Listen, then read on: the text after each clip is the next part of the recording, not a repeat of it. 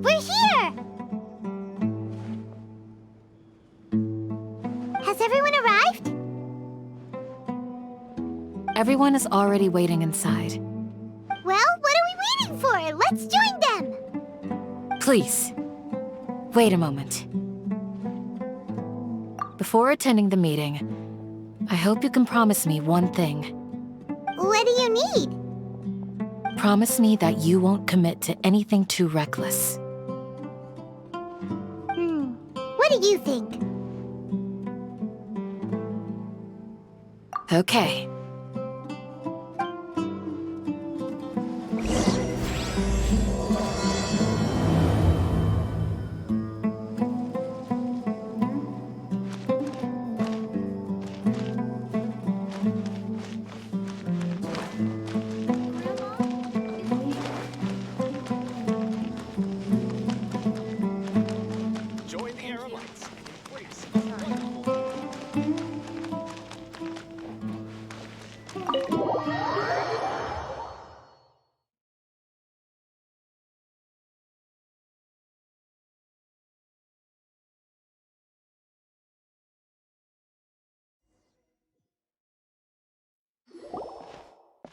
Everyone's here so early! But why isn't anybody talking? We already discussed things a bit. Hey, where have you been? I've missed you too. Are you ready? Very well.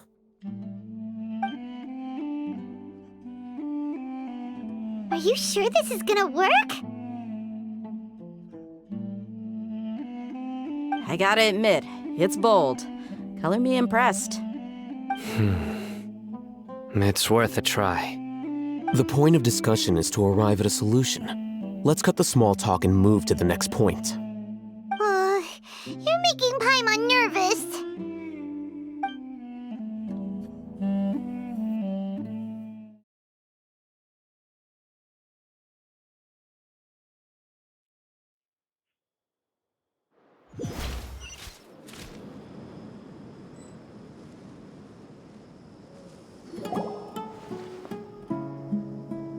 You're finally done.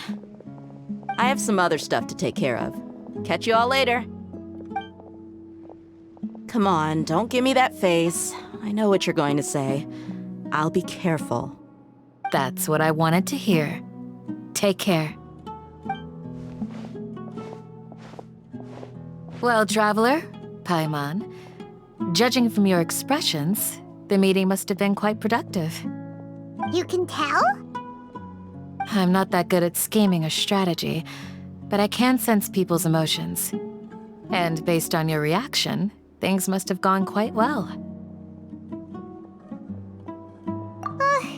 Paimon's a little worried. Hopefully nothing will go wrong. To be honest, I feel the same. But you're already some of the most capable people I know, so you have my trust. Candace gave us a compliment! Your deeds speak for themselves. Candace, we stayed behind to tell you that, although you won't be coming with us, we'll be sure to remember your words. I'm very glad to hear that. I've said the same thing to everyone here today as I said to you when you arrived. Your safety is the most important thing. Only when you're safe can the plan be successful. So please, take care. You're welcome. And thank you for taking my advice. Good luck with everything. I'll be here in the village praying for you.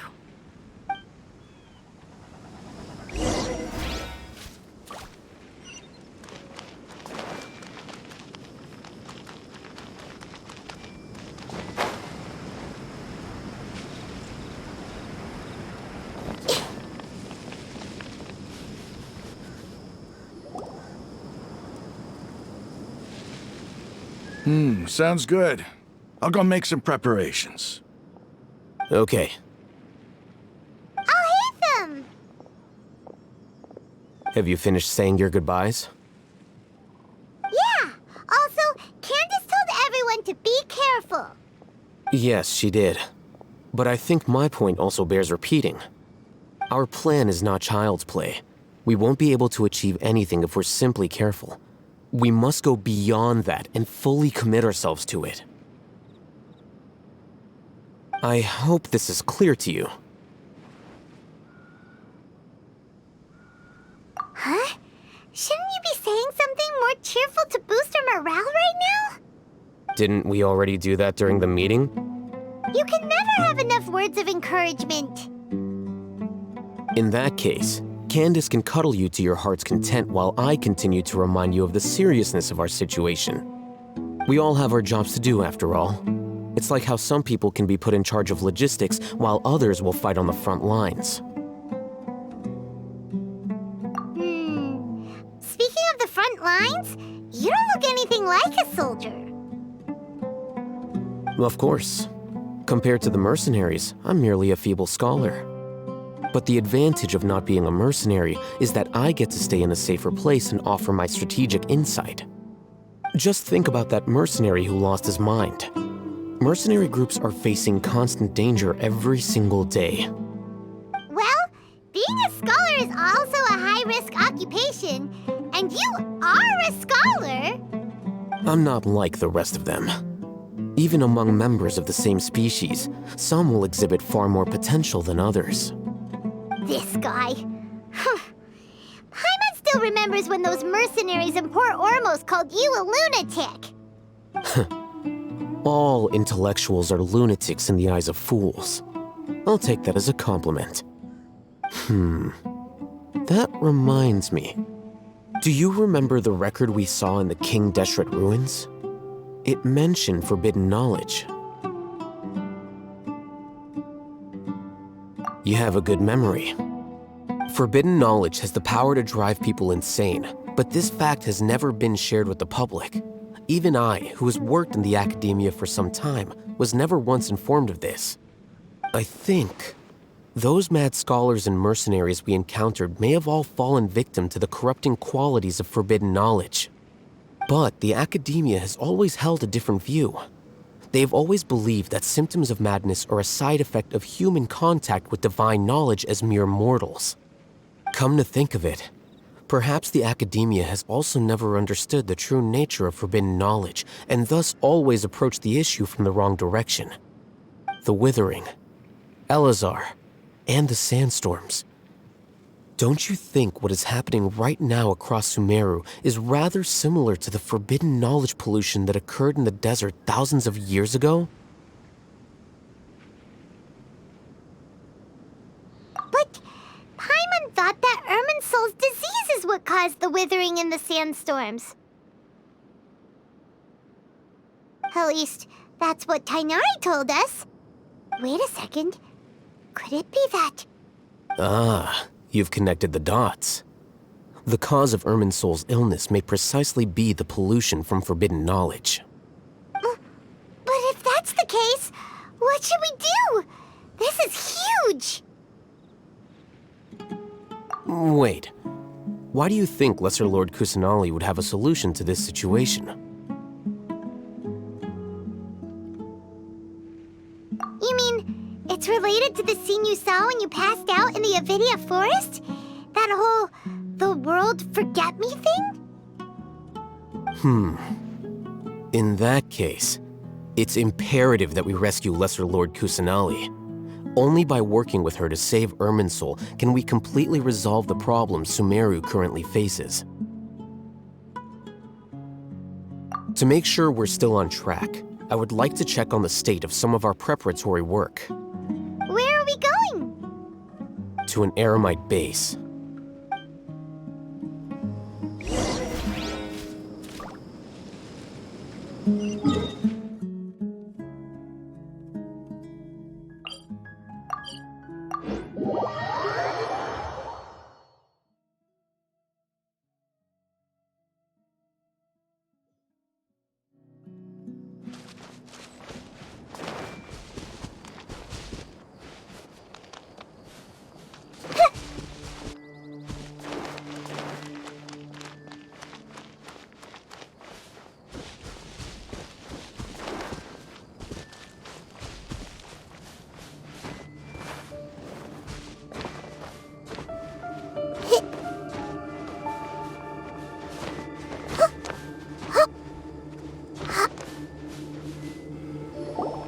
Oh, you made it. Huh? What are they doing here? I gave them some technical work to do. Ah, it's the scribe. And is that the traveler I see? How's the work going? Ah, yes! We have fixed the devices according to your instructions. One of them is already ready for use, while the others are still under repair. Aren't those devices for can knowledge extraction? What are you doing with those? Look here.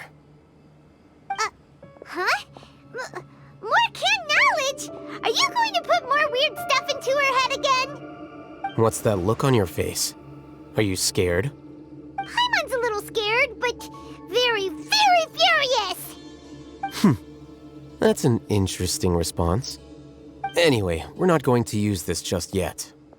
As I mentioned during the meeting, this knowledge capsule contains a decree I drew up in the past. The academia should also have their own copy. And according to the plan we just came up with, Traveler, I want you to record something into this capsule.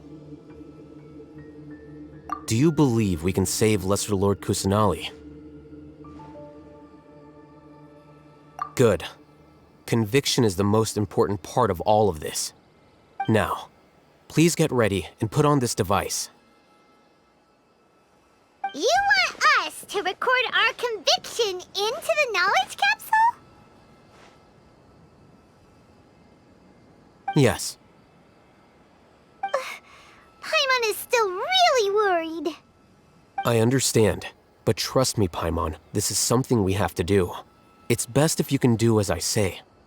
Because, to achieve this impossible task, it sounds like you'll need to fool your own heart first. Although it may feel like a trick, self-encouragement may be the most important tool we have. Paimon can see the point you're trying to make. Imagine this. We have orchestrated our plan and successfully rescued Lesser Lord Kusanali. As a result, we have changed Sumeru's entire political landscape. Everything went without a hitch, and everyone recognizes and praises our achievements. Now, open your eyes. Here. What's this? Read it out loud.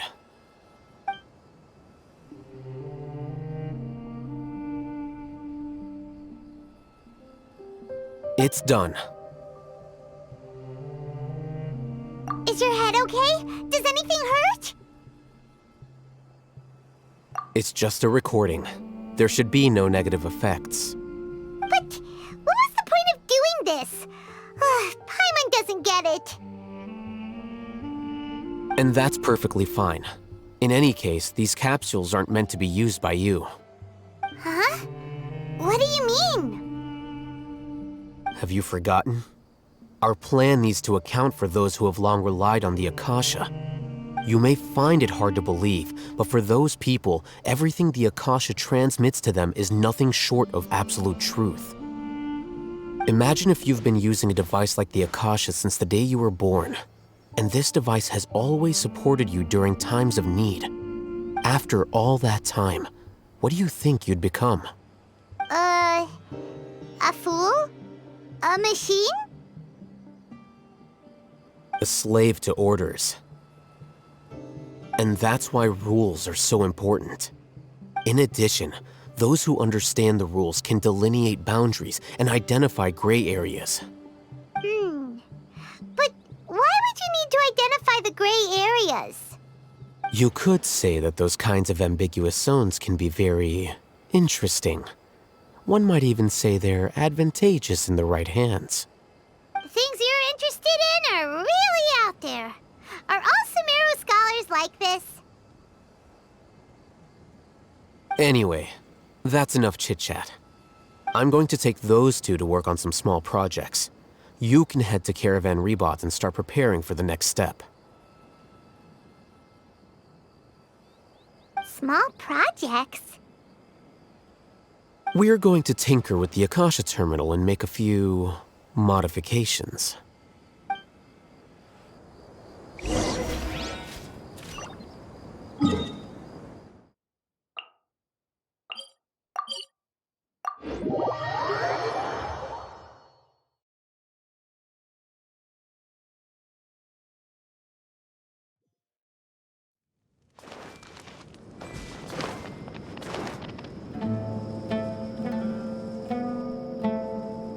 I thought we agreed on a plan. How can you go back on your word? The plan is too radical and carries a high risk for casualties. I've given it a lot of thought. And in the end, I still can't agree to it. But it's still the best plan we have. As a former Matra, you of all people should be able to see the bigger picture and recognize the innate advantages of our plan. I did. And that's how I saw the danger behind these so-called advantages. Al-Hitham's plan is even more radical than I imagined. Huh? Why are you guys arguing? My friend, you're just in time. Why don't you help me persuade Sino? He's turned against our plan. We agreed to work out a plan at the meeting. As mercenaries, you're familiar with the local environment, so you'll take care of the specifics. But then, you went to Al-Haitham for suggestions. Had I known Al-Haitham would give you those kinds of suggestions, I would not have agreed to the plan. Look, you already know that we're all on the same side here, don't you? Mercenaries place a lot of importance on their bonds of friendship, but also will not hesitate to make sacrifices if they deem the situation to be sufficiently dire. I'm sorry, but as things stand, I can't accept your principles.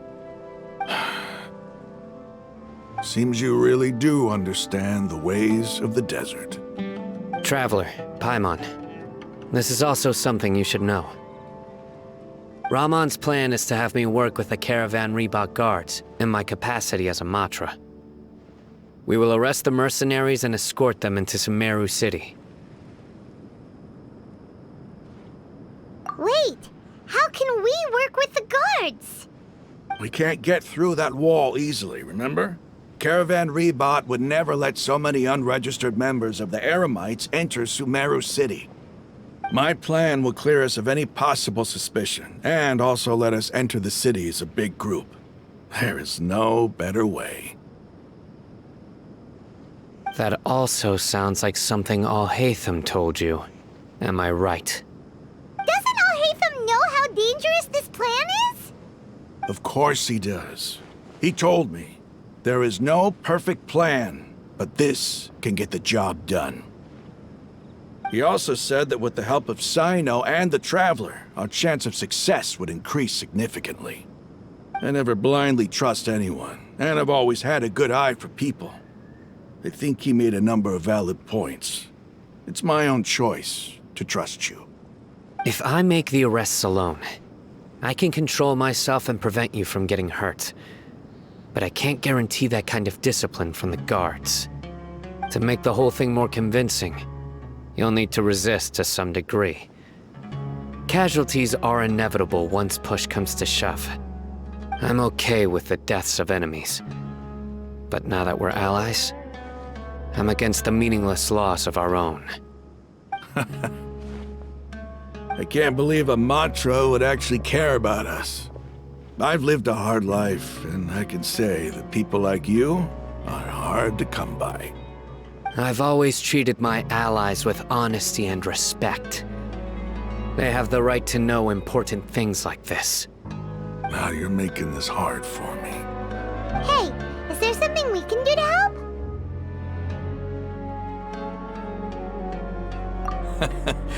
I knew you would say that. We can help fight some of the mercenaries, which should reduce the number of times you'll have to struggle directly with the guards. That should help at least a little bit. Sino, on behalf of my people, I thank you for your kindness. But this is a mission we cannot turn our backs on. We strongly value the lives of our friends, but the goal we are about to achieve is even more important.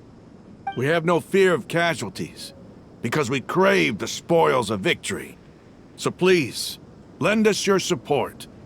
We will show you the determination of us desert dwellers. Well, now that you've put it that way, I can no longer refuse. But remember, you need to follow the plan and not do anything reckless. Candace made it very clear that we can only achieve our goals if we can ensure our safety.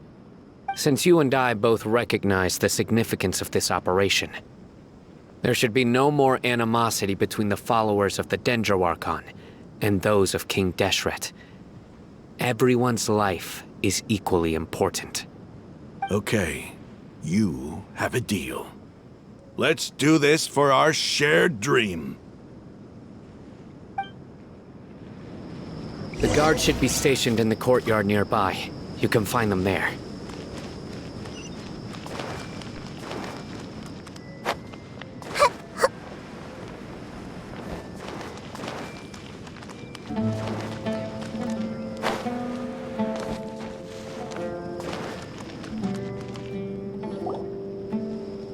Guards!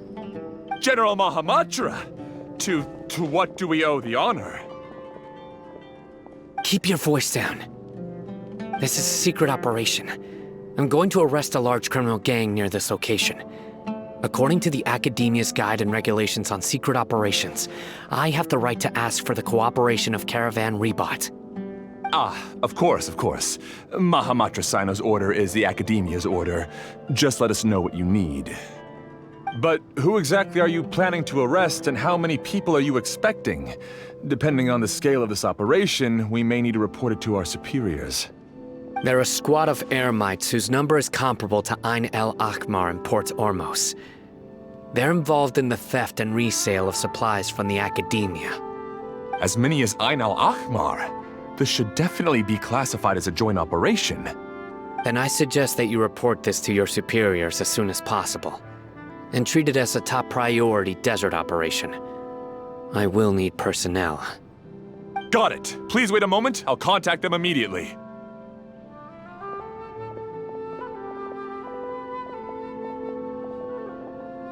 Because this is work. Because I trust you. Paimon can't believe you're still in the mood to chat. This whole thing has Paimon scared stiff. Aren't you even a little worried? What if these guards already know that you have betrayed the Academia and are no longer their General Mahamatra? Even if that guard doesn't know, their superiors might, right? We discussed this, remember? The Caravan Rebot operation is of great importance. But don't worry, the guards there shouldn't know that Sino has stepped down. How can you be so sure? First, the other Matra still don't know why Sino has left, which proves that the Academia has been covering up the matter. Second, this is a crucial moment for the Academia's God creation plan. If something were to happen to the General Mahamatra, it's bound to attract a lot of unwanted attention. No matter how you look at it, they don't seem interested in sharing the news of Sino's departure. A reasonable inference. I agree. Which brings us to our next issue. I'm sure some of you have been wondering if the prediction function of the Akasha will affect our operation. The Akasha is still in operation, so I must remain on high alert. Actually, considering the power of the Akasha, it's quite strange that it hasn't already tried to interfere with my actions. I've given that a lot of thought. For now, I don't think you'll need to worry. If you remember, when you first came to Aru Village, all your actions and routes were predicted by the Akasha. It even gave that information to those who kidnapped the village keepers. But things like that never happened again after we met up with the Traveler. That's true. But why? Look at it from a different angle. Why do you think the Akasha will predict your actions? Because my personal data has been entered into the Akasha. That's true, but the key to this question is, how well can the Akasha make predictions about a person? Haven't you ever thought about it? Just how can it do this in the first place? Because the Akasha controls the entirety of Sumeru. The Academia firmly believes that all human actions can be explained through logic. By sorting and analyzing entered data, the Akasha can derive behavioral logic and predict the actions of those who fit an existing logic model. However, at the risk of sounding like an advocate for fallacies, can everyone truly be considered logical at all times?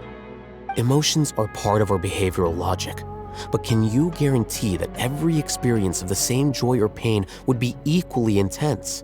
How can our feelings and opinions be predictable down to the letter in every single instance? Sino, in the past, you've always worked alone. In the absence of another person who could sway you or your thoughts, the Akasha could produce predictions that were similar to your real-life behavioral principles. Decisive and principled, you were used to solving problems alone. That's why the Akasha could figure you out. But now, you've joined a team.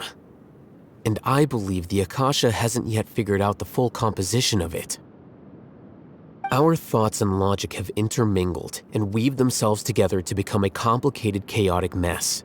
Any one of us could potentially disagree with another. The Akasha lacks data on these interactions, and it's impossible for it to predict your actions in the future based on your decisions in the past. After all, there's probably a limit to just how much we can be modeled or controlled by data. So, in my opinion, you're probably safe for now. Makes sense to me. I agree.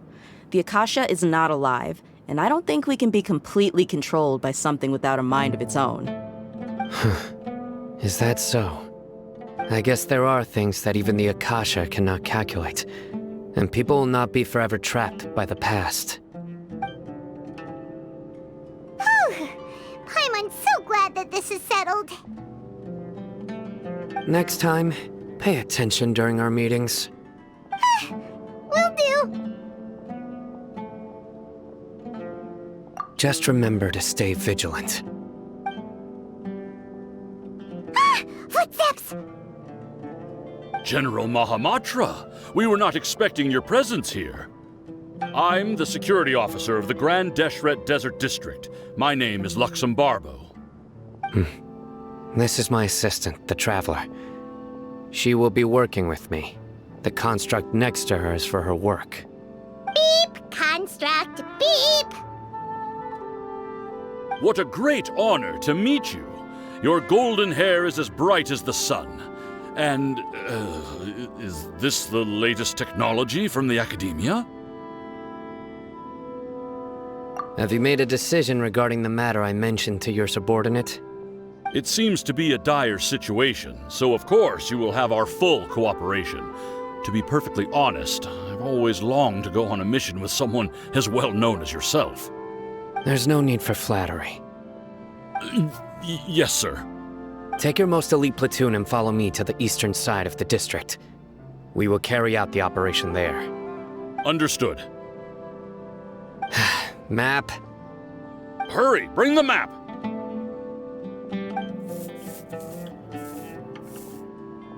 In 2 days, we will engage Rahman's Eremites and capture all of them. Any questions about the time or location? None at all, sir. Good. See you then. Yes, sir.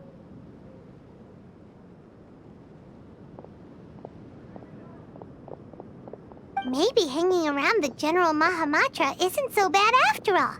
Everyone's so respectful towards us.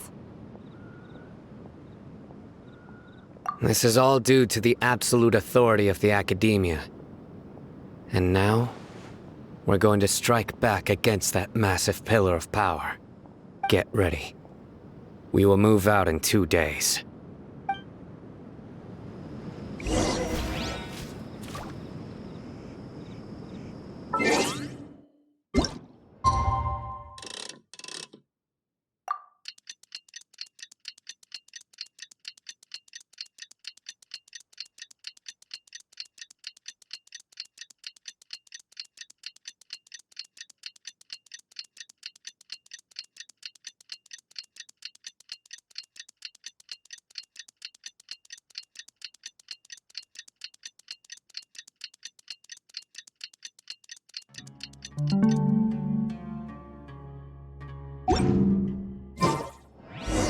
It's time for the operation! Let's go meet Sino in the desert!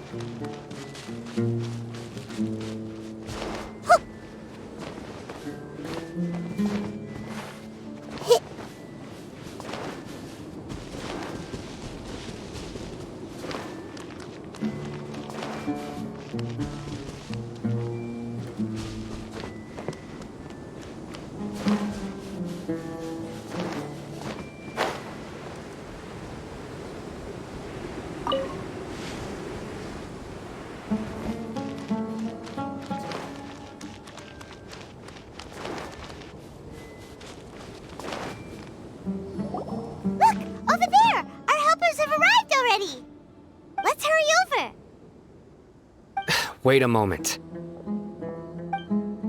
Ah! Oh, it's you. You're my assistant, remember? Being my assistant, you must stay with me. Now let's head over there. It's General Mahamatra and his assistants. We meet again. You're here early. It's to show how important we think the operation is. Since this is a big case for the Academia, we are prepared to give it our best. I'm glad to hear your sense of resolve. Remember, we must capture them alive. They are our only leads for the case. If they die, we will be unable to continue the investigation. Understood. Everyone! The Eremites are approaching from the west! Make preparations and be ready for combat.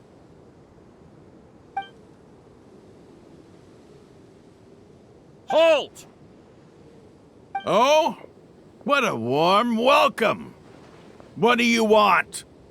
Judging from those shiny weapons in your hands, it seems like you're not interested in a deal. Rahman, the Academia has caught wind of your smuggling and illicit sales. If you value your life, I advise you to surrender. Who are you supposed to be? A Matra from the Academia? I can't believe you came all this way just to catch us. I'm not here to talk. Oh. Nobody's given me this much time of day since I became a mercenary. Brothers! For that slight, let's wash our blades with their blood. Let's show them we Eremites are not to be messed with.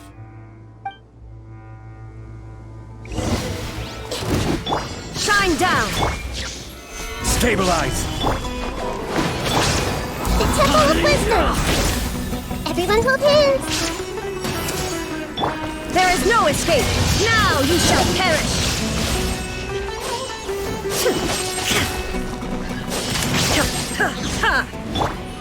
Think you can get away? Here we go! Hey! Sharing my knowledge! Shine down! It's over.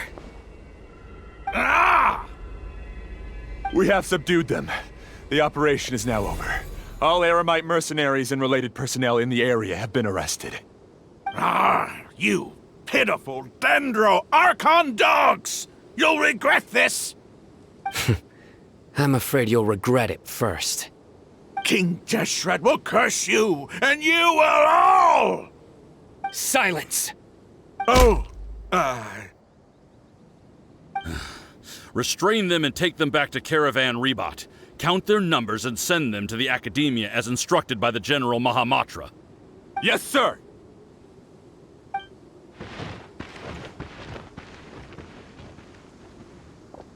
Mahamatra Sino, I will now take my leave. If you need further assistance, please come to Caravan Rebot and ask for me. Understood. You are dismissed. There they go.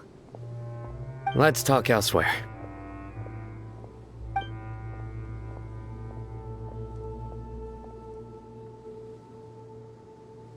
This part of the plan went really well. Yes, things went perfectly. That's fantastic! And that punch you gave Rum on there sure looked convincing enough. Once we're done here, I'll return to Caravan Rebot and oversee the group's transport. I promise. I'll get everyone into Sumeru City safely. Yeah, you're the reason why everything went so well. It's not the time to celebrate yet. I believe Dia should already be waiting for you. Go join up with her. She will need you to introduce her to Tainari. Speaking of which, is it really okay for us not to share the full plan with Tainari? What if he'll feel miffed about it and refuse to work with us? I have a very close relationship with Tainari. Given how well we know each other, I believe my message alone should be enough to bring him to our side. He knows I won't make jokes about things like this. If we need help, Tainari is the best option. Get ready for the next phase of the plan. Don't keep them waiting.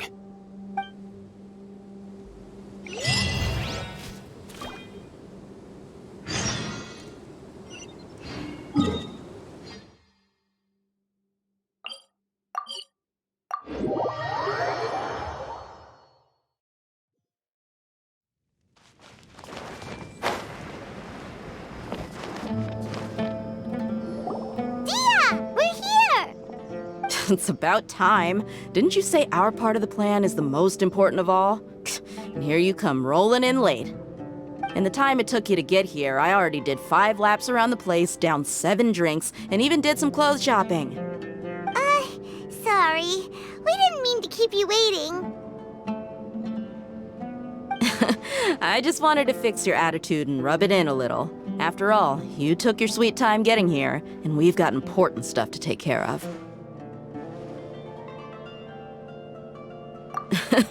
I just like seeing that serious look on your face. All right, I'll stop. All joking aside, I'm glad you're here. Let's get moving and take care of this as soon as possible. But where should we start?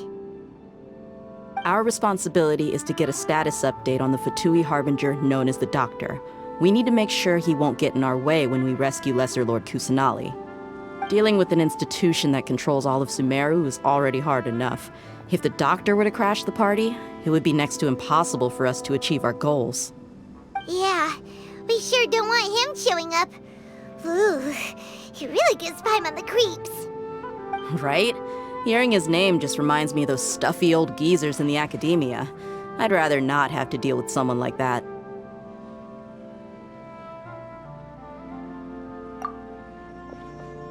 According to the plan, we should first go to Pardis DI and ask for Forest Watcher Tainari. If all Hatham and Sino's sources are solid, then we can be sure that Tainari still has the Academia's trust. So, we'll find Tainari and convince him to get us the latest intel on the Doctor. Then, depending on what we learn, we'll make any necessary adjustments to our plan. The sages have placed spies everywhere on the other side of the wall. I'll follow you as a bodyguard.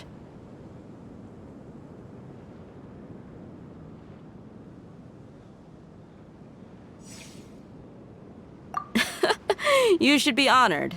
I don't offer my services to just anyone you know. But Paimon thought mercenaries would do anything for Mora. That's certainly true. But when multiple employers are vying for your services, you should always go with the best offer. Let's see. If I were to charge you a bill, I guess I can apply a discount. How much more do you want? I was not sure we can afford it. How much do I want? Hey, how about paying me with a smile? What do you say? I haven't seen you smiling much recently. If you ask me, someone like you must look lovely when they smile. Come on, give me a smile so that I can be less worried. Looking good! I hope this pretty smile will become our lucky charm. There are many kinds of smiles, but only a truly joyous one can bring blessings to others. Let's consider this smile a down payment for our future victory. Let's go. It's time to pay a visit to Pardis DI.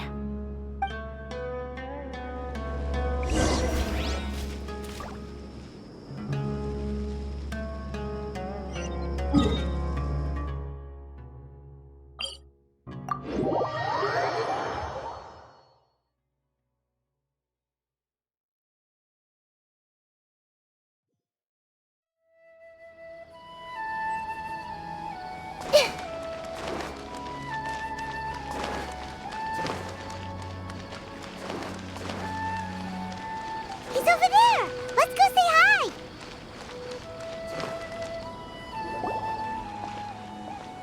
Tainari! Ah, Traveler, Paimon. And you are? Hey there. This is our friend Dia. She's an Aramite mercenary. A mercenary? You must have some big news for me. It's something really important. Please help us out. All right, then follow me.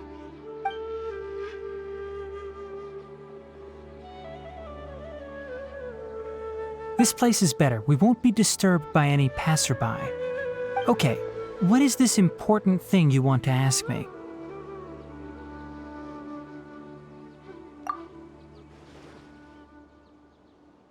The Doctor, huh? He's that strange-looking Fatui Harbinger with the mask. Paimon thinks he has blue hair. Yes, I know him. Actually, he left Pardis DI just a little while ago. He left already? Yeah, he came looking for me. Can I ask what it was about? Sorry to ask you like this after having just met, but your answer is very important to us. For now, all we can share with you is that your friend Sino is working with us. Sino, you say?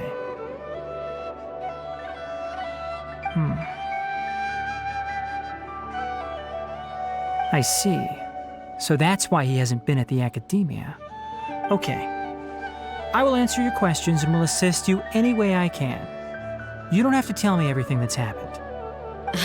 Sino's name really does work wonders. You're not even a little worried that we might have made it all up? Despite having just met you, I can sense that you're the serious type. Between you, the Traveler, and Sino, none of you strike me as the type that would conspire to deceive me. You don't need to tell me anything you don't want to. I'll also get straight to the point. The Harbinger you mentioned came to me because he wanted to take the scholar Hypatia away with him. Hypatia? Why would he want her? And what do you mean by take away? Is he planning to leave Sumeru? Yes. He told me his return to Snezhnaya is imminent.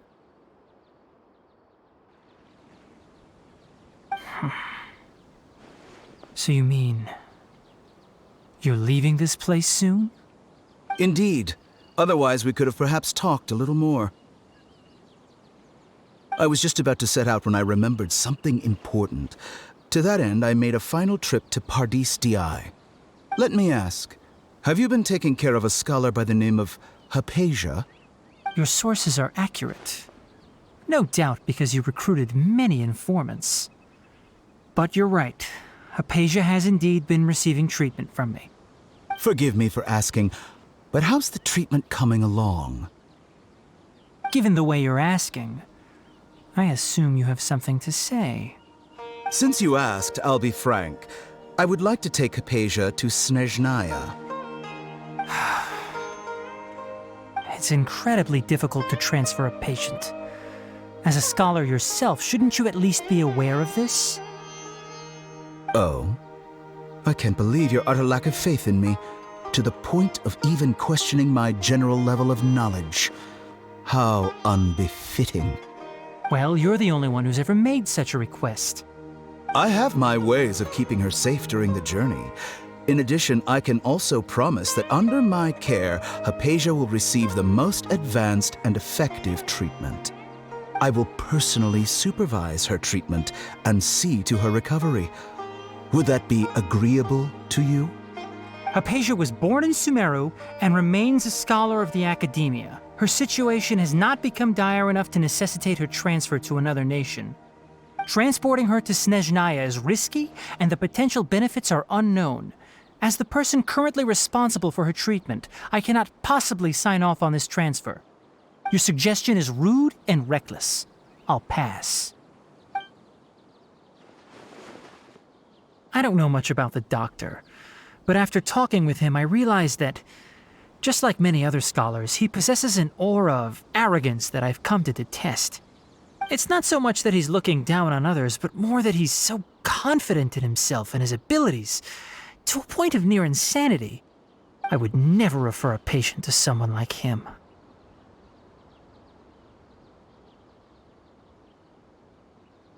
I prepared myself for a protracted battle of wits, and was really surprised to see him just give up on the topic. Still, his reaction really concerned me.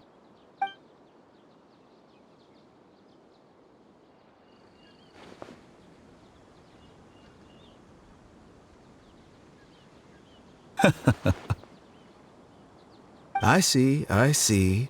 Of course, your opinion makes perfect sense. You're still young, but already quite stubborn. I must say, you are not like what I had expected. Under normal circumstances, I wouldn't just let you off the hook like this. But unfortunately, I'm in a hurry today, what with Her Most Noble Majesty the Tsaritsa calling for our return. Luckily, there is still some time left for me to take care of everything before I leave. It's just as the Academia said, you're a responsible and gifted scholar. Sadly, even with all of that, you're still lacking a bit of shrewdness.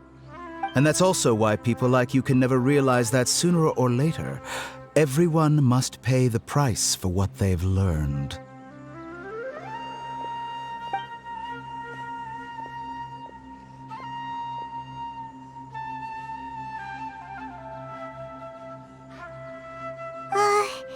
Paimon can't help but feel like he's hinting at something unpleasant. He asked a question, yet didn't care for my answer.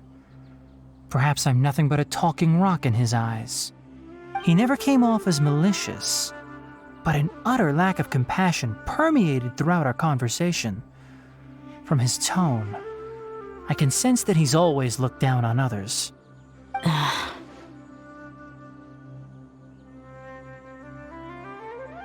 I can barely believe it myself. But if that's true, the situation will be in our favor. I don't think I missed any details. Frankly speaking, I don't want you to do anything too risky. Now that you know a little more, it should be easier for you to stay safe.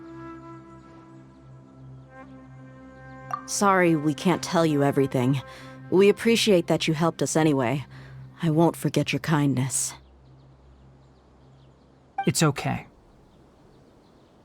I have an obligation to do so. To be perfectly honest, all of this may have started because of me.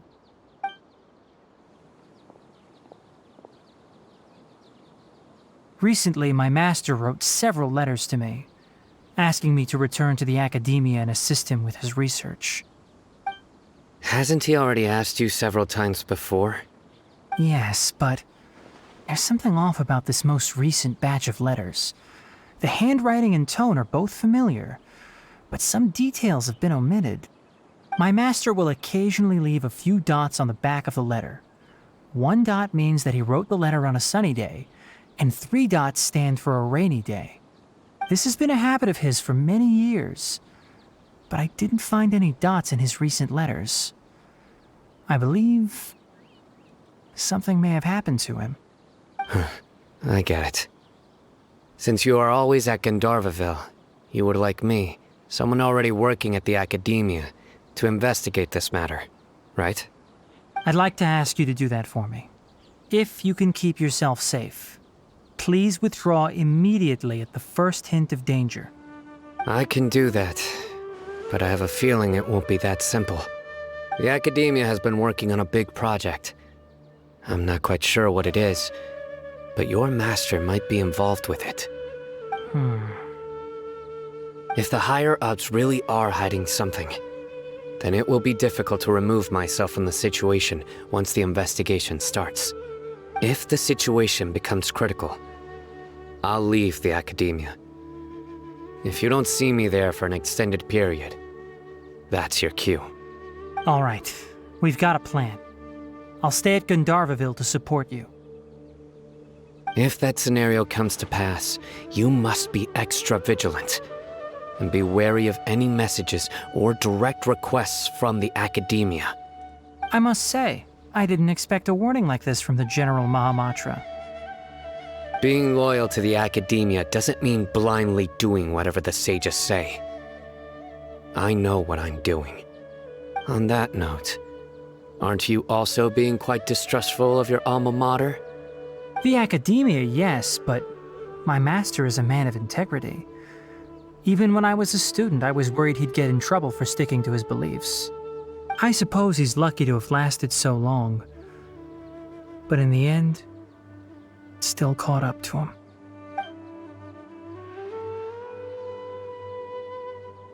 I see. So you noticed something was up with the academia from the very beginning. This may well be how Sino became involved in all this. In that case, I must keep my promise and help you however I can. Also, if you run into Sino again, please help me pass on a message to him. Trust your own senses and experiences. I think this may be something he needs to hear right now. Okay, we'll find a chance to tell him.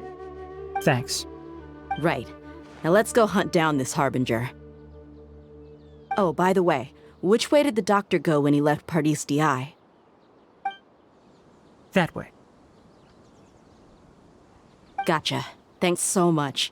We'll be on our way.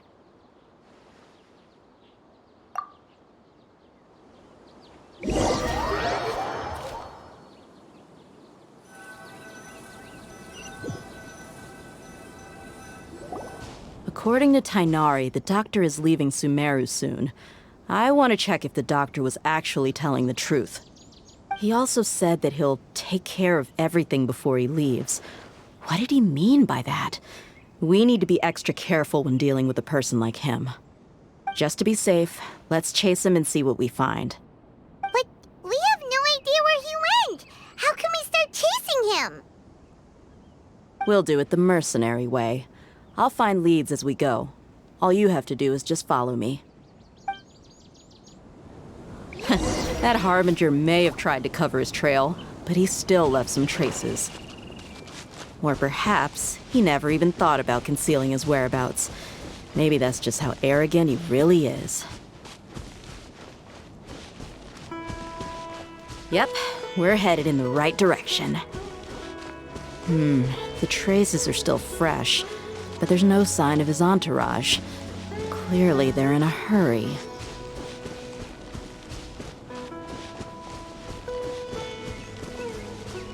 It's just as I thought.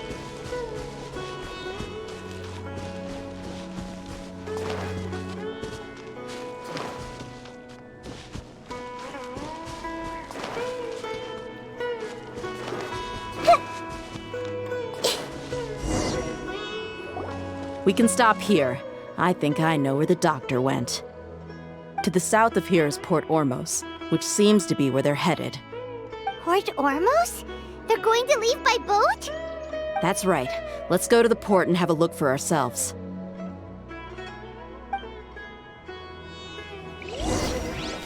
I see everything.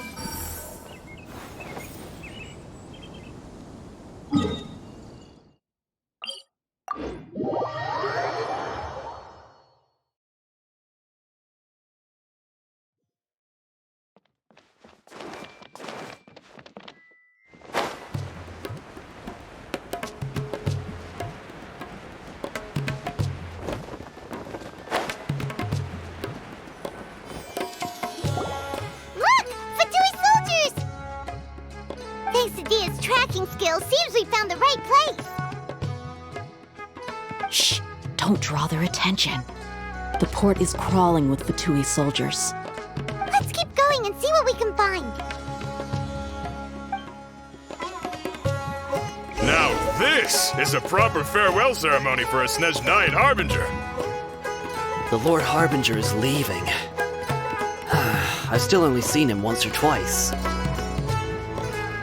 I used to hold a position in our homeland, and back then, the doctor spoke in a very different way from the way he speaks now. Maybe the way people talk in Sumeru has rubbed off on him? It's always like that when you spend too long away from home. When he gets back to Snezhnaya, perhaps it will also take him some time to get used to the life there again. Huh? But, sir, that can't be right. No, I remember it like it was yesterday. Both his expressions and tones are now very different. Also, for some reason, he seems like he's all smiles now. You must be mistaken. Nobody's supposed to look happy when they're on a business trip.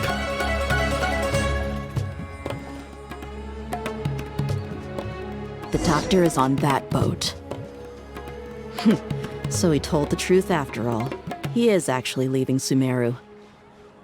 Let's get closer and find a place to hide so we can observe him.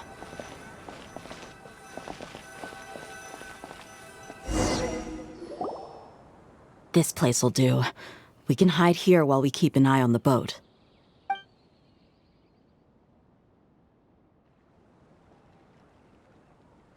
Uh-oh. He saw us.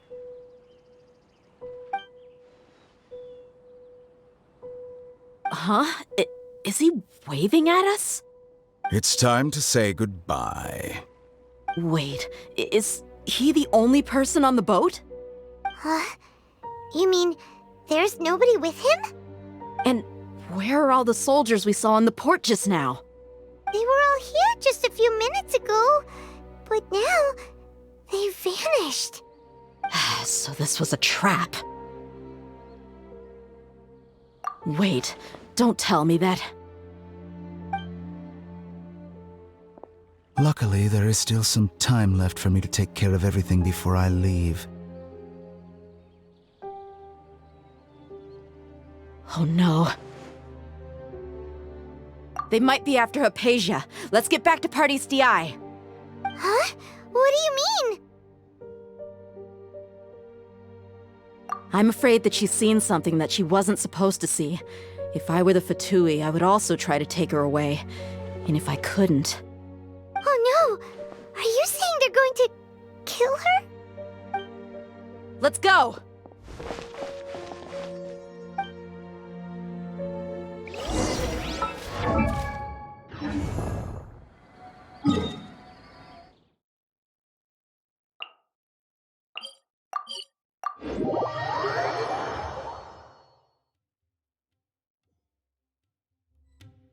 Paradis Dii is not a place you Fatui can just show up and do as you please.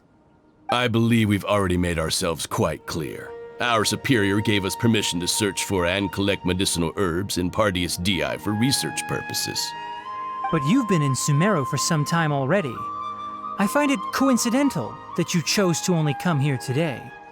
Even the Grand Sage himself may not have the right to question our research, much less an ordinary scholar like yourself. I've done my duty to inform you. Don't make things difficult for yourself. It would seem that my words have fallen on deaf ears. You can keep trying to deny it, but coming to Paradis Dii now? I'm pretty sure you're not just looking for herbs. With all due respect, your baseless speculations will only lead to unnecessary trouble. Well, you only have your Harbinger to blame. He knows nothing about keeping a low profile. I may be staying at Paradis Dii as a scholar, but that doesn't mean I'm no longer a forest watcher.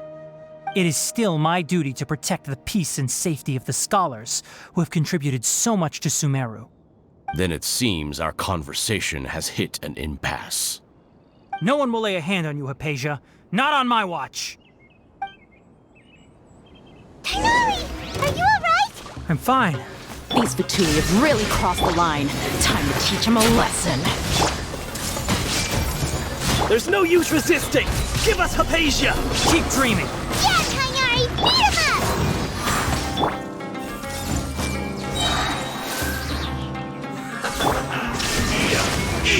Time to oblivion!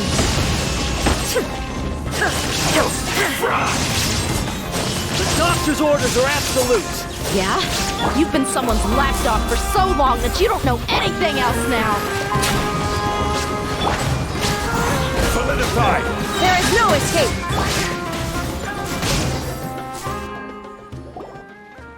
We're not getting anywhere. Traveler, Paimon, please go to Hypatia. We need to make sure they don't try to sneak around and attack from behind. Got it!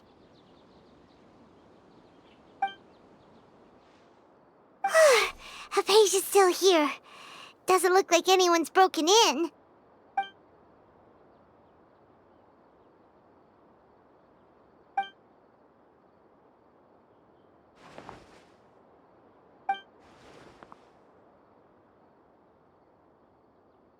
Well, how is she?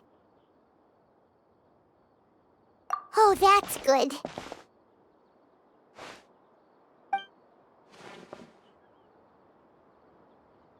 So, you think this is over?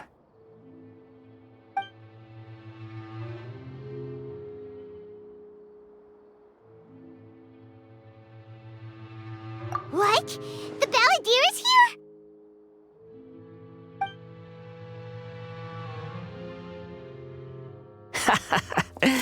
I've missed that look of abject horror. You've given me that look every time we meet. But, where is he?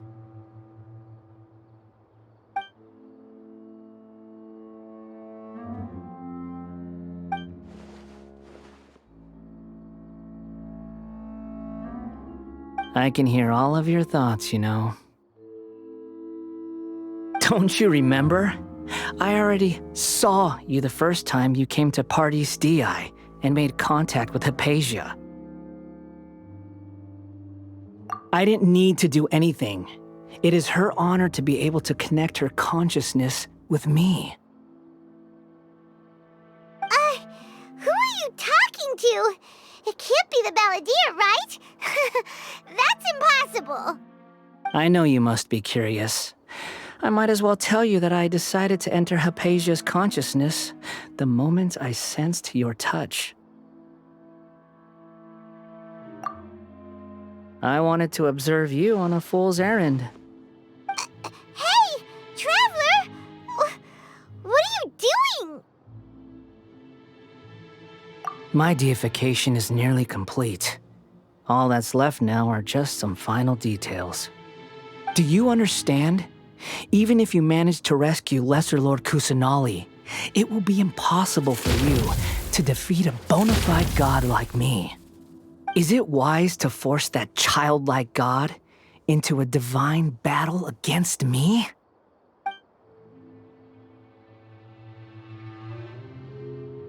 Scholars consider the God of Wisdom to be the sum total of their faith. It's how they can justify reverence for a God as they construct it.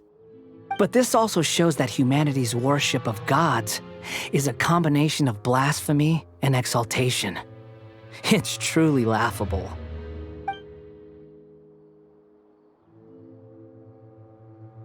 Yes. What is it?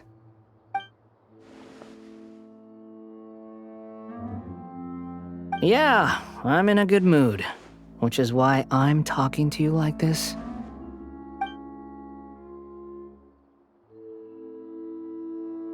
What do you mean?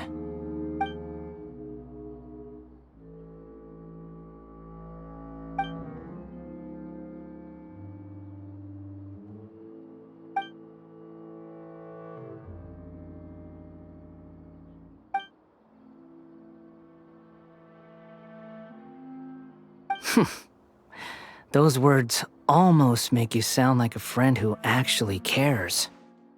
But you're wrong. I'm different from all of you. I was born to become a god. My entire life up until this point has just been a meaningless routine. Just think about a sheet of paper. By itself, it holds no meaning. The content recorded on it is what gives it value. All I had recorded down before were some painful memories and boring human feelings. Such senseless drivel should have been erased a long time ago. Indeed, to me, the sight of you fools in your futile struggles is far more amusing. Tell me, just what has this world done for you to protect it with such zest and conviction? I'm connected to your consciousness, so I can hear what you're thinking and sense the depth of your determination. This is a good conversation we're having, so here's a word of advice.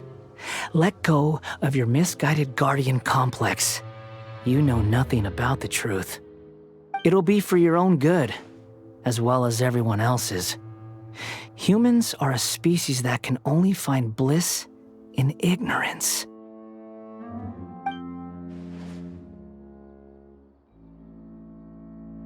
Ah, you've seen my affection for her. If you were in my position, I think you'd feel the same way. She peered into my consciousness and saw my past. Someone like that is qualified to become my first follower. All gods need followers. So Hypatia has been chosen. Her appearance heralds my imminent arrival at the throne of divinity, while her worship shall become my glory.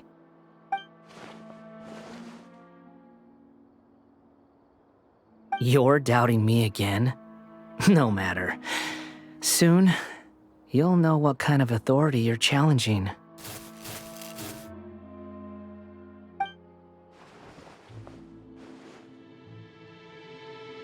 Who wants to hurt my devout follower?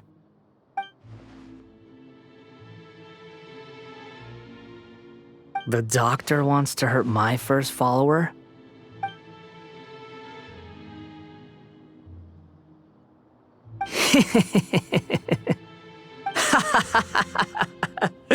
How very amusing.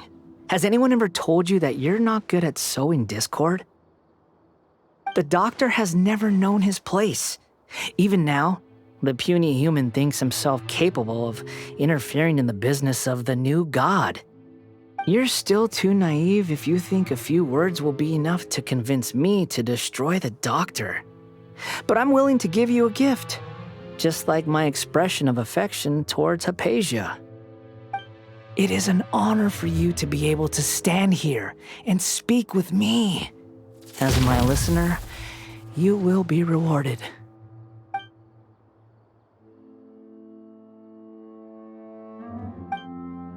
Both good things and bad things can be called gifts.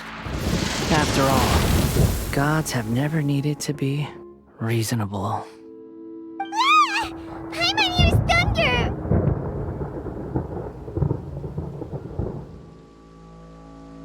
That person Paimon couldn't see was the Palantir?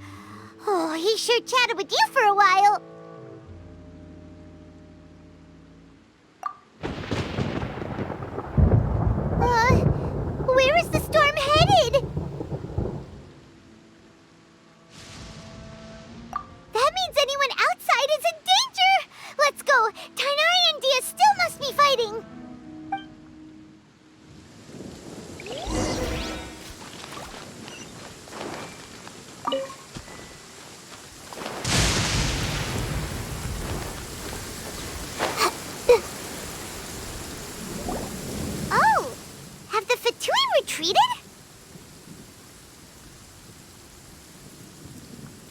Hey!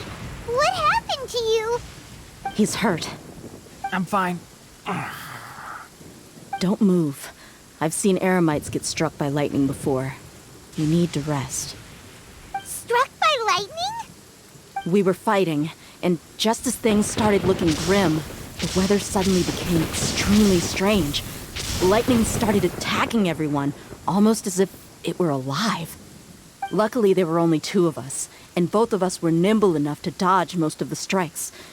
There were a lot of Fatui, though, and they were being torn to shreds by the bolts of lightning.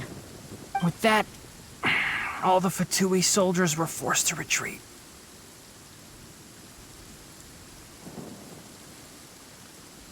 Why are you sorry?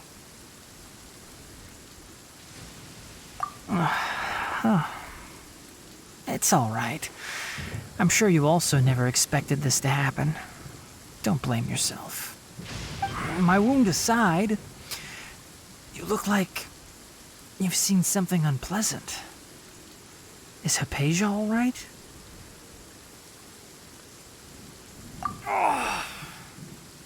Hey, didn't I tell you not to move? Just in case.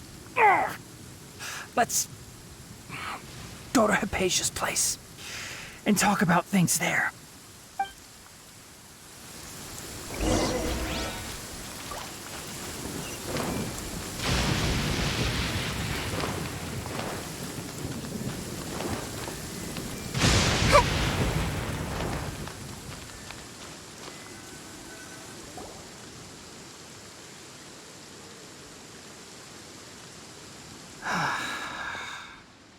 Thank goodness she's fine. Hey, how about taking care of yourself first? I understand my condition. The wound is not fatal. I'll be all right. Ugh. The more you understand medicine, the worse of a patient you become. I know. They always think they can push through the pain. Oh, he sat down. Let me rest for a bit. Sorry, traveler. Now you may start.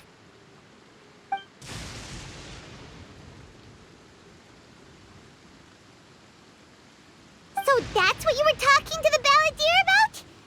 Oh, Paimon can't believe what he's thinking. The Academia's God creation plan. How ridiculous. That sounds, ambitious, I guess?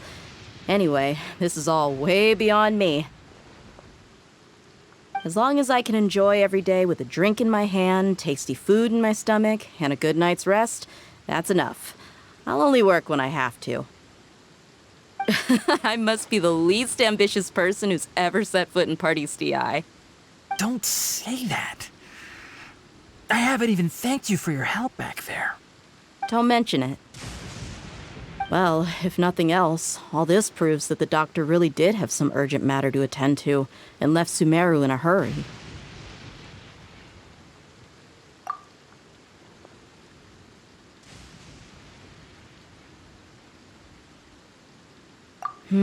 Maybe the Fatui want to cover up some secret of the balladeer. Is that why they tried to seize Hypatia? You said the balladeer claimed that Hypatia has seen his past. So, what could be there? Have you noticed? The balladeer is not happy with the doctor's actions. He thinks the doctor has no right to consider himself as his equal. So, if the doctor was to show up again, would the balladeer zap him with lightning? Based on what the traveler has said, I think he would. Having the doctor gone benefits him as well as us. In other words, we've successfully completed this stage of the plan. The doctor is out of the picture now. Yay! That's a big accomplishment! I'm also happy for you. Thank you for the help, Tainari. Make sure you rest up for now. Yeah. All right. Okay, that wraps things up for us here at Party's DI. Traveler, it's about time we rendezvous with the others at the Grand Bazaar. Let's continue to keep a low profile.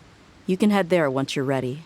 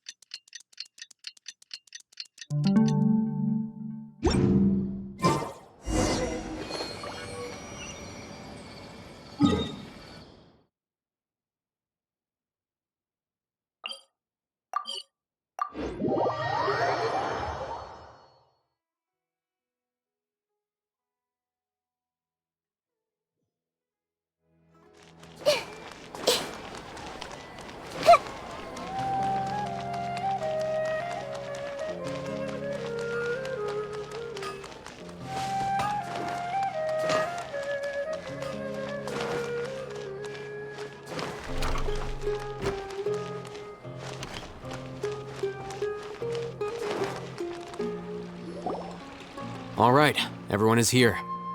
How did everything go? Any luck with your missions? Let's report back one by one. I'll start first.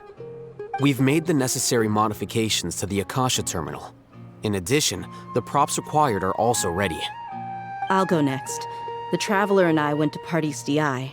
The situation was a bit complicated, but we found Tainari. Unfortunately, he was wounded during a fight. Who was behind it? Well, that's the tough part. What should I say, Traveler? The Fatui or the Balladeer?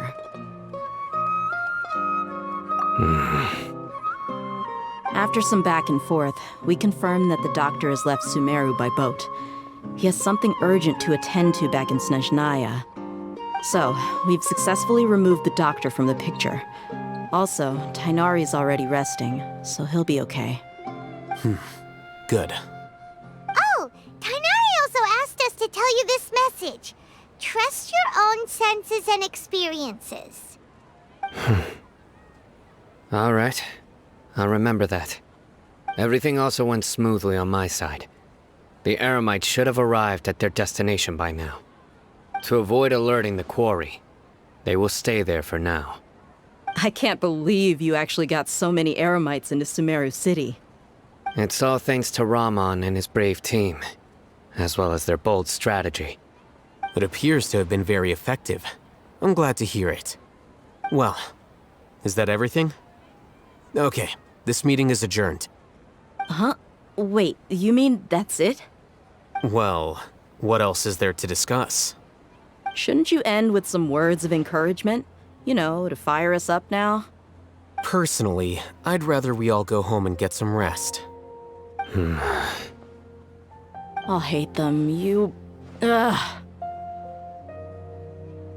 Oh, and if you wanted someone to say something to that effect, then I must reiterate that I'm here to strategize and not to lead. So you should find someone more suitable to do that. But I thought all of you Academia big shots were great speakers. Then I should remind you that I'm the scribe. I know that. So what? A scribe is responsible for recording meetings, not speaking. Fine, whatever. Well, Sino doesn't seem to be much of a talker either. I guess that leaves it to my employer. Employer? Yep, the Traveler hired me. That's right. So come on, boss. What do you have to say for the team? Yeah, say something to boost morale. Huh? What are you all doing here?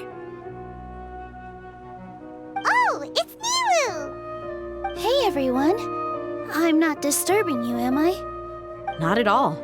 I was actually just about to go find you. Judging from the group and all your serious faces, you were discussing something important, weren't you? But you also look like you're up to no good. Seems pretty interesting. Welcome, Nilu. Would you like to join us? Huh? Join you? You mean, you also want to discuss something important with me? Yes, something very important. Nilu, are there any breaks in your performance schedule in the upcoming days? Huh? Wait, you're seriously inviting me?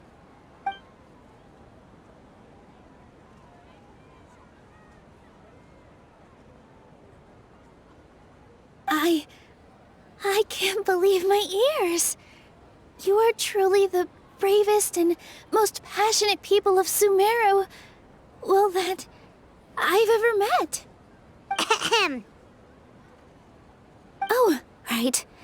the Traveler and Paimon are not from Sumeru, but you are awesome as well.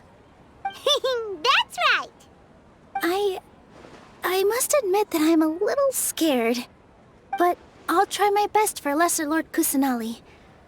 If I can somehow use my abilities to help you, then count me in. Remember, believe in yourself. Okay, I'll get my friends at the Grand Bazaar to help us tomorrow. Just remember not to say too much. Be discreet. Yep, you got it. All the preparations are done. Now, can we finally conclude this meeting? So, have you thought up what you'd like to say, boss? Yep. It's a grand plan and we're all super awesome!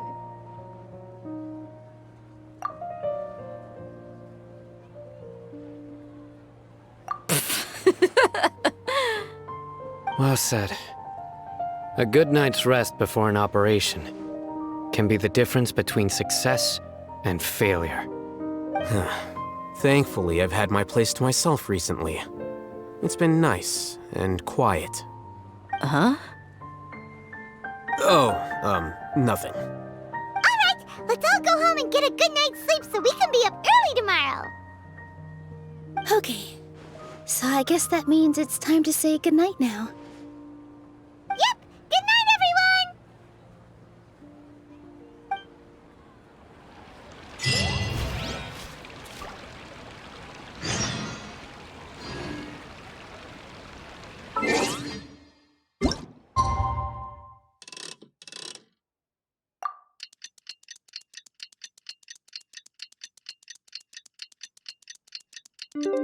What they say is true. Today is the Academia's Garbaha Day.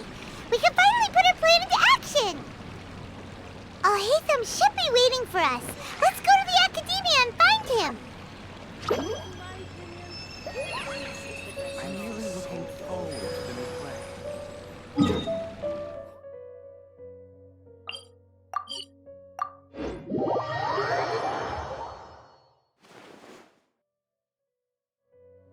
Hello, you two.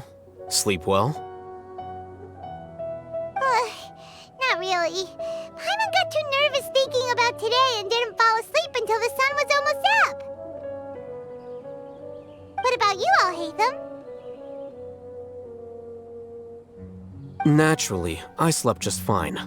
After all, a good rest should be considered part of the plan, since energy is an important resource. You just want to show off how calm you are. It's crucial to dissipate any tension before we execute our plan. The only thing you're doing is being annoying.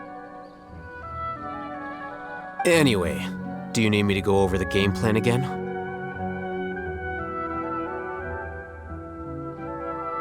Our target is Grand Sage Azar's office. Everyone in the Academia knows that's where the Grand Sage's console is. Only they can operate it.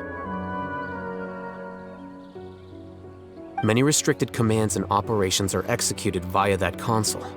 I'm sure that console has a way to free Lesser Lord Kusanali. You know, Paimon's been thinking, what kind of technology could let the sages imprison even a god? That isn't something they could have accomplished with their scholarly talents alone. In the sanctuary of Surasthana, there's a device of Greater Lord Rukkhadevata's that she once used to isolate herself while meditating. 500 years ago, the Grand Sage at the time modified the device so that it could no longer be controlled from the inside. They were effectively trapping one god with the power of another. So, how are we gonna get to the Grand Sage's office? Don't forget, today is Nyargarbaha Day, arguably the most important day to the Academia. The sages and core Academia personnel are busy loading the latest batch of research developments and legal decrees into knowledge capsules so that they can be entered into the Akasha. All the Darshan's researchers have their noses to the grindstone, and the Academia's grounds are flowing with all sorts of people. It's the perfect time for an infiltration. When the Grand Sage leaves his office to supervise the entering process, that's our cue to access the console and free the Dendro Archon. Well, yes, That's just the visible side of our plan, after all. If precedence holds, the Academia should have already started preparing for Nyagarbha Day. Everyone should be in position. All that's left is for us to lead the charge. Let's go. So are we just gonna walk in through the front door, or...? Yes. Were you expecting a stealthier approach? Paimon can't think of a good comeback. Alright, it's all on Alhaitham if things go south.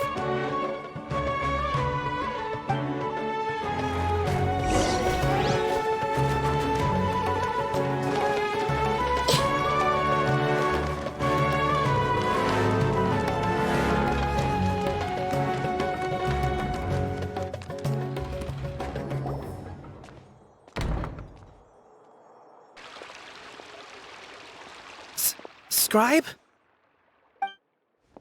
Please, wait. Are you Scribe Alhaitham?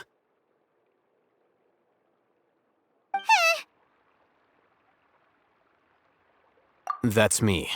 Is something the matter? I'm in a hurry. No. I was just surprised to see you here.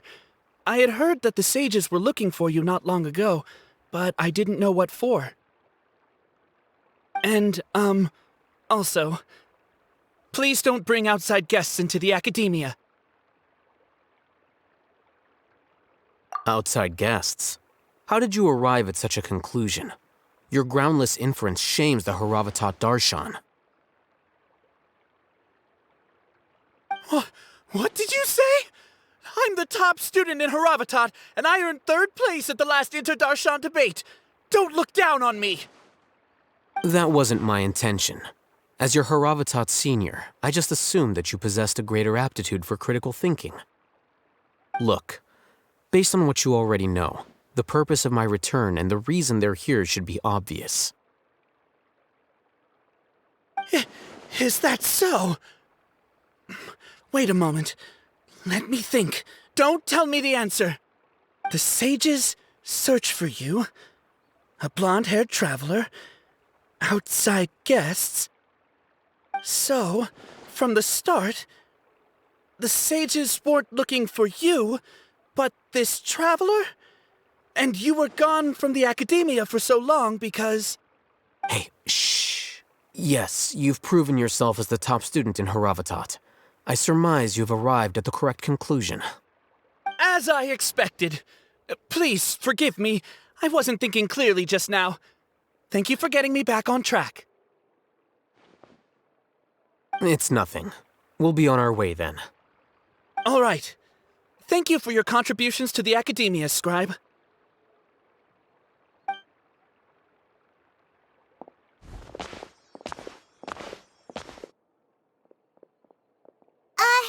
What the heck just happened now?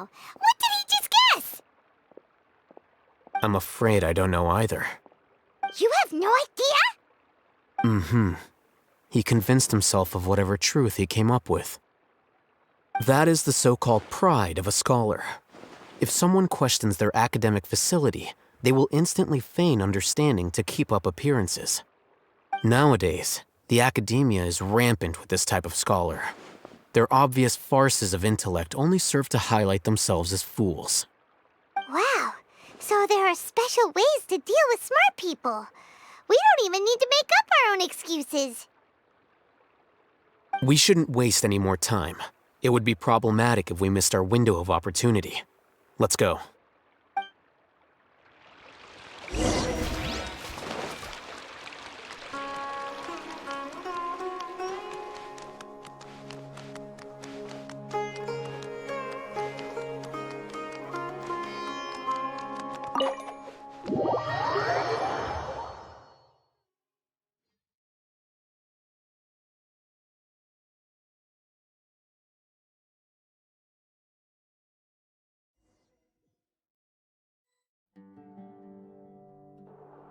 Is this the Academia's library?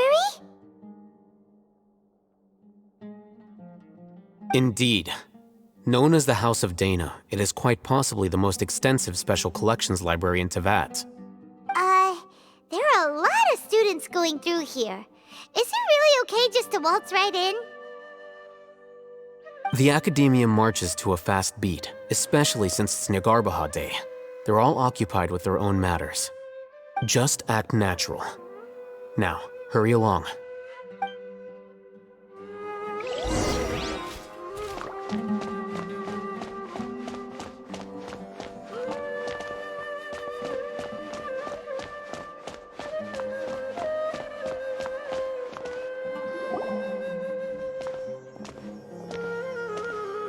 What's this platform for? It's a lift that Academia personnel use to access higher floors. Are we gonna take it then? The Grand Sage's office is up there somewhere. No, not right now. We can't guarantee that we won't run into the Great Sage. Let's step back and observe for now.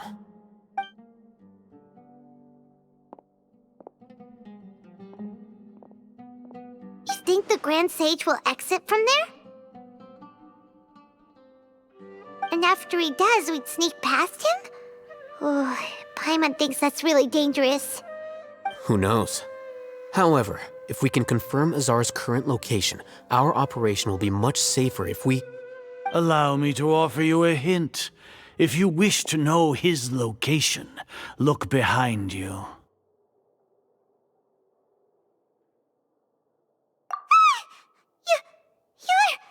What's Grand Sage Azar doing here?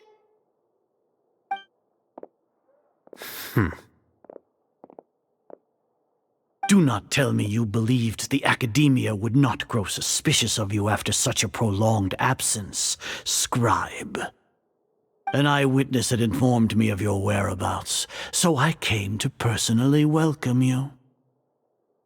Great Sage, I didn't expect you to care so much about me. I'm truly flattered. I'm sure. But compared to you, I am far more interested in these two unexpected guests. You are the Traveler and Paimon, correct? It's a pity that only now have I been afforded the opportunity to formally meet two of Sumeru's most esteemed guests. I do apologize for my lack of decorum. Excellent. You immediately initiated discussion instead of attempting to prepare some perfunctory excuse. You clearly understand the situation at hand, and have no intention of making a reckless stand. The foot traffic here renders this place unsuitable for discussion. Please, follow me to my office.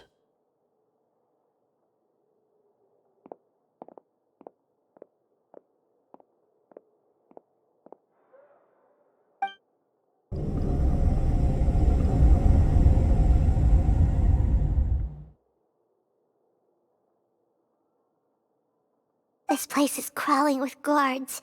There's no way out for us. All right then, Traveler. What did you wish to discuss with me?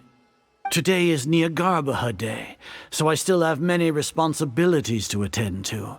There is little time for idle chit-chat before I detain you all. You seem to know quite a bit about our endeavors.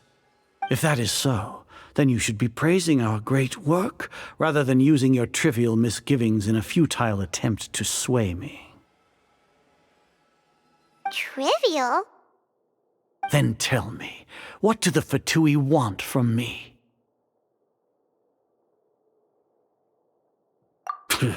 Worthless. Those are all completely worthless. Benefits, divine power. These materialistic words do nothing but debase our great work. Creating a god. Yes, we are using human wisdom to create a god. If humanity cannot attain omniscience and omnipotence, then we shall create a god to reveal them. This is the pinnacle of human wisdom. We shall regain a god's guidance at long last. No longer will we flounder in the interminable void of consciousness and knowledge. Even Ermin's soul will be freed from its plight. For our nation of scholars, this is the ultimate aspiration. No cost is too great to realize it. You will never understand the rapture of having a god be born within your very hands. With your degree of knowledge, you cannot even comprehend such an emotion. Gods exist on a plane that far eclipses humanity's. Lesser Lord Kusanali, what can she even do? Care for the people? Fend off sandstorms? Fabricate silly fairy tales? These are but child's play for the academia. Does that make us equal to the gods? We are a people favored by Greater Lord Rukadevata. Though I may have personally not seen it, our forefathers bore witness to true wisdom. The ascension of the Lesser Lord has brought nothing but bewilderment to the scholars. They all ask, is that truly what true wisdom is supposed to look like? With that in mind, it is better to keep her isolated in the sanctuary of Suristhana, so our academy will not become embroiled in turmoil. Justification. Do you really think that only the super smart or powerful should be able to call themselves gods? As per your judgment, Grand Sage, they are indeed dangerous individuals.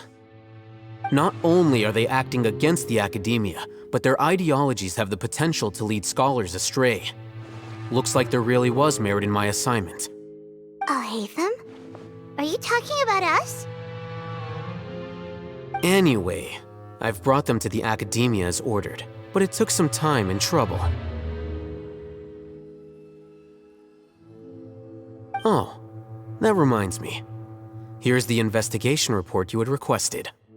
It's a summary of my time spent with the Traveler, an array of information about her ready for your perusal.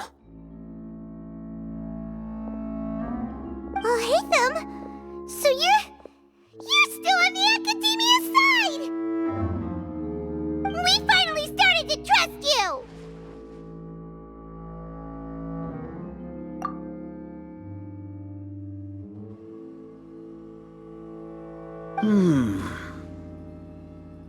Excellent. Detailed contents with no errors. I would expect nothing less than an immaculate report from the scribe. As it is Niagarbha Day, I'll enter the information on you into the Akasha. Surely you know what that means. We'll be monitored, just like Sino. With the Akasha's calculation prowess, all of your actions will be predicted with an accuracy of at least 98%. Furthermore, your data will be updated in real time whenever new information presents itself. To put it into words you can understand, wherever you go, you will be walking under an invisible leash. This is Sumeru's greatest penalty for dishonest persons. Are you not familiar with the concept that great responsibility begets an equally great suspicion? In any case, you are Sumeru's most concerning external variable. Locking you down will greatly decrease the chance of any undesirable outcomes coming to pass. You're despicable! Despicable? Perhaps from your perspective, but I suppose you had mentally prepared yourselves for this, no? Your ploy was to sacrifice the Traveler here, was it not? Lord Azar, I know what you're trying to say, but I've been following your plan this entire time. Why are you doubting me at this juncture? Must I delineate your entire plan? Very well, I will spell things out. First off, I received an eyewitness report that you were spotted with the Traveler at Caravan Ribat. However, you immediately departed for the desert and escaped surveillance range. Judging by the time, you all likely encountered the truant General Mahamatra in the desert. Am I correct? Maybe Paimon shouldn't have mentioned Sino just now. The Academia had not received correspondence from its scribe for a prolonged time. You were also in the company of the Traveler, a close associate of Lesser Lord Kusanali and General Mahamatra Sino, who had defected from the Academia. With their instigation, what was the probability that you would betray the Academia? Rationally speaking, 50%? 70%? What do you think? Regardless, that's only a guess. The facts are that I've brought the Traveler right before you, and I gave you my report. Indeed, your boldness deserves praise. To think that despite status as an outlander, the Traveler is still willing to sacrifice for the sake of your plan. If I'm correct, you have a contingency plan to save Lesser Lord Kusanali and ruin our great work. Sneak into the Academia on Nia Garbaha Day, using Alhaitham's status as the scribe, for there is a good chance that an opportunity to save the Lesser Lord will arise. Should your intentions be discovered, Alhaitham will turn traitor and sacrifice the Traveler, thus proving his innocence. He can then stay inside the Academia and continue searching for a way to proceed forward. As for Sino, according to the Akasha's calculations, he will soon return to the Academia and confront me in person. I suppose this is also a part of your plan?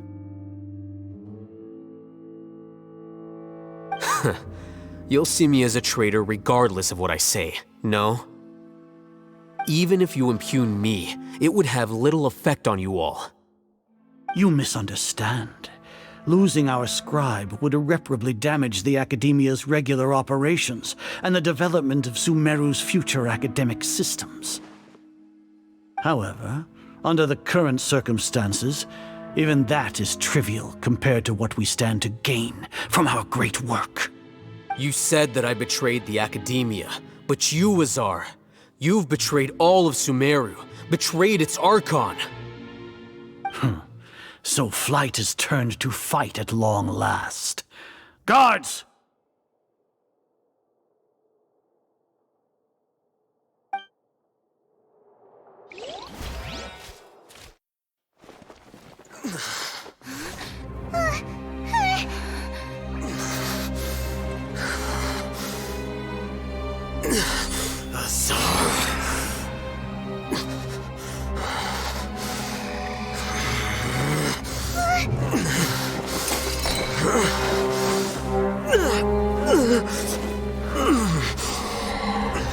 Well, what do we have here?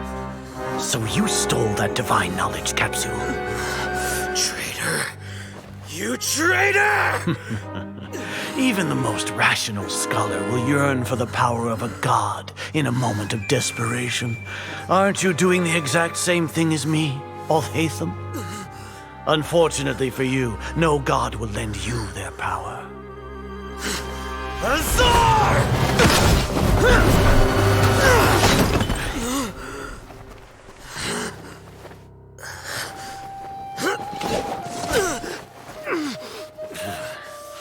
He has gone completely insane.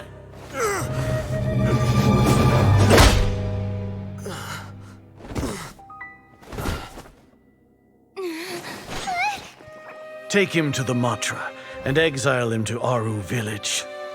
Then find someone to take these two to the confinement room. I'll deal with them later. Grand Sage, we've finished all required preparations for Nyagarbha Day. We may begin to enter the capsules now. Excellent. You may begin.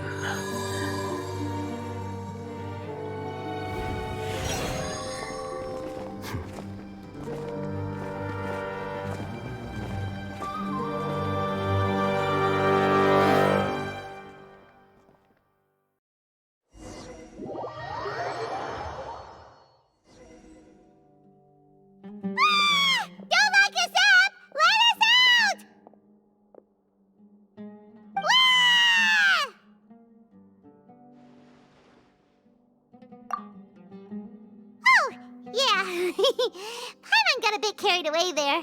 How was Paimon's acting just now? Great, huh?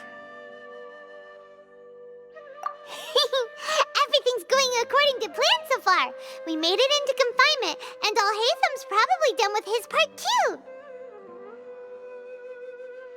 We even managed to trick Grand Sage Azar. Alhaitham sure knows how to cook up a plan. What are we doing next? Paimon has trouble remembering things when she's worked up. Right. Paimon thinks it went something like this. Apart from that, we still have yet another goal in the first stage of our operation, which is to send the Traveler to the confinement room. What? Why do we want to get her locked up on purpose? She's always been the person the sages are most afraid of, as well as the greatest obstacle to the successful implementation of their plan. They are very aware of the risk she poses to them. Once the Traveler is imprisoned, the sages will likely think that everything is under control. And with their guard down, the next phase of our plan will have a much higher chance of success. I can already see the pompous looks on their faces. Oh, that's a super tricky plan. But Paimon still thinks it's not really worth it. That isn't the only reason, of course. She has a more important task once she's in confinement. According to the Academia scholars in Ramon's custody, Lesser Lord Kusanali has sealed off her consciousness in the Akasha ever since she was captured by the Doctor. That way, they can't pry any more information from her. Even if we break into the sanctuary of Surasthana, it will take time to awaken Lesser Lord Kusanali's consciousness. We need to do that in advance. So our job is to wake up Nahida! Okay, totally worth getting thrown and jailed for. The confinement room is inside the Academia, close to the sanctuary of Surasthana. It's a completely enclosed space, and you won't be receiving any visitors. I'll work with Ramon's scholars to make some modifications to your Akasha terminal. Once you're in, get as close as you can to Lesser Lord Kusanali and try to connect to her consciousness. However, as for whether she'll actually wake up, that will depend on our luck.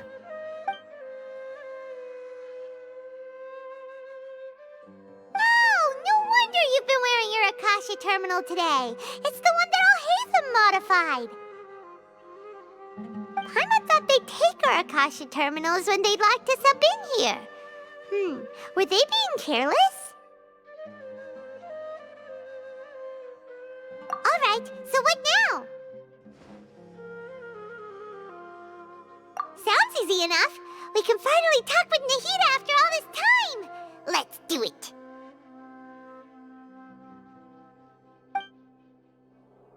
There's a light flashing on your Akasha terminal. It's almost like... the faster it blinks, the better the signal!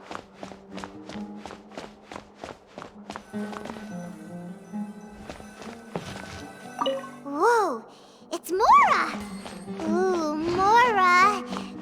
No, Paimon, we're not here to hunt for treasure!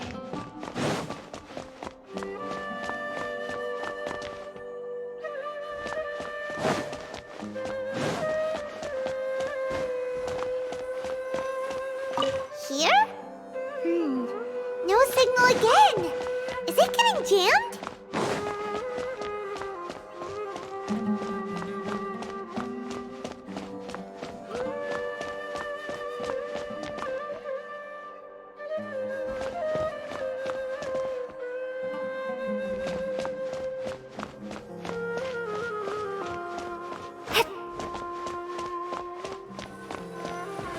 Here?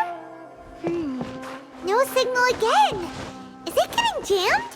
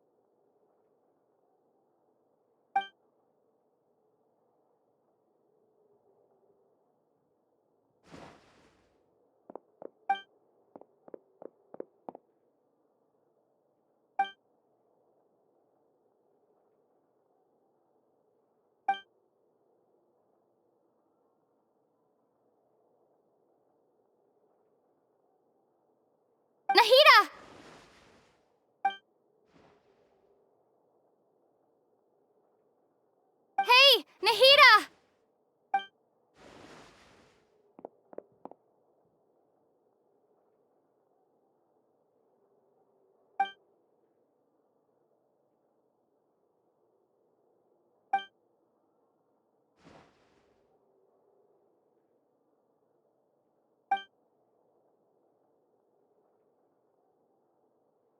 When did it first start? Oh, right. It started from the moment I was born. I want to become a worthy Archon.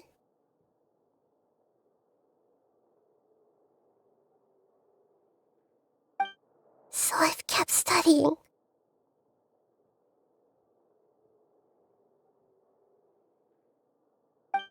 Kept listening to my people and their hearts.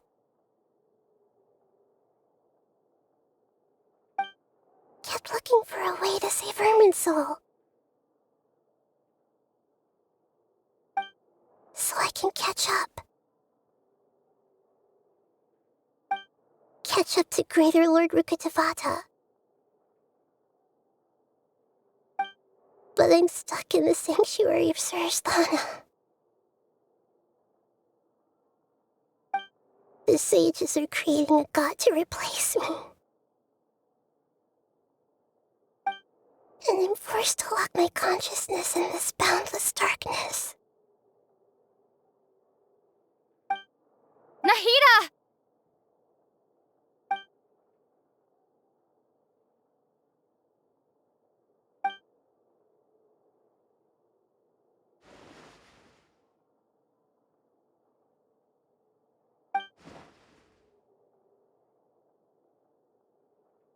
Nahida!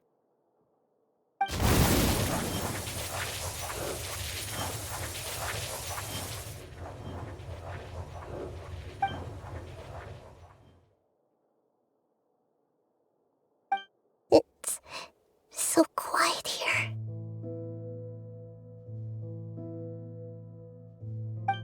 Now that I think of it, I don't think I've ever actually listened to my own inner voice. Do Archons have them? Should Archons have them?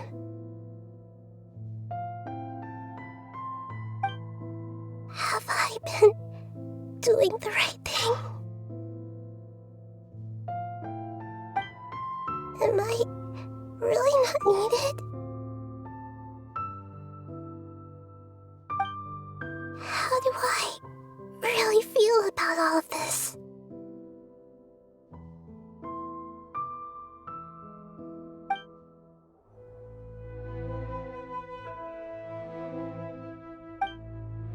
It's so quiet here. Since you're the god of wisdom, you've known the answers to all these questions since the very beginning, haven't you? Who are you? Whose voice is that? It sounds familiar.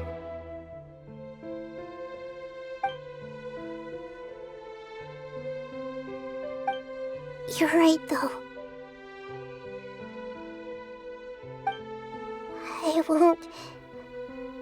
I won't ignore my own voice anymore.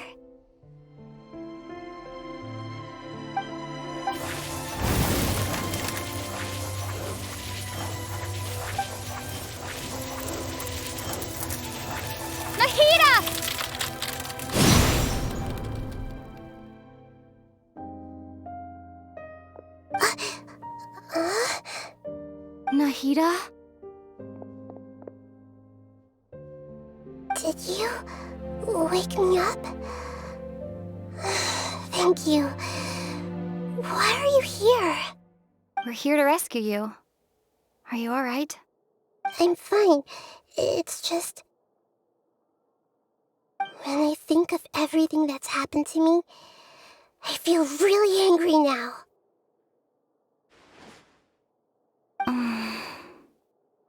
You should have been angry ages ago.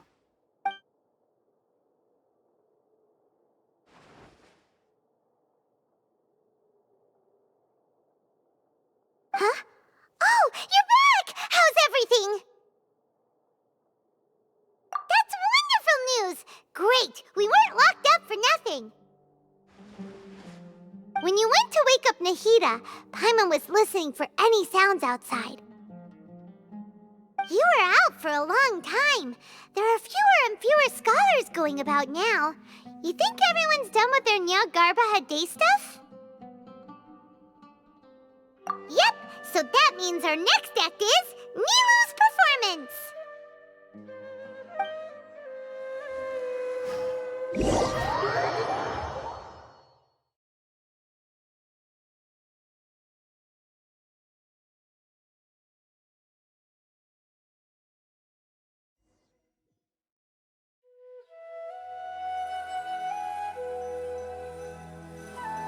Nilu, are you sure about this? You're taking such a great risk for them. I'm sure, and I'm going.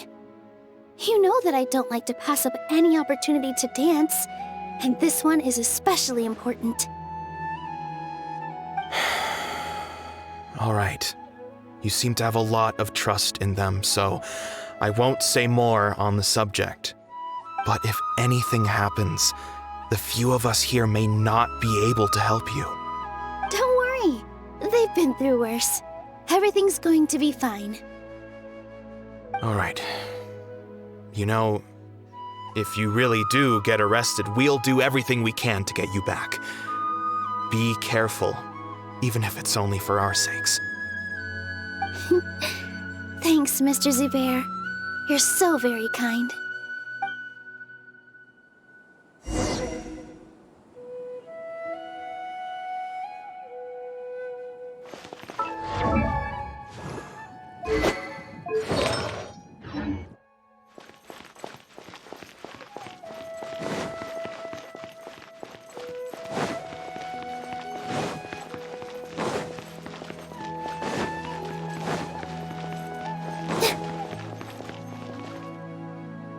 Nilu, how's it going?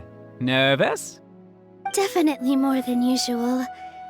But it's because I'm worried I won't dance well enough. It's okay. Just focus on your performance. We'll take care of everything else. You sure know how to talk. Taking all the credit, even though we came here together to help out. Well, thank you both. I'll have to treat you to a meal after all this ends. I really, really appreciate all of your help. Ooh, that sounds great. Huh? How can we say no to that? All right, let's get back to business. Nilu, we'll be here to keep people from going to the academia so they don't interrupt your performance. I was planning on telling them something like, the Academia's been conducting a weird experiment, and some of their test subjects escaped. It's really dangerous there, so stay away. Oh, you couldn't think of anything better? Oh well, I guess it does sound like something the Academia would do. I think it sounds great. I'm counting on you guys. Don't worry, it'll be a piece of cake.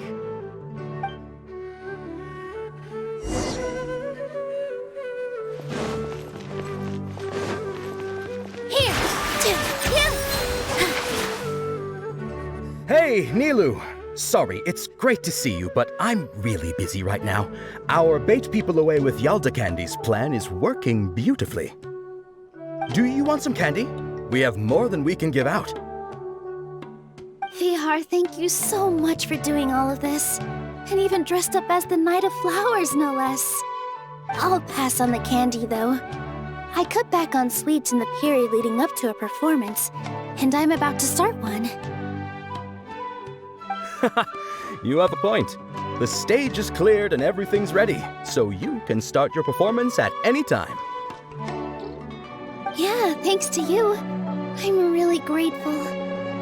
All right, time to hit the stage. You're welcome. The honor's all mine, since I'll have such a great view of the show.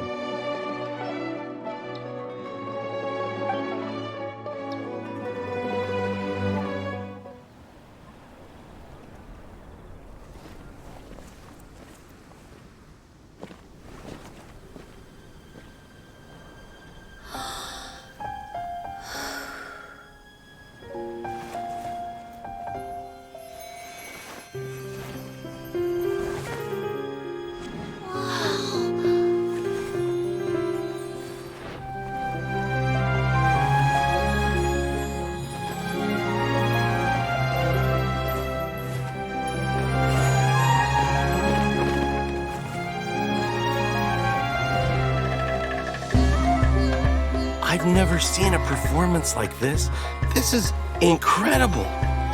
Yeah, but I heard that public performances like these have been banned. I can't believe she's doing this here.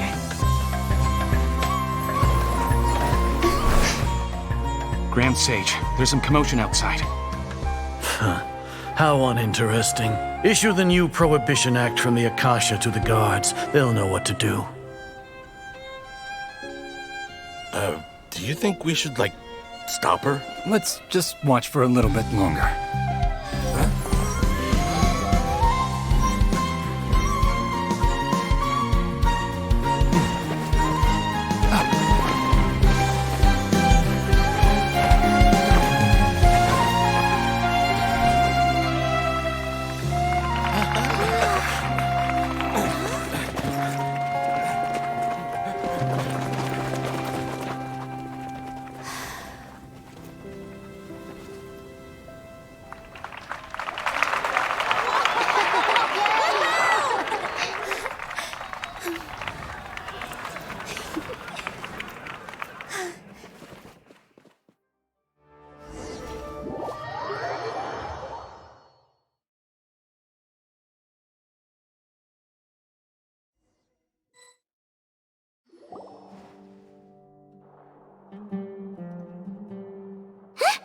Did you hear that?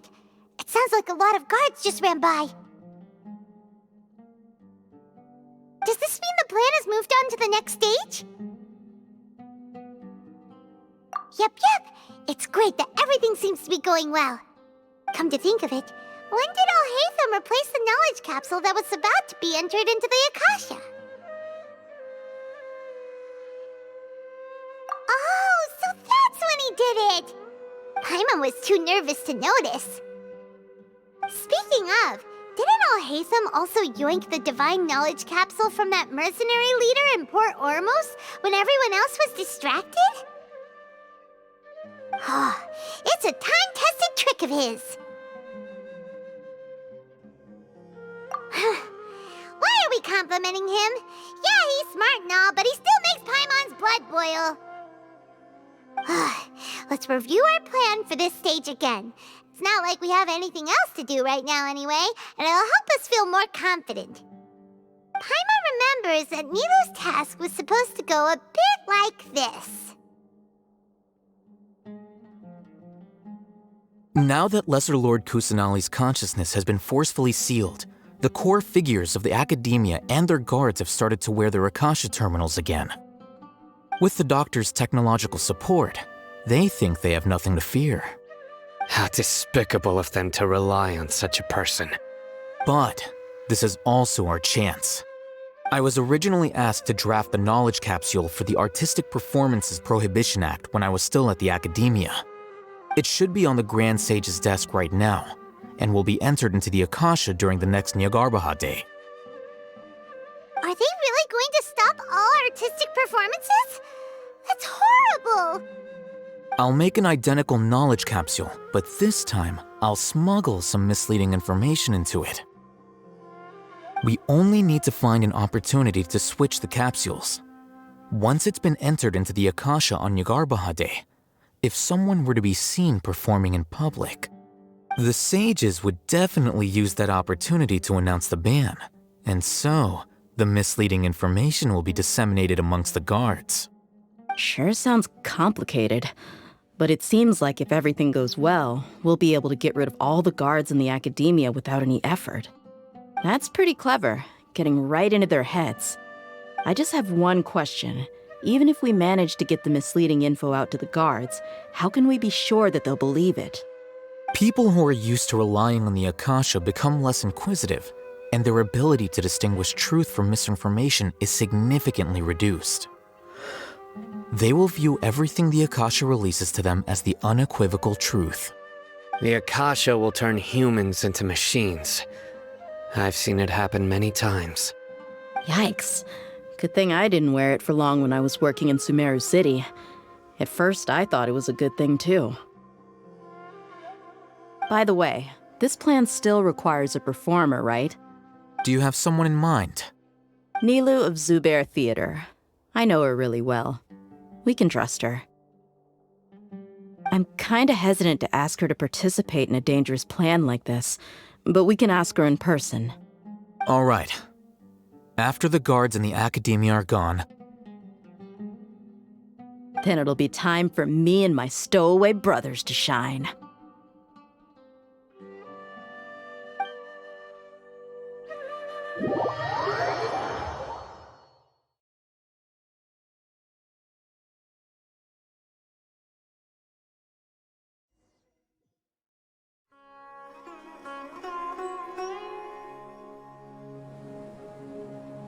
Here they come. Did you see that, Raman? They came out from the academia in droves.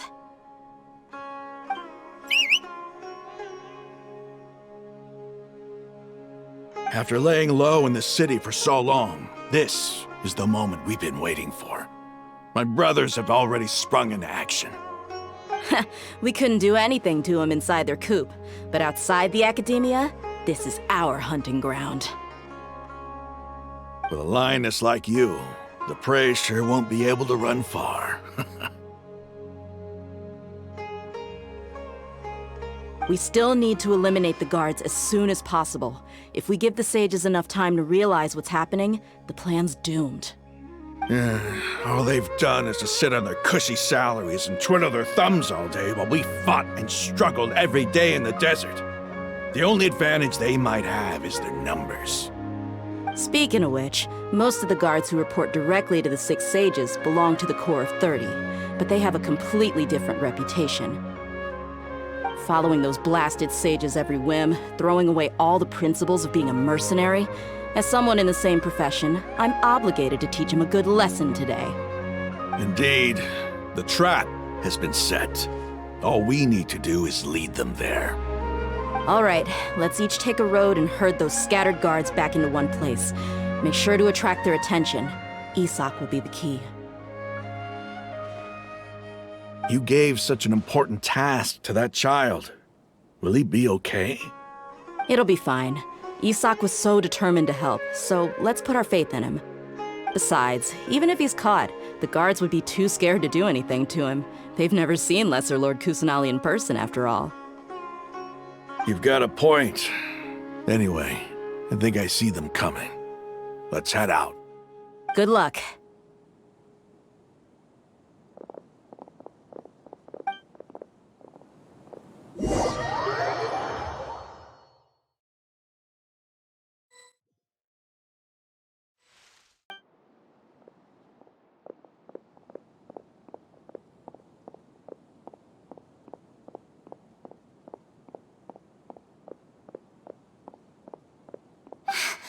Why is there a guard over there?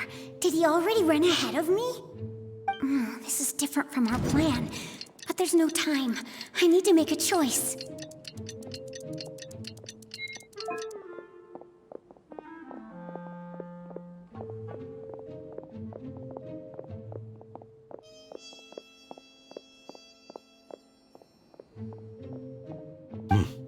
Let's have a look behind the house. What should I do next? Huh. Looks like nothing's here. What a wasted time. Luckily, he didn't check behind the tree. What should I do next? The guard looks alert. What should I do next?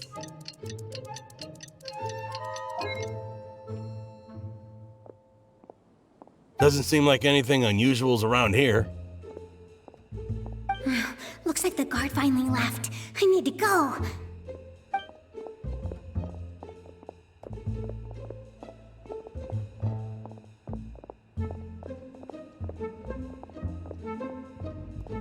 Hey! Lesser Lord Kusanali is over there! Stop! What? Lesser Lord Kusanali? How did I not notice that? They found me. This is bad.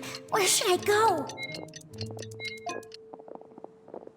Oh, how is this possible? There's also an academia guard here.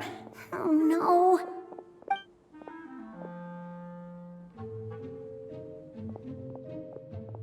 Hey! Lesser Lord Kusanali is over there! Stop! Lesser Lord Kusanali, how did I not notice that? They found me. This is bad. Where should I go?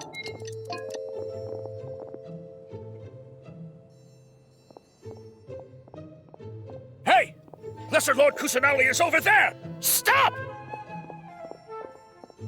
What? Lesser Lord Kusanali, how did I not notice that? They found me. This is bad. The target suspected to be Lesser Lord Kusanali has escaped into the Grand Bazaar. Assemble and arrest her!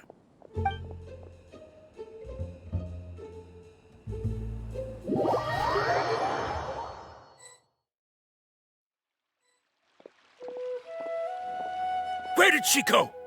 How did she disappear? Did we lose her? Hurry up and find her! Hey, why is your team here? Didn't we say to split up our search? Hurry! Hurry! This place is... Why are you all here? Yeah, isn't it one heck of a coincidence? Everybody's here. What on earth is going on? I suppose that's all of you? Who are you? Did you set us up? What are you planning? Phew, that was rough. I almost got caught. Little brat! So you're not actually Lesser Lord Kusanali. Who exactly are you all? Eremites from the desert? Just some colleagues. Think of this as a business competition, or a personal grudge. After stepping into our traps, stop thinking of yourselves as hunters. Behave like the prey you are.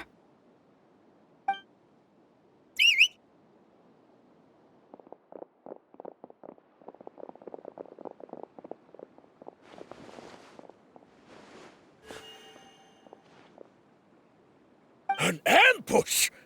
How's that possible? This is Sumeru City, but mercenaries from the desert somehow ambushed us! You've spent all your time hiding away in the academia. This place has long since become our hunting ground. Brace yourselves!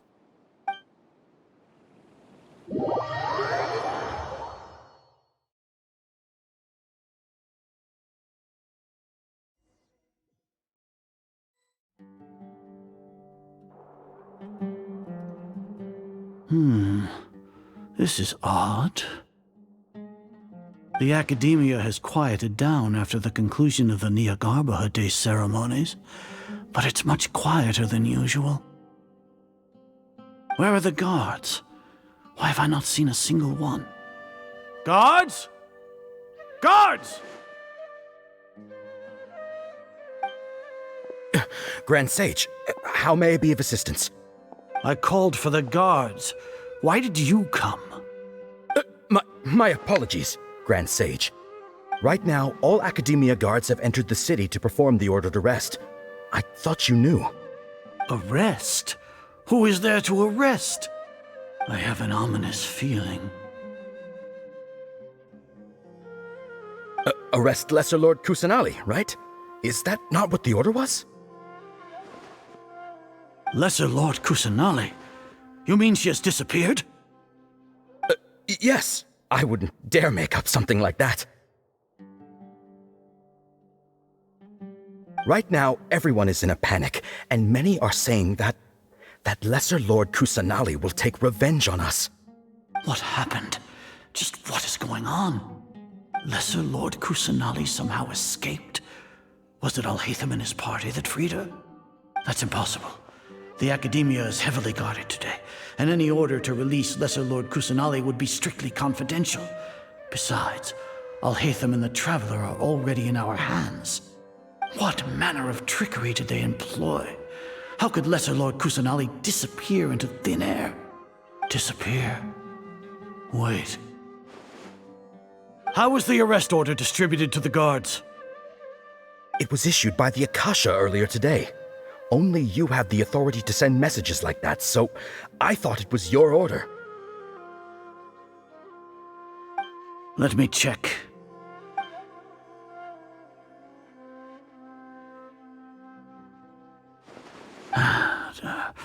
Here.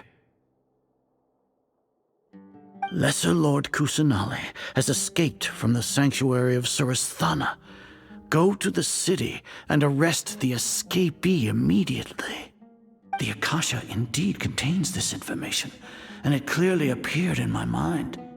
How did they bypass my permissions to issue this kind of message? Was it the report about the traveler that Alhaitham submitted? No. I specifically checked that knowledge capsule before entering it into the Akasha. Could that have been a red herring? Well, even if I figure it out now, it won't make any difference.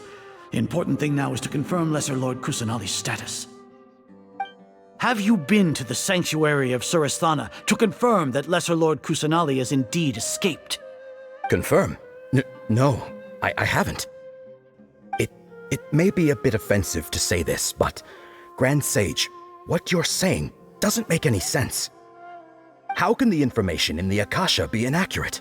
What the Akasha decrees is fact. That is common knowledge to all of us. If we have to confirm the information and knowledge from the Akasha ourselves, then how is that any different from us learning that information ourselves? Wouldn't Greater Lord Rukkhadevata's legacy lose its meaning that way? In the beginning, it was I who asked you to believe in the Akasha, to believe in the legacy left by Greater Lord Rukkhadevata. Are you trying to use my words against me? No, Grand Sage. I'm merely confused because I believe in you.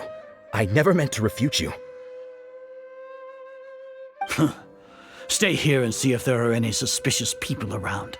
I'll go to the sanctuary of Surasthana on my own. Yes, Grand Sage.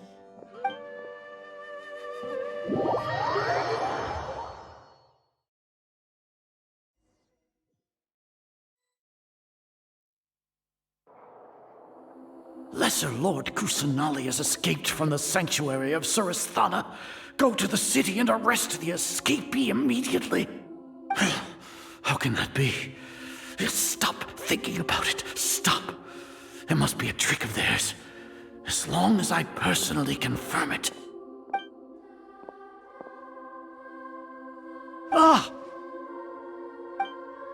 Impossible. That's impossible. There must be something wrong with my eyes.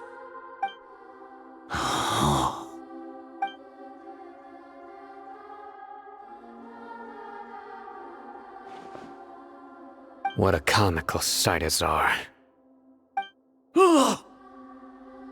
Once the Akasha has put certain thoughts into your head, even the Grand Sage can no longer see what's right in front of him.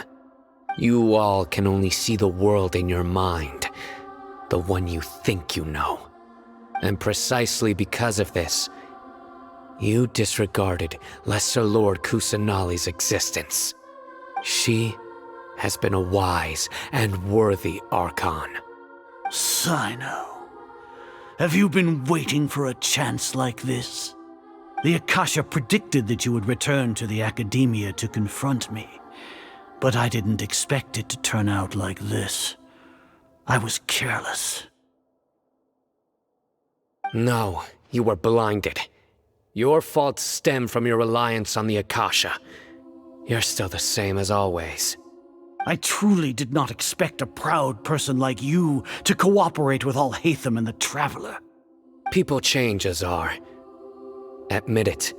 The Akasha can't predict my actions anymore. Then tell me, what have you found during your investigation? You want to buy time? This is the sanctuary of Surasthana. Under your own regulations, even Academia staff are forbidden to come here. No one will come to save you. As for the investigation, I've at least confirmed that you are guilty of insurgency against the Archon. A serious crime. So what? Did you do all of this so I would plead guilty in front of you, General Mahamatra? No. I want you to plead guilty in front of the Archon herself. You once said that I had no standing to judge you. So now, how about judgment in the name of a god?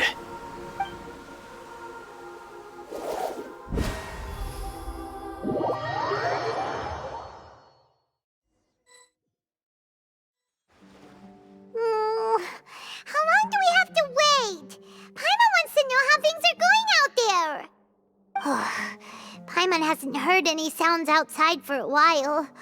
Hopefully something bad didn't happen. Yeah, but aren't you scared that we might be locked up in here for the rest of our lives? Thinking about it, at least Paimon has you. We could still chat like this. When Paimon thinks of Nahida being imprisoned alone in the sanctuary of Surasthana, Paimon can't help but feel sorry for her.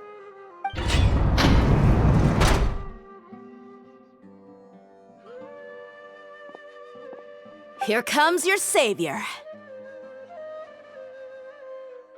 Dia! Paimon just knew you would come to rescue us!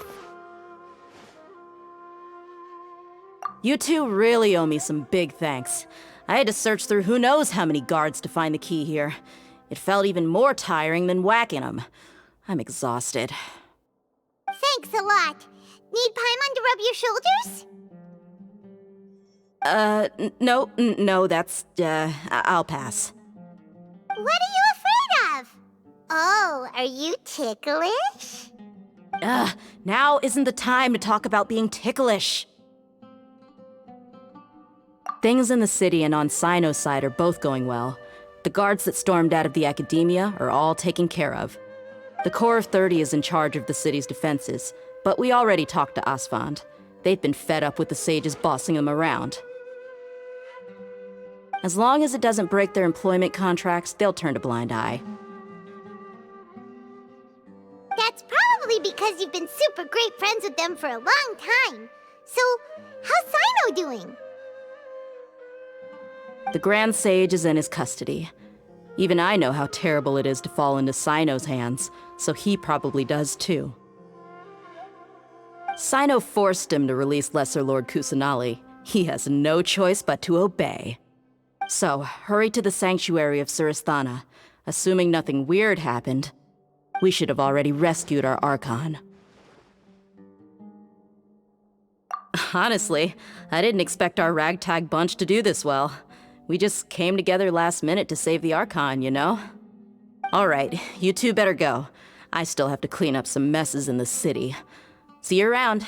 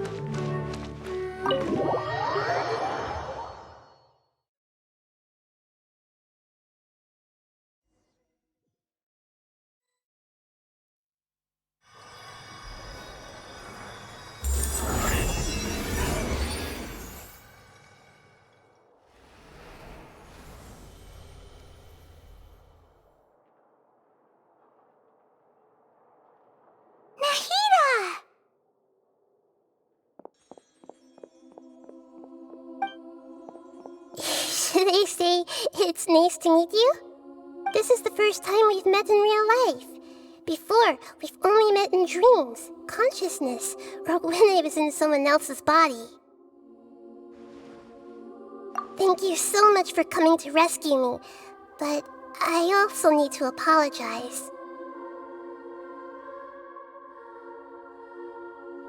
During this time, I did some self-reflection.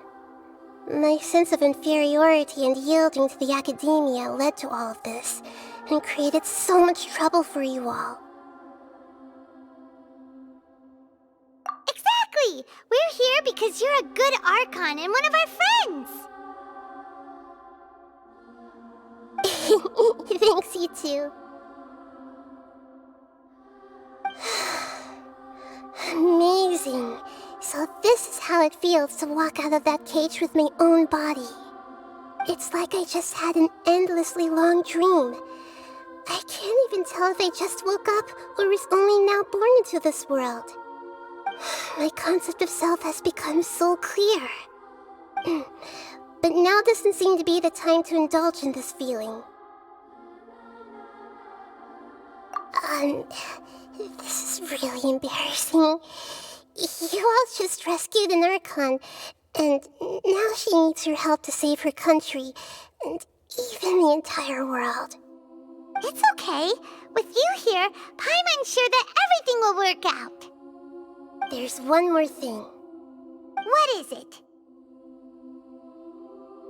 For all the things the Academia did to me, and for all the folly it committed in the name of wisdom, as their Archon, I will make them pay. Ah! Wow! That's the spirit! You're finally standing up for yourself and not letting people walk all over you! I understand now. To be a better Archon, I first need to better myself. If you haven't even figured out how to be a caterpillar, how can you be a butterfly? Yes, true. That reminds me. I wonder how far along the Academia is with their god creation plan. We need to hurry and prevent the birth of that false god. I need to make some preparations. Since I'm now free, I can establish a direct link to the Akasha and control it. First things first, I need to remove the restrictions that the doctor put on me in the Akasha. After that, I'll make some adjustments and revoke the sage's permissions.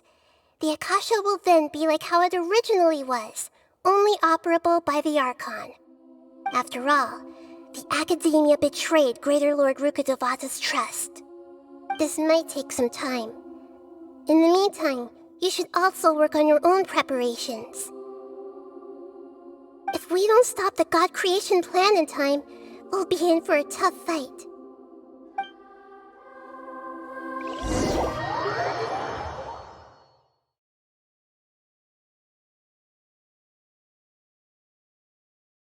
You might as well prepare for a fight. When we're done, we can take a walk around. After all, we missed out on a lot of stuff when we were locked up.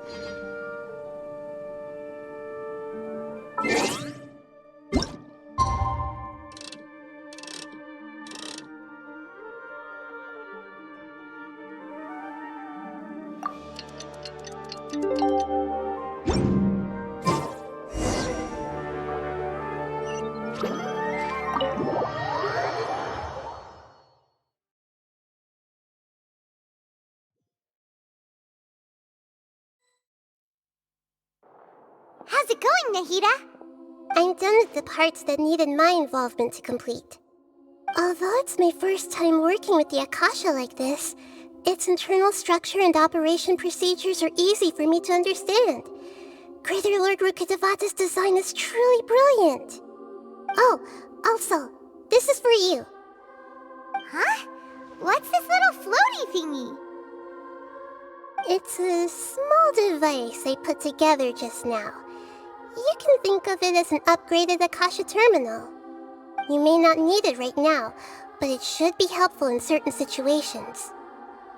Wait! This thing has the same characteristics as Paimon! We're both small things that float! Oh, all the things that make Paimon special got copied! When Paimon appears with the Traveler from now on, people won't remember Paimon because she isn't unique anymore! It's alright, Paimon. It can't replace you. It's only a flying device, but you're the Traveler's irreplaceable friend. You're so good at comforting people, Nahida. If only the Traveler was as smart as you. I was simply telling you what I feel to be the truth. I wasn't trying to comfort you. Nahida, you're natural at this. What you just said made Paimon even happier. By the way, there's something I need to confess. Even though I'm the Archon and in control of myself again, I'm not very good at fighting. You may have heard that an Archon's power is derived from their people's faith. However, I'm not as well loved as Greater Lord Rukkhadevata. If we get into a situation where combat is our only option, I'll have to count on you, and I'll do my best to provide support. I'm glad I can rely on you. So the God of Wisdom isn't good at fighting? That actually sounds about right. I've located where the false god is. Time is of the essence, so let's skip to it.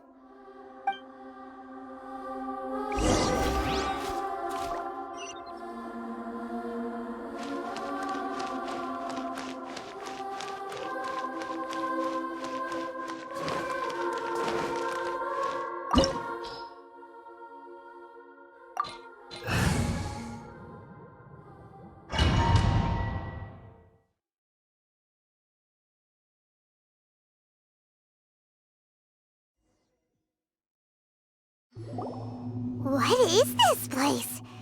Is this really the way we need to go? Wow. Who would have thought there'd be a place like this hidden right slap bang in the middle of the city? The sages wanted to realize their god creation plan without being discovered. The safest and most convenient way would be to build within the academia itself. That's true.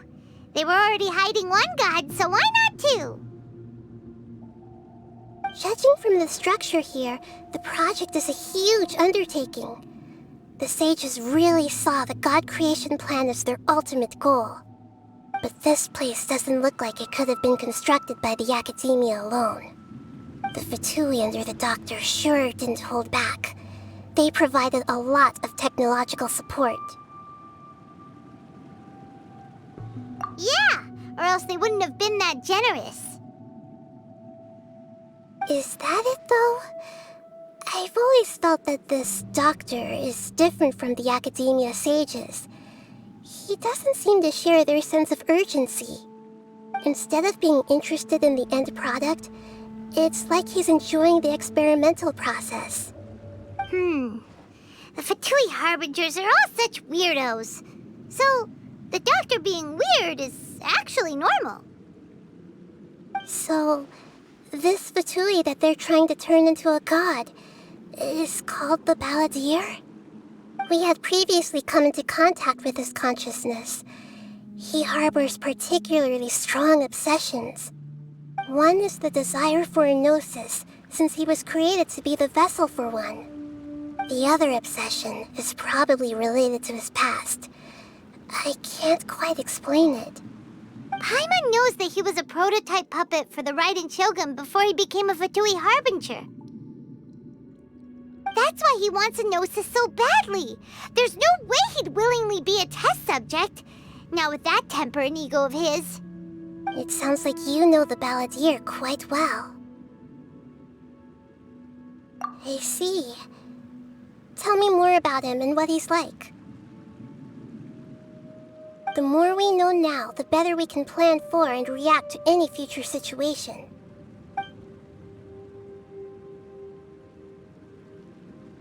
Ah, I see. How fascinating. Alright, time to go. Let's get through here and meet him in person.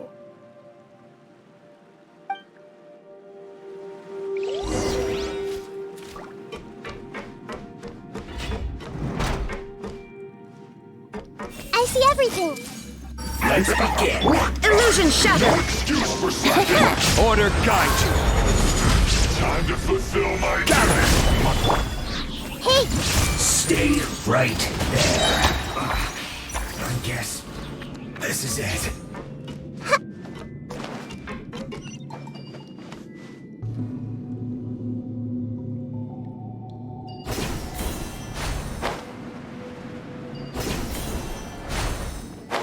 It looks like we can climb up these pipes.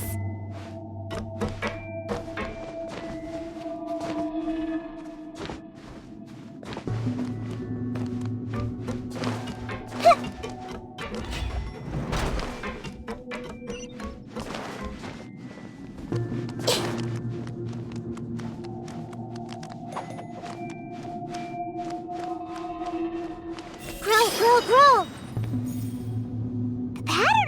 seems all messed up. Let's go around and see if there's a way to fix it.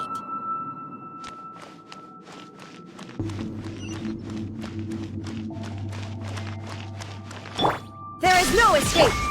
I see everything! No more words.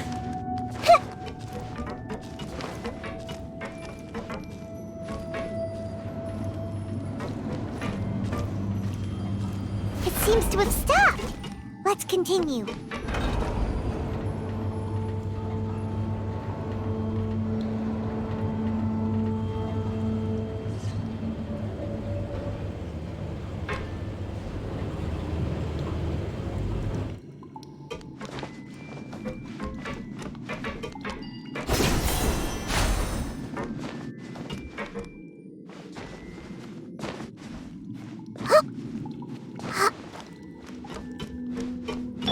Shine down! Everyone hold hands! Let's begin. I will have order. Solidify. This isn't good.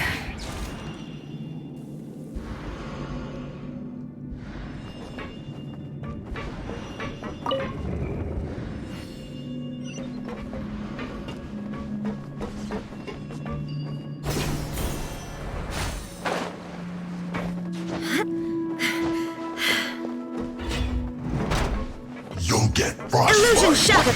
Frozen. Here we go! It's time to Shine down!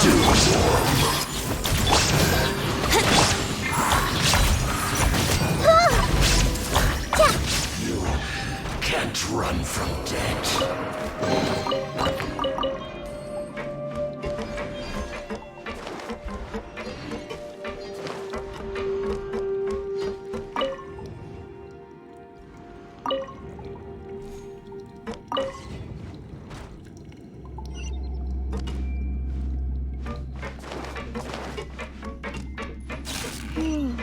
The cart is stuck. Maybe there's something wrong with the tracks. Let's try adjusting the direction of the device to clear the tracks.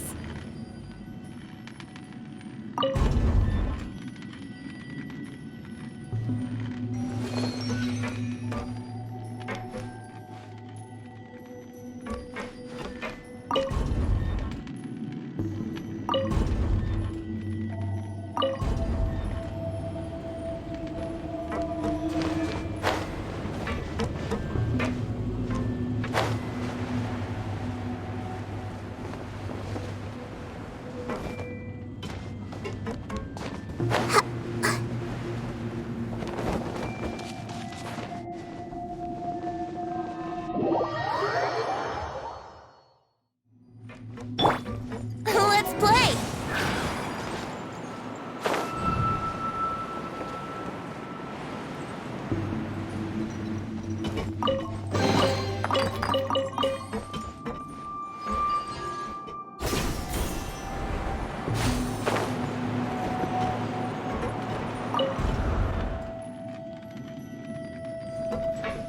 Brace yourselves!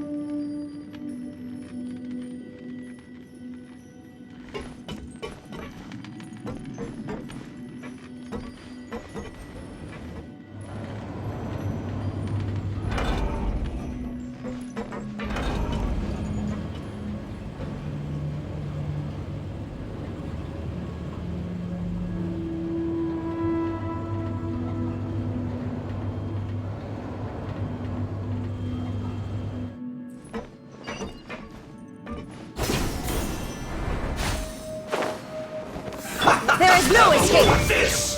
Stabilize! This may hurt a little. Shouldn't get careless.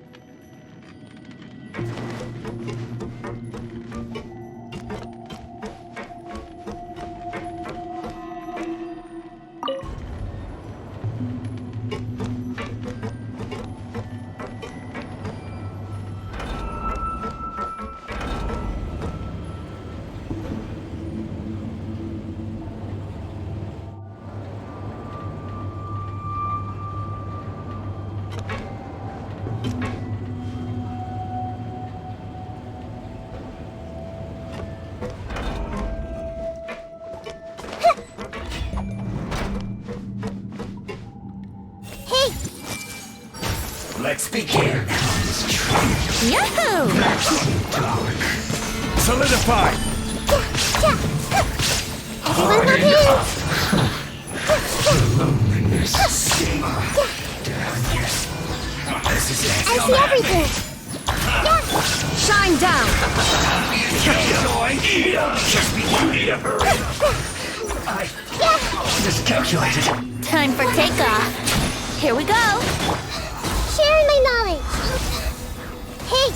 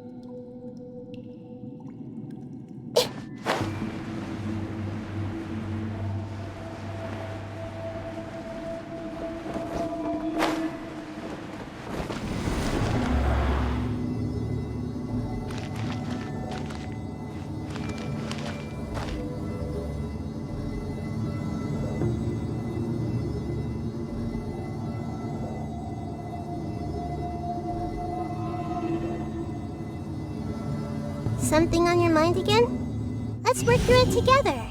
2 heads are better than 1. Looking at its operational status, we must prepare for the worst. The god they wanted to create is likely close to completion or already completed. Oh no! What should we do? Paimon can't imagine how hard it would be to fight against a Fatui Harbinger with a gnosis. Are you nervous, Paimon? If you really want to know, of course Paimon's nervous. Aren't you too, Nahida? Yes, I am. This is probably the first time I faced with a calamity of this degree since my birth. I feel not just nervous, but curious as well. Curious? Curious about what? Curious about our fate. To me, everything we perceive in this world, everything we learn, and everything that happens to us is considered knowledge. And if it's a form of knowledge, then it can be understood. However, only fate is about that which has yet to occur, so it has always drawn my curiosity. So to me, fate is the ultimate knowledge. That's also why I love observing humans and all the things that happen to them. It all brings me great satisfaction. And now, at long last, I'm not just an observer anymore. I will personally experience my own fate with you by my side. Isn't this such a wonderfully exciting thing? Ah, so that's what you mean. Paimon thinks she understands what you're feeling. Agreed. Okay, let's continue on. I can sense his aura from here.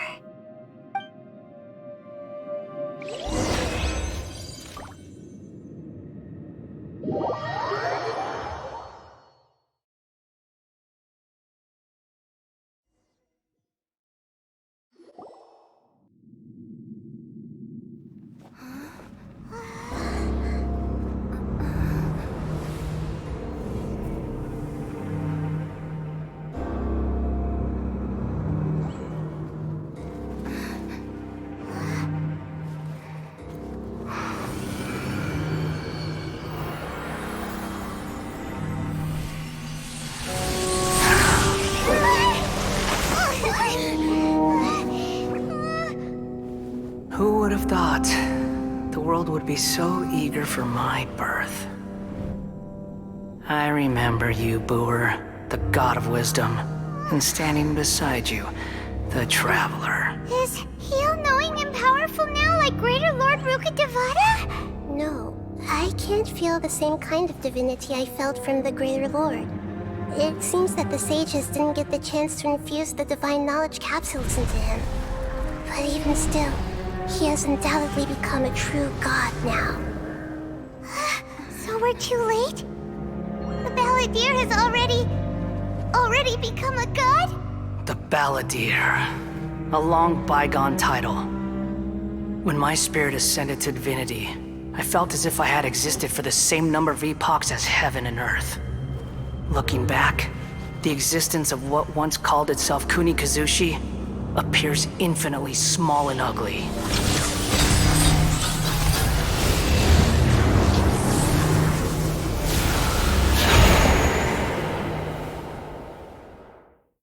This imposing aura, it really feels like a god's. A body that capitalizes on the Balladeer's original construction as a mechanical puppet, with the Gnosis serving as a constant power supply. How much effort and resources did the sages put into this? From a purely technological perspective, it's a commendable achievement indeed. It's no exaggeration to say, this is the culmination of human wisdom. You sure are something! Dishing out compliments at a time like this? But I don't think he's reached the spiritual height of a god. Strife is engraved upon every god and every gnosis brought forth into this world. Can you feel it? The exhilaration of such power, and the thrill of anticipation for our contention. Hito wouldn't feel the same things as you! Do you not realize that you are interrupting a conversation between gods? Lowly creature, know your place!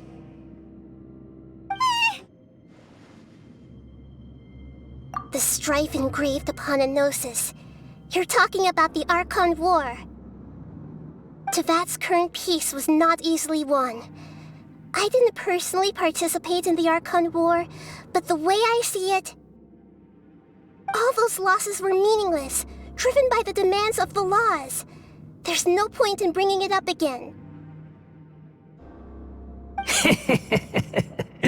Is that so? Yet I am deeply disappointed that I was never allowed the fortuity to personally participate in the Archon War. This is a first. Encountering a god in this world who does not crave power. No wonder your own people have abandoned you. god of wisdom. Your judgment is as your existence, unsubstantial. This is where everything ends, Booer, the god of wisdom. You should know that wisdom cannot solve every problem. Like now, where your only option is to face me in combat.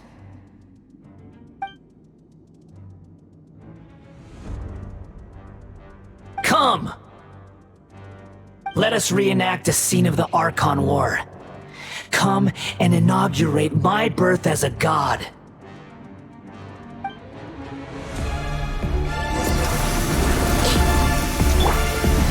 Stabilize! Brace yourself!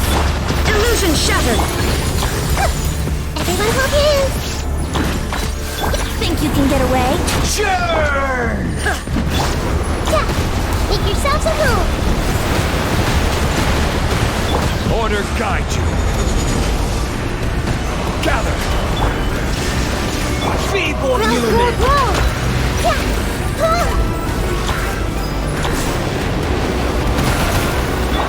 Let's play! Stabilize! Shine down! My endless cycle begins! Commit it to memory! Gather! Brace yourself!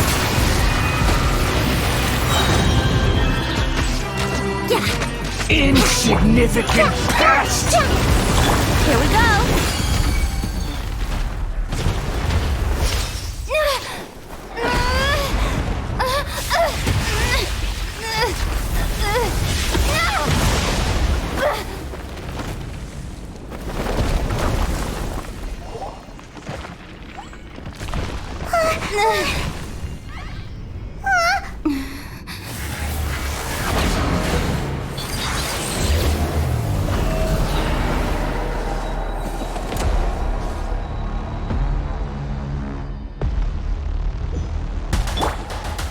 Solidify!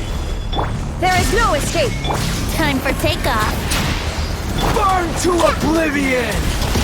Hey!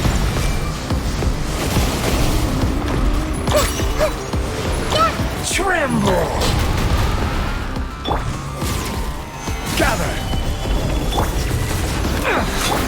Shine down!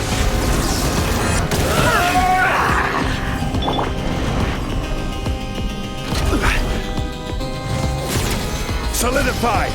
There is no escape! Everyone hold hands!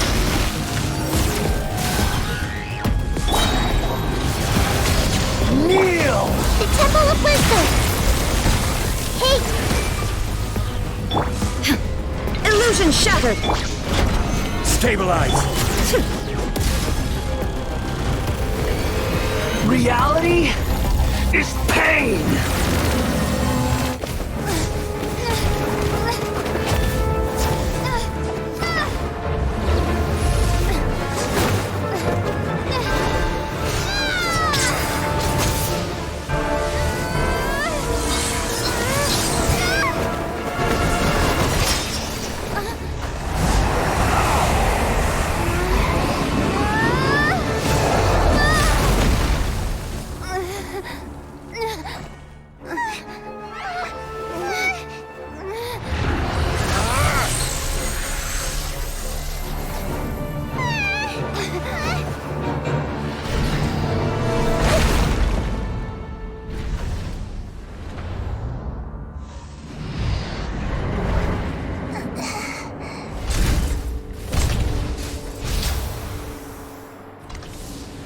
This is supposed to be a battle between gods, yet you choose to hide behind a mortal.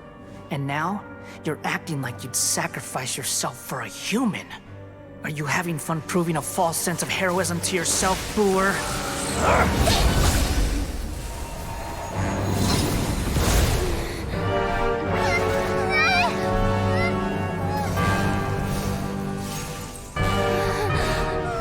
The data collection is almost complete. Do you even know how many times you've tried to take my gnosis from me?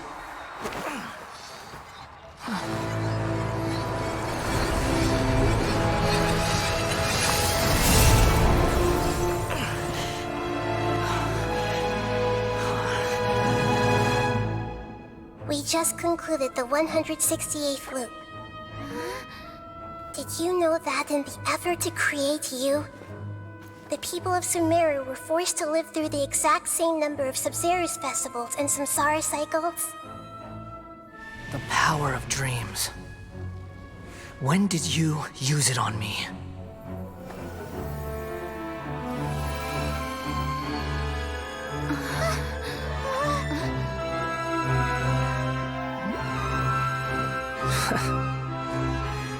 You can't even defeat me in a dream.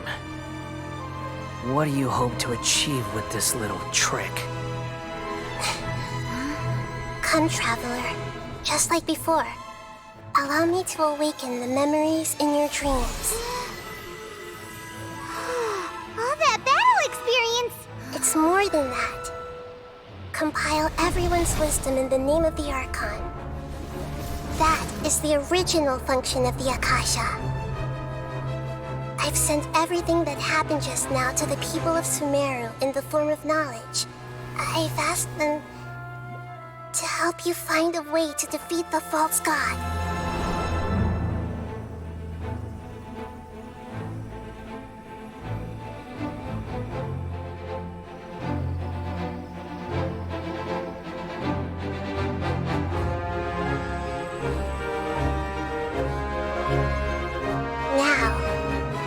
Sumeru's wisdom is at your disposal.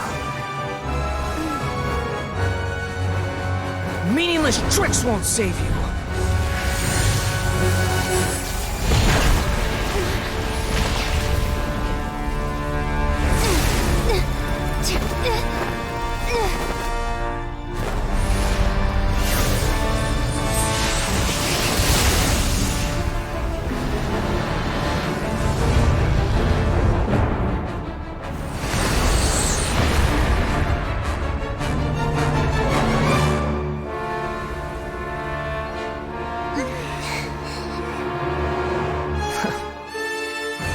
Are you done with your tricks?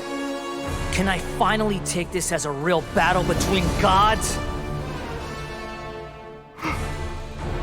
I'll leave this to you, the first sage of Boor.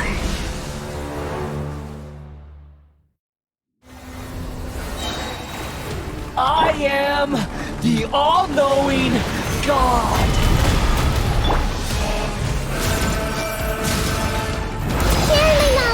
Burn to oblivion! There is no escape! Think you can get away? This is order! Kneel!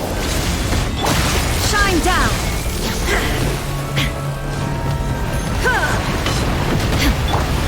This may hurt a little. Stabilize! Brace yourself!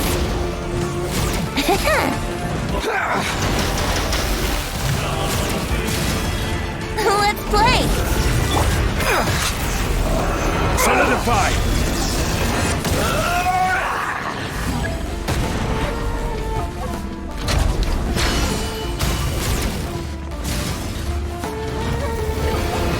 Reality Gather is pain! Yahoo!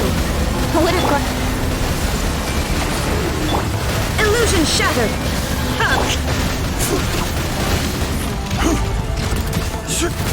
Stabilize! Good riddance, cruel world.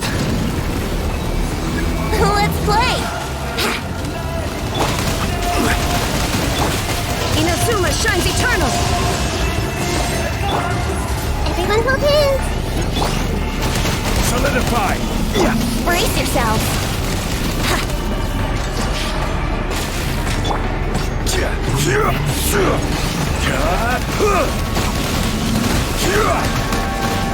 Gather!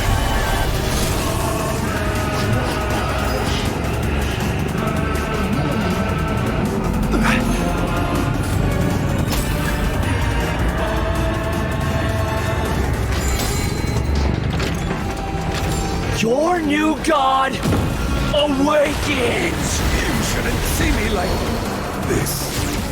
Now, your eyes have been opened.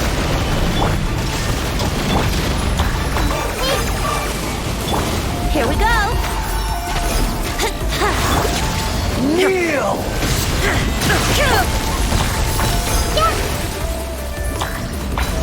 I see everything. Filth! Even bedrock can be tuned. Now, your eyes have been opened.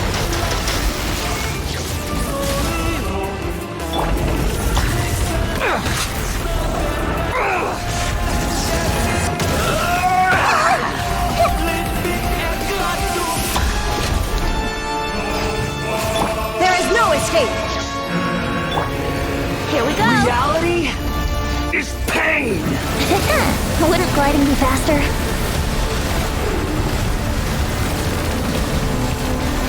Let's play!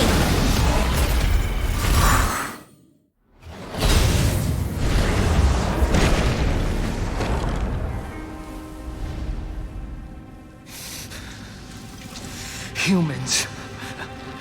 Filthy humans.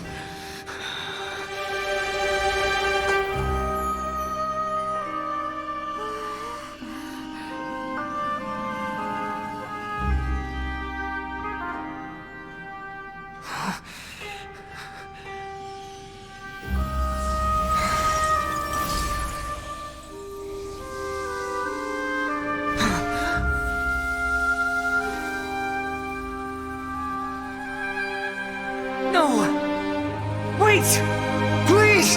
Anything but the gnosis!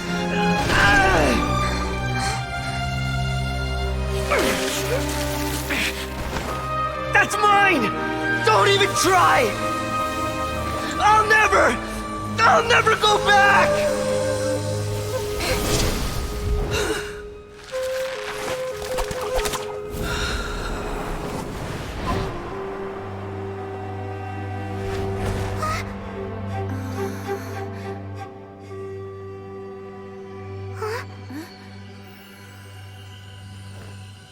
We haven't yet found the answer to the most important mystery. Irminsul is still waiting to be saved. With the power of another gnosis, we may now finally understand the last memory of Greater Lord Rukkhadevata.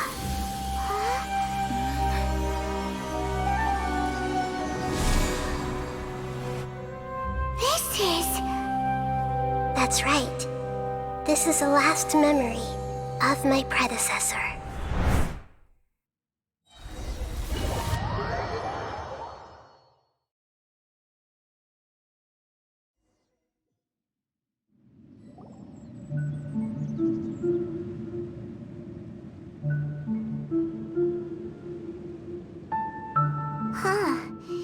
This sure seems very different from what Paimon imagined. Shouldn't Irminsul be in this realm of consciousness? Yes, that is our destination. But I didn't expect the remaining consciousness of Greater Lord Rukkhadevata to be as polluted as this.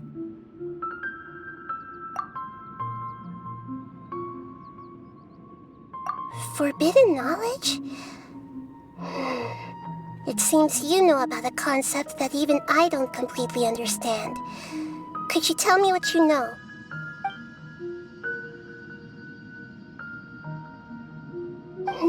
Your inference seems logical enough. Forbidden knowledge once polluted the desert thousands of years ago, but was successfully repelled thanks to King Deshret's self-sacrifice, and Greater Lord Rukkhadevata nearly exhausting her power. Then, a second instance of forbidden knowledge pollution occurred during the Conria Cataclysm 500 years ago. But I'm afraid it is much more serious this time, with Irminsul itself already in danger. So, if we're in the remaining consciousness of Greater Lord Rukkhadevata, and it's also been affected by forbidden knowledge pollution, then does that mean, in order to save us, Greater Lord Rukkhadevata? Yes. It's very possible that she sacrificed her life in the fight against forbidden knowledge. She didn't completely eradicate forbidden knowledge, But if it weren't for her actions, the pollution would have been far more rampant over these past 500 years. The way that everyone, including me, has forgotten everything about forbidden knowledge may very well be due to her restoration of Irminsul. Aww. Do you feel sad, Nahida? I'm just sharing her pain. The pollution of her consciousness here is severe. There is madness, chaos, and pain all around us. Did she fight to resist the forbidden knowledge pollution in such terrible conditions, all the way up to her last breath? She even used her last remnant of lucid consciousness to leave a clue for us to follow.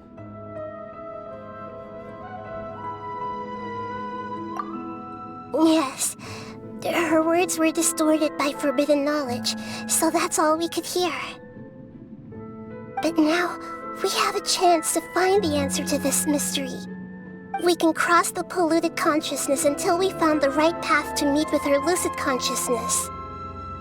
And then, we'll let Greater Lord Rukkhadevata tell us the truth in person. Each of us need to be mindful of the state of our own consciousness while we are here. Even with the Gnosis' protection, we must always keep a clear mind. Otherwise, we could go mad at any moment. That's so scary. Don't worry, it should be easy enough for you to keep that mind of yours clear, Paimon. Let's go.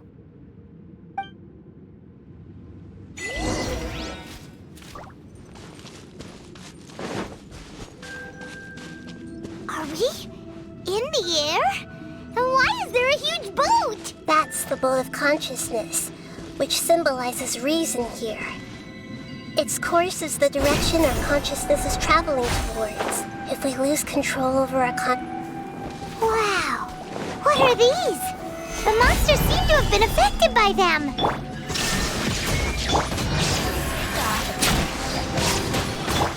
Hey!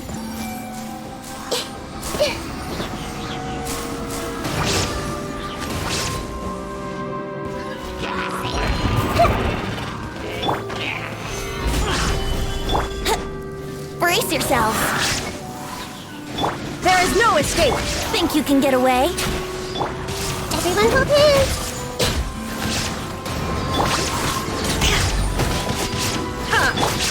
Make yourselves at home. I see everything. Shine down.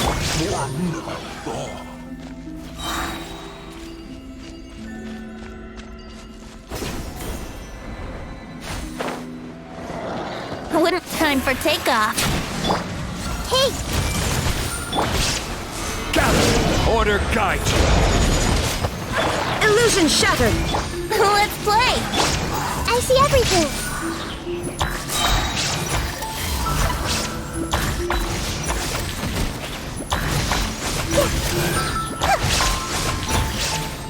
Look! A four-leaf sigil has appeared in the sky!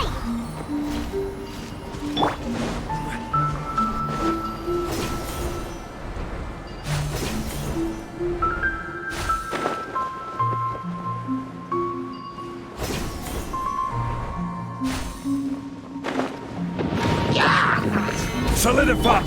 The Temple of Wisdom! Shine down! Think you can get away? Here we go!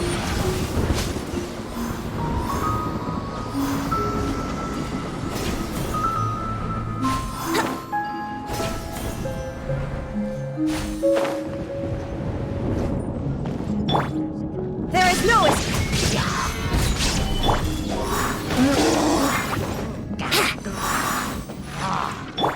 Everyone hold hands! Illusion shattered! Let's play! Time for takeoff. Wouldn't gliding be faster?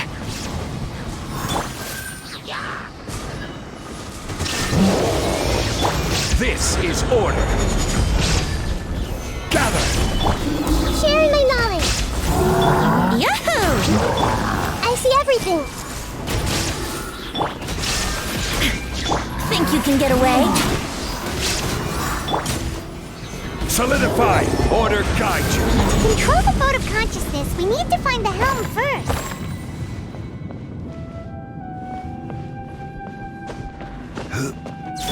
Here we go!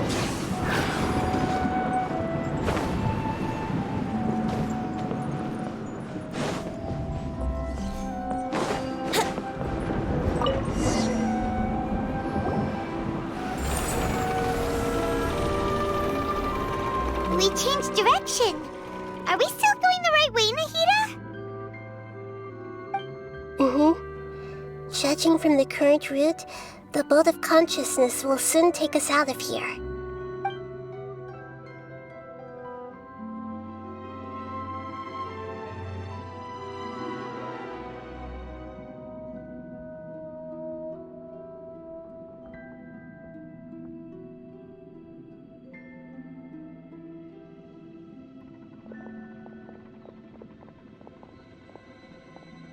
We'll be arriving at our destination soon. How are you feeling? Are your minds still intact? Huh? But everything's been completely normal for Paimon. Hopefully there won't be any more interruptions. This time, we should be able to meet Greater Lord Rukkhadevata.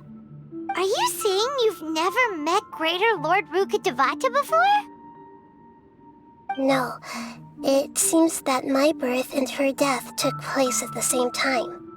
Otherwise, I think she would have given me a little more guidance, and I could have done a better job. Hey, you've done a great job, Nahida.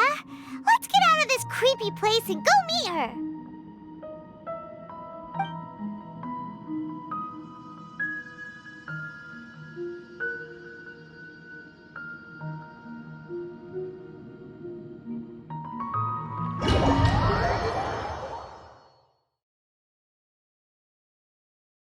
So, is this the place you were talking about? The base of Irminsul?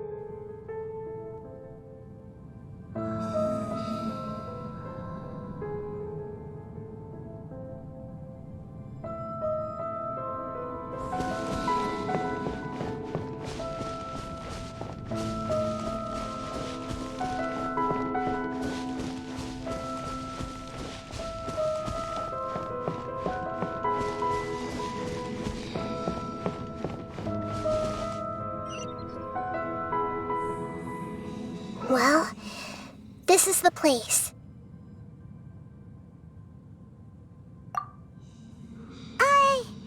We're here to find Greater Lord Rukkhadevata, right? But the one standing over there is... Is that...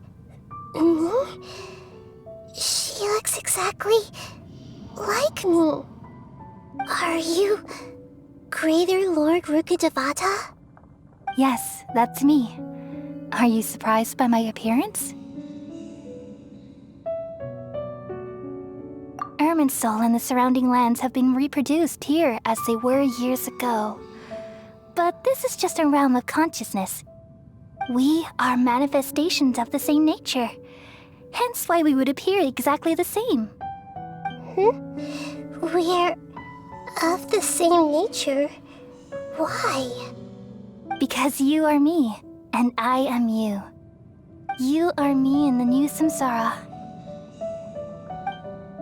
The new samsara? As Greater Lord Rukkhadevata, I'm the avatar of Irminsul, and you are the purest branch snapped from Irminsul. Imagine it this way. Even if a tree dies, its branches will eventually take root and grow, continuing the tree's life in another form.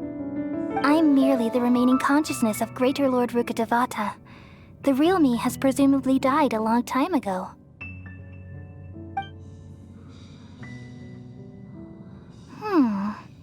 Judging from your appearance, I've probably been dead for 500 years. But you're finally here. My new self in the samsara.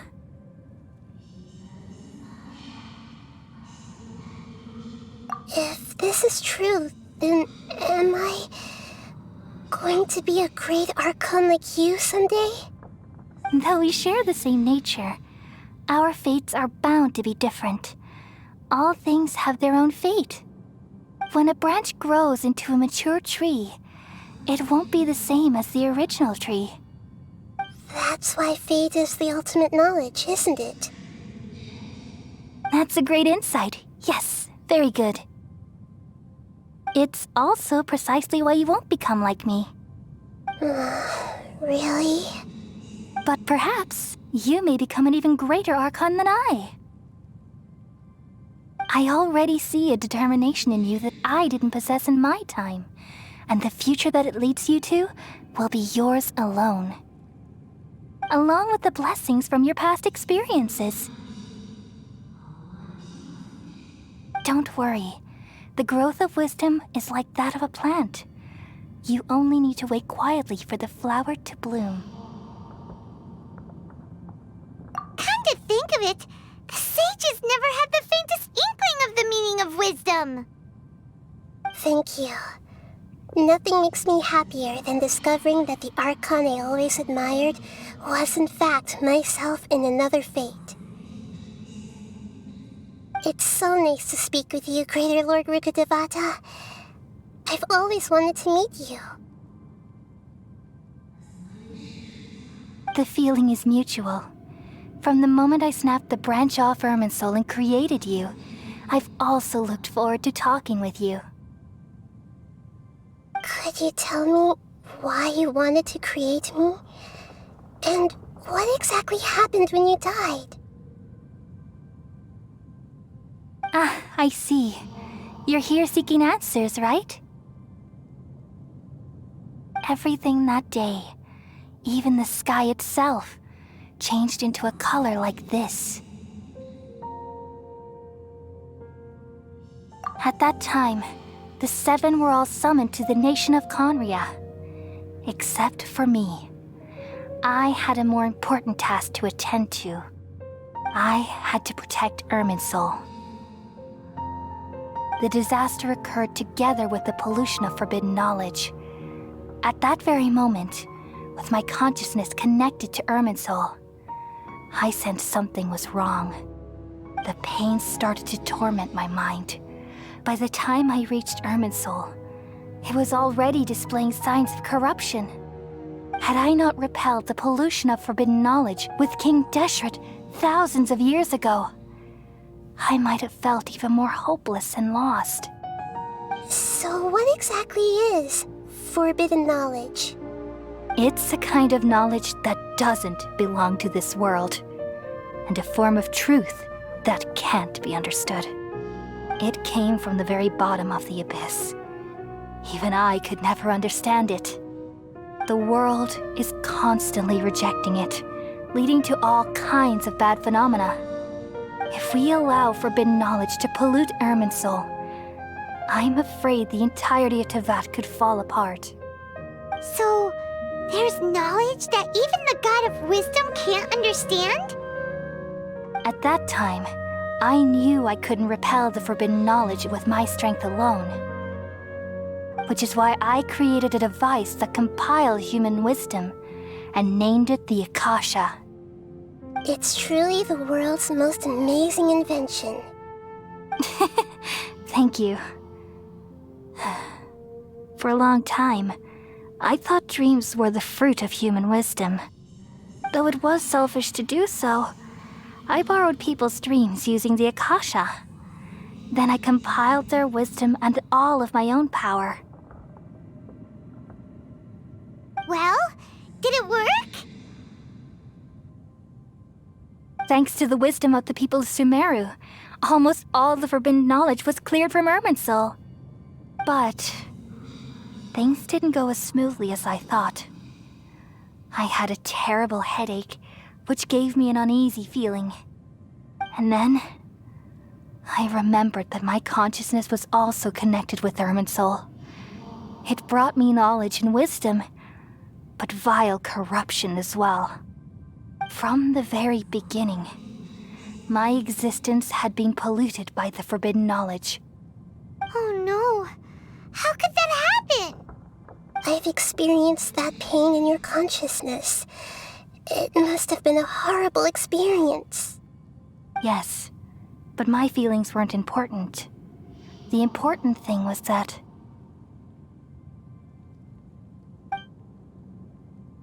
even if I died, my existence and everything related to me would continue to exist in Irminsul as memories and knowledge, meaning that the forbidden knowledge couldn't ever be permanently eradicated. And there's no way for me to eliminate myself. It would be a sort of paradox.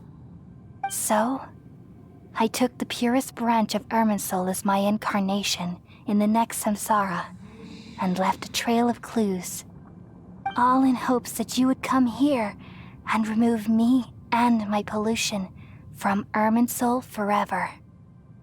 Wait, no, I can't. So you realize what that implies. You are very smart indeed. Irminsul has all the knowledge and memories of this world. And as you've realized just now, removing me from Irminsul means I essentially will never have existed in this world. But this is the only way to save Irminsul. People love you so much, and they've missed you so much over the past 500 years. I am exactly the same. So how can we just forget you like this? Is there really no other way?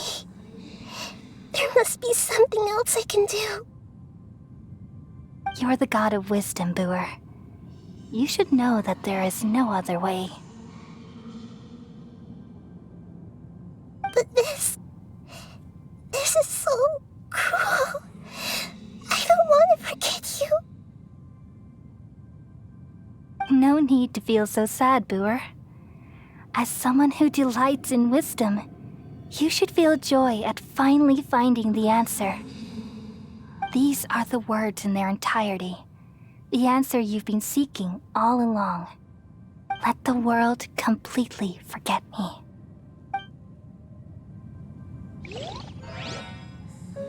We all nestle under the great tree of wisdom, peering out to perceive the world. From the earth and from the rain, we perceive its wonders, until we become a white bird to perch atop a branch, and finally snap off the most important leaf. Once upon a time, I alone dreamed in this world. In my dreams, everybody would also dream after they fell asleep. Wild and wonderful thoughts would emerge from their minds. Some tumbled to the ground, and others floated to the sky, connecting all things in the world into one dazzling net. Among a plethora of worlds were numerous smaller worlds, all of fate, finding within the tapestry their brilliant glow. I gradually understood that these indescribable and constantly changing things are the most profound things in the world. Only they can completely repel the madness. Only dreams can awaken consciousness from the deepest darkness.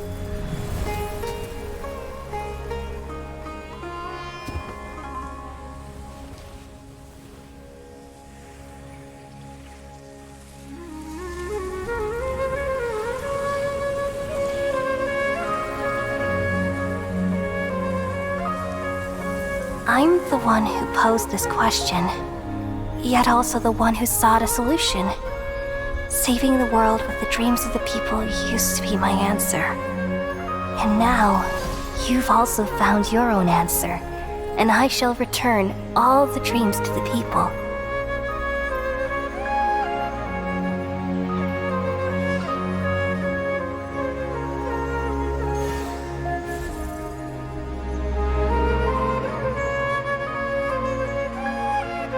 Goodbye, people of Sumeru. May you be blessed tonight with the sweetest of dreams.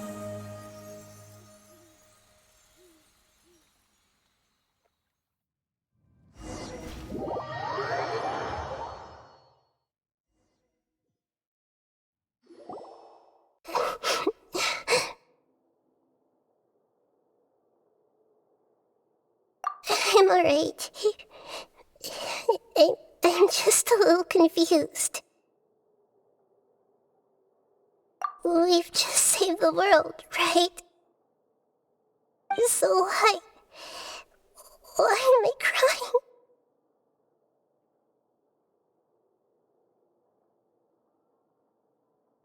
I don't know where this feeling inside of me is coming from, but I feel very sad. Just now, we used the power of two gnosis to successfully connect with the Ermin soul consciousness from 500 years ago. Then, we removed the remaining pollution from Merman soul. Yeah, what's wrong? Weren't you there just now?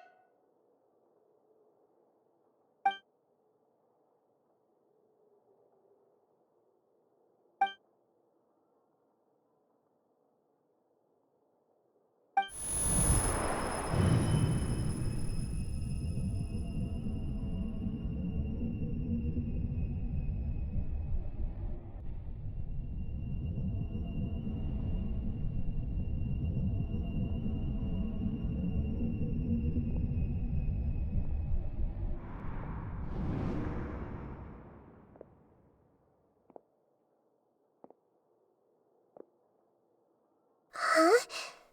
That sound. Traveler! Paimon! I've been waiting here far too long. But finally I have the chance to be alone with you. All the precious time I wasted has finally paid off. The doctor! What have you done? Just a type of sound wave that can quickly put defenseless people into a dream. As I expected, it doesn't have any effect on gods.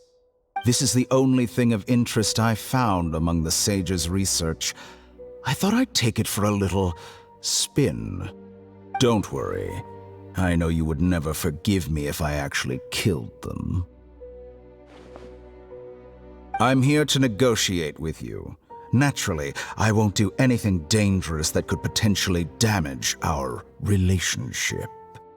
Negotiate with me? I heard you had already left Sumeru. Why are you here again now? I left Sumeru, but I also stayed in Sumeru. Even the God of Wisdom is restricted by the habits of cognition. How disappointing. You mean there are many different versions of you in this world? An astute guess.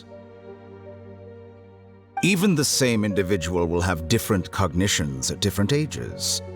A long time ago, I made a major decision in hopes of preserving all my perspectives of how I observed the world. Observation is the first step of any experiment, but observing the current world doesn't satisfy me. It lacks an important dimension, that of time. So I saved segments of all my ages and made them into independent individuals. That's all there is to it. Indulge me. How does the God of Wisdom find my method of seeking knowledge? It's an insult to the very concept of life. Life inherently has many rules and restrictions, each with its own significance and reason to exist. They can't be broken on a whim. Good. Amazing, even. Indeed, it's difficult for humans to make peace with themselves, not to mention oneself from a different period. Since you're in the academia, why wait until now to show up? You could very well have stopped us and helped that fake god. Simple. Let me ask you this. Would any staff member ever help the subject in the middle of an experiment? It was my experiment. So why should I interfere with the results? The academia saw the plan to create a god as their ultimate goal, yet you only saw it as an ordinary experiment. You really are crazy. If the experiment succeeded, you would have had a new god on your hands. How would you have faced your own god then? Would you still take the same stance? Would you still hold the same view of yourself? I'm first and foremost a scholar. These results should be left to the judgment of the hypothetical me confronted with that outcome. But you're right. And that's exactly why I'm disappointed with the conclusion of this experiment. As an individual, you don't have any sense of belonging. You seem to have even fewer convictions than a typical scholar. Oh no, I certainly have my own convictions. They just don't fit your standards, that's all. All right, that's enough conversation for today. The experiment is over, and it's time to tidy up the equipment and reclaim any useful materials. For example, the Gnosis. Lesser Lord Kusanali, you're an intelligent Archon. I'm sure you understand the disparity in our combat abilities at this time. Besides, you have no way to use that Electro-Gnosis in battle. Didn't you say you were here to negotiate with me? Somehow, it's starting to seem like you intend to take it by force now. I'm merely stating a fact. After all, I'm also a scholar. Naturally, I hope to show proper respect and dignity to the God of Wisdom. Your hypocrisy is built on absolute confidence. I understand your scheme, but... what if I were to destroy the Gnosis now and awaken the heavenly principles? Awaken the heavenly principles? Do you think that's really possible? The heavenly principles have been silent for many years, but the Gnosis are symbols of their control over Tevat and all the laws. Will the destruction of a Gnosis attract the attention of the heavenly principles? And if so, how do the Fatui plan to deal with the consequences? Do you dare to gamble such a possibility with me? Gamble? How surprising. I thought you would show evidence or use rigorous reasoning to prove your point. The word gamble is the last thing I expected to hear from the God of Wisdom. But this is a clever move. You must have seen through me when I first captured your consciousness. As a scholar, I respect all possibilities. This has always been my principle and is an essential trait as an experimenter. Indeed, I can't ignore this possibility. So tell me then, what are your conditions? This foreign Gnosis will only lead to disaster if it stays in Sumeru. But this Electro-Gnosis is the prize I obtained after defeating one of your fellow Harbingers. Now, as the one who initiated this cascade of events, shouldn't you pay the corresponding price? Price? Interesting. What price would you have me pay? How about erasing all your other segments? So this is how you wish to restrict me, the most threatening opponent of the Nation of Wisdom. What you request of me is like plucking out the eyes I have placed in the dimension of time. Segments are extraordinarily difficult to make. They require extremely rare resources and enormous amounts of time and effort, requiring me to destroy them all here and now. Bravo. A suitably wise decision on your part. Yes, how very interesting. Can I assume that you have long been wary of me? Among all the versions of me, this segment you see now is the most selfish. If it weren't me, your idea wouldn't have worked. What did you see when you were imprisoned? You were observing me, and that's how you know I've long grown tired of their doubts and endless arguments. Like you said, it's difficult to make peace with yourself. Being as smart as you are, have you managed to do that? I see. If you think all those versions of me are worth a Gnosis, then deal. You sure didn't hesitate much. Is the relationship between all the versions of you really that bad? I don't think there's any need to dwell on that. The surplus versions of me can be exchanged for a gnosis. Do you think anyone can offer themselves at a higher price? Besides, with my abilities, it's only a matter of time until I find better perspectives. Perhaps it's best to say, you're just temporarily ahead. But what I'd like to know is, how can you be sure that I've really erased them? I can see your remaining honesty.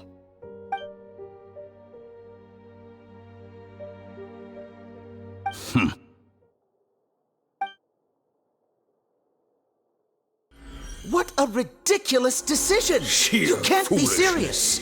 How could I have been so short-sighted? You think this is the end? Wait, I'll have my revenge! You'll make this moment count. You will regret this! Well, have you confirmed that it's complete? Here, take it. The future of Sumeru City will be in my hands alone. I will shut down the Akasha and let curiosity and the thirst for knowledge drive the realm of academics once again. There won't be any further gaps for you to exploit. It truly pains me that my academic achievements have never been appreciated in my homeland. Of course, I have no interest in being rejected by this city for a third time. Another chess piece. And where is your dendronosis? Don't be greedy, Harbinger of Snezhnaya. No, this is a different transaction.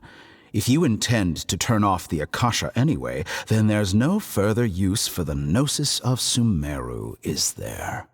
Besides, isn't it the Archon's duty to deliver what's desired of the Seeker? Oh, judging from your expression, you don't seem to find the idea very agreeable. Then let's think of it this way. Since you're the god of wisdom, how about I exchange some knowledge with you? People exchanging knowledge with the god of wisdom is the stuff of legends. Yet here you wish to exchange knowledge for the god of wisdom's property. Arrogant as that is, it has piqued my interest. Let me ask you, have you in all your mighty knowledge ever heard the rumor that the skies of Tevat are fake? Huh? That's the secret hidden by Ermin's soul concerning the truth of this world.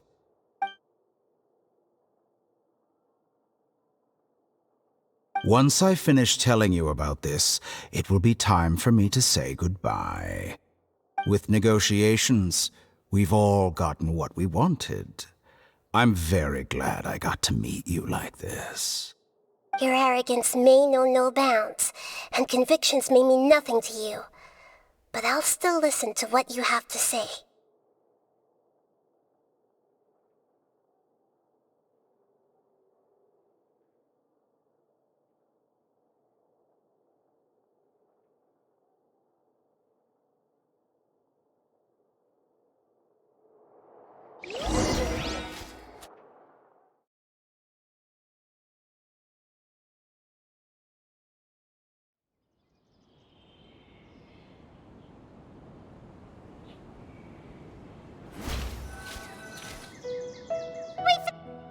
Together! Okay, wake her up.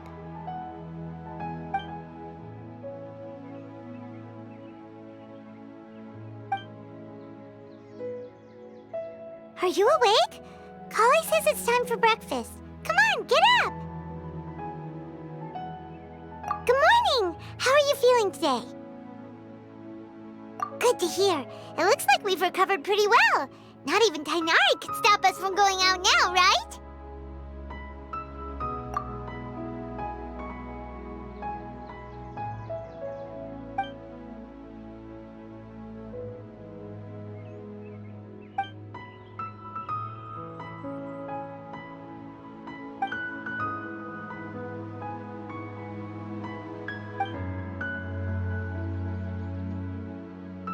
Come on, Traveler, let's go! go.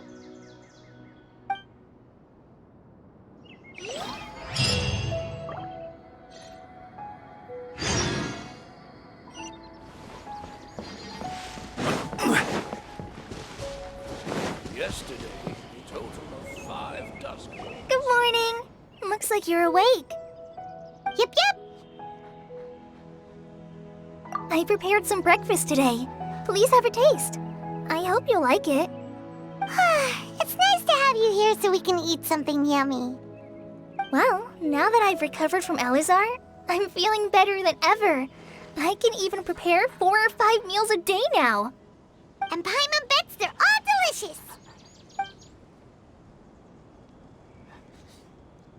Oh, by the way, someone brought a letter for you after you went to sleep last night. Nope. Paimon wanted to read the letter with you after you woke up, so Paimon didn't open it.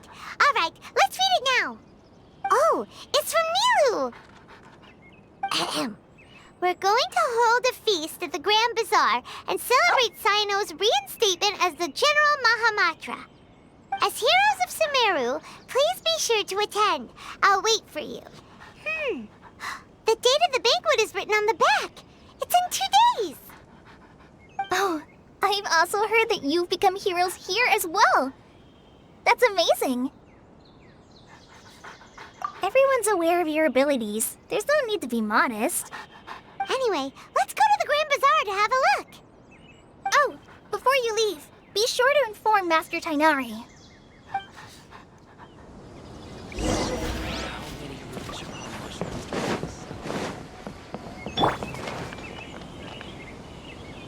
Tainari!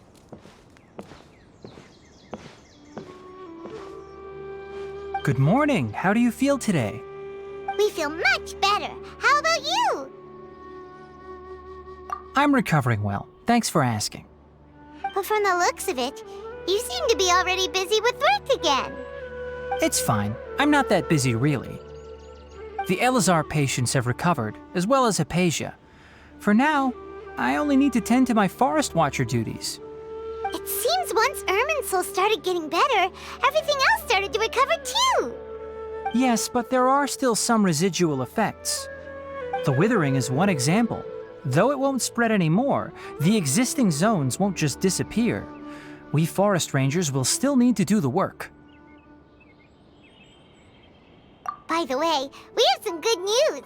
Cyno got his position back. This news is hardly new. He had already mentioned it to me before. Huh? You mean he was already here? Why didn't he come to say hi to us? He visited once, but he was afraid of disturbing you while you were resting. He just asked me a few questions and left. Then you probably already know all about the celebration feast. Celebration feast? No, I haven't heard anything about that. Huh? But didn't Nilu say in her letter that they would celebrate Cyno? He didn't tell you? Perhaps, or alternatively, he doesn't know about it either. Come to think of it, Cyno doesn't seem like the type who'd enjoy a celebration feast. You and Kale are both Cyno's close friends. Why don't you come to the feast with us? Kale has taken over some of my tasks these days. I don't think she'll have time for it. Not to mention me.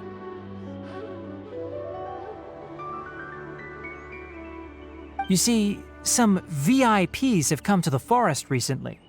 Huh? VIPs? Very important Paimons? Well, technically speaking, they are former VIPs. The sages involved in recent incidents have begun their training in the Avidya forest, and the people they had previously imprisoned have all been released. Huh? Yes, he's a little weak, but he isn't injured and his condition is stable. Lesser Lord Kusanali, in her boundless mercy, has decided to spare Azar and the other wrongdoers. Supposedly, they were ashamed of their shallow ideologies and have decided to dedicate the rest of their lives to cultivating wisdom in the Avidya forest. When they learned that Lesser Lord Kusanali had defeated the Balladeer and saved Irminsul, they were shocked at first, but also became happy, feeling that the sacred light guiding them on the path of discovering wisdom had begun to shine once again. As a result, work has increased for the forest rangers. That sounds really exhausting. There's nothing we can do, really. But that's another topic. Back to the matter at hand. Are you two planning to head out? Ah, right! We're here to request permission to head out. Would that be okay? You've recovered well. You may go, but be careful. Yay! Will do!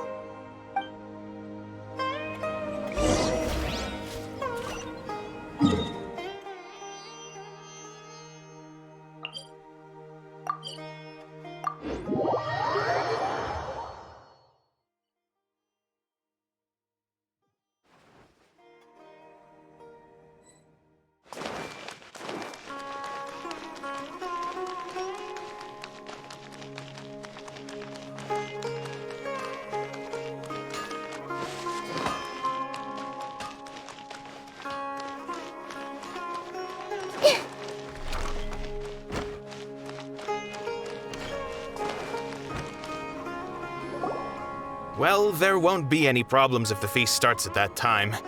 Everything has already been prepared. Mr. Zubair, I finished tallying things up here. Well, except for the guests. Is a simple reply really that much to ask of our guests? It's affecting our arrangements. Oh, it'll be fine. Besides, it never hurts to get things ready in advance. I was thinking the same thing. The feast will be held sooner or later, right? Hey, Nilou!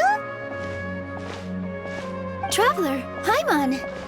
We got your letters, so here we are! You're the best! The other guests haven't even replied yet. Huh? Are we the only ones that have arrived? Yeah, I had someone deliver letters to all of our guests. But maybe everyone is still busy with other things. Look, I get it. Sumeru is in an extremely important period of transition right now, but even if your friends are important figures, they shouldn't just ignore your request like this. Nilou is Sumeru's #1 celebrity, after all. You have no idea how happy I am to talk to people with good taste. If you consider enjoying Nilou's dances having good taste, then almost everybody has good taste. Because Paimon thinks everybody will love her performance. That's right. We all think she's amazing too. Nilou is an absolute favorite among those of us who frequent the Grand Bazaar. For Outlanders, you have a great eye. Master Zubair, let's have a vote for the most outstanding audience members next time. I think these two may win. Nonsense! It is not for us to determine the value of an audience. But indeed, we could try giving gifts to people with particularly good taste. I heard there's a device in Fontaine called a camera that can record people's appearances as pictures. Such pictures would make superb gifts. Ooh, good idea. I wonder where we can find one. I don't want you giving pictures of me to everyone. I'm satisfied just being able to perform here. There's always a lot going on at the Grand Bazaar. Yeah, and that's why I love it here. Traveler and Paimon, could you help confirm if the letters were actually delivered? If for some reason they didn't receive the letters, then please tell everyone that there will be a feast here. Yeah, we can also check out how everything in Sumeru is going now.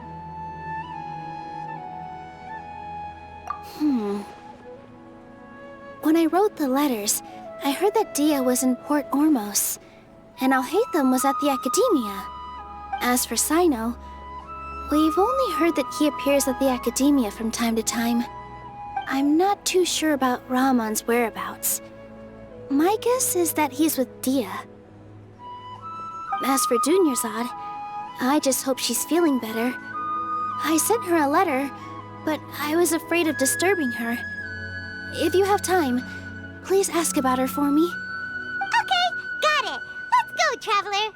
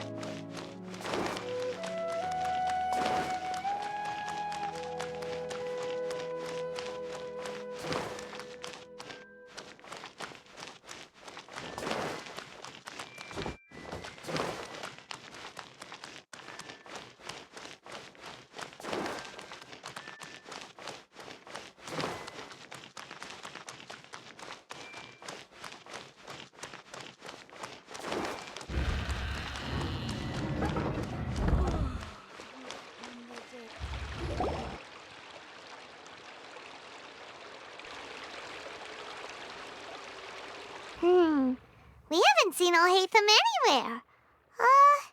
Let's ask that person over there.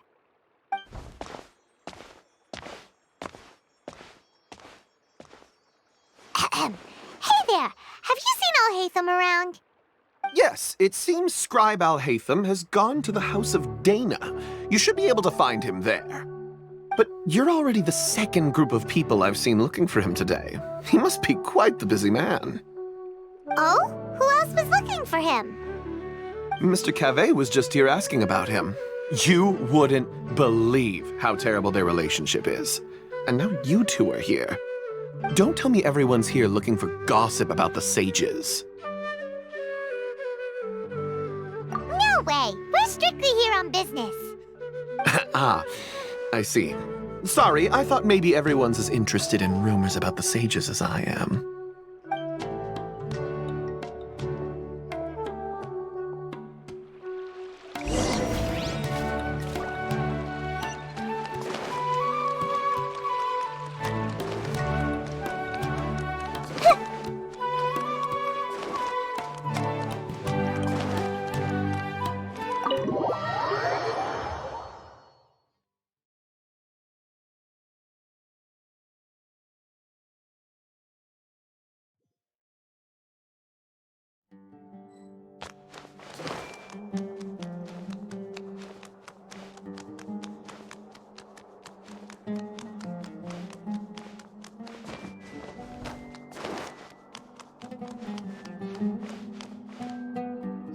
Alhaitham should be around here somewhere, right? Oh, he's over there! But it looks like he might not have time for us. Just put down that worthless book and tell me what happened in the academia. This is not just some worthless book. Do you have any idea how difficult it is to find a physical book like this in Sumeru? It doesn't matter. It's probably just another thing that you used your authority to get your hands on anyway. Just put it aside. Listen, I came back today only to hear that the sages have disappeared. Oh, you sound surprised. I thought you would already know the inside story. Would I be here asking you if I knew? You're the scribe, not me. So just tell me what you know already. Well, I almost became a sage. Huh? Oh, don't sound too surprised now. You're the renowned Kaveh, light of the Ksharawar. Besides, as a master builder and craftsman, chances are you'll be appointed as a sage too. Why do I feel like you don't really mean it? Huh. What makes you say that? Why would you question my heartfelt sincerity? Maybe it's because you've never said anything good about me before. Yeah, well, I share a similar sentiment, and anyone who knows you as well as I do would surely do the same. Oh, you... See? This is why I hate discussing anything with you.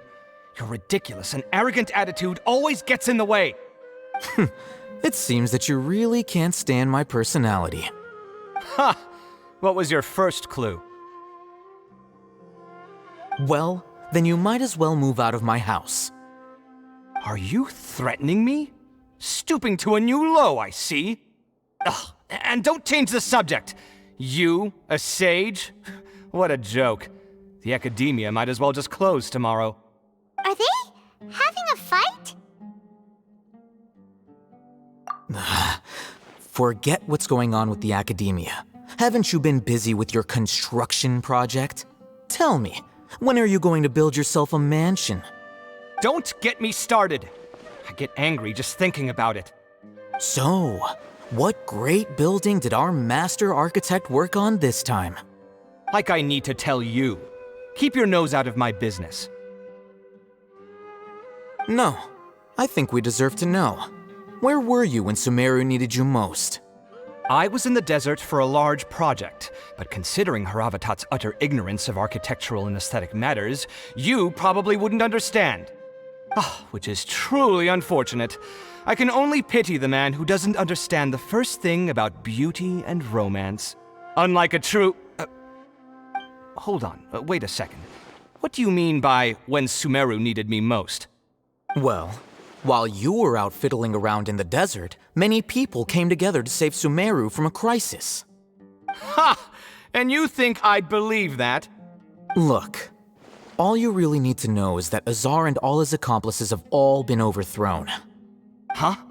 What nonsense are you talking about?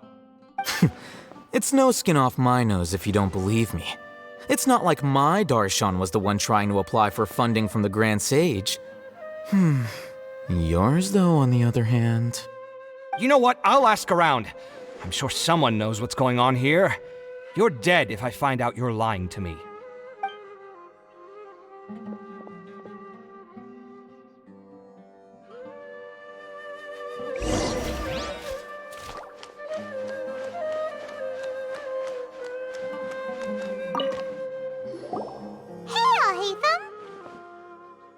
Oh, it's you two. What's the matter? We're running some errands for Nilou. Have you received her letter? Letter? Nilou said she sent out a letter inviting everyone to a celebration feast in 2 days at the Grand Bazaar. We'll also be celebrating Zaino's reinstatement as General Mahamatra. If she addressed the letter to all Hatham of the Academia, then the letter should have gone to my office.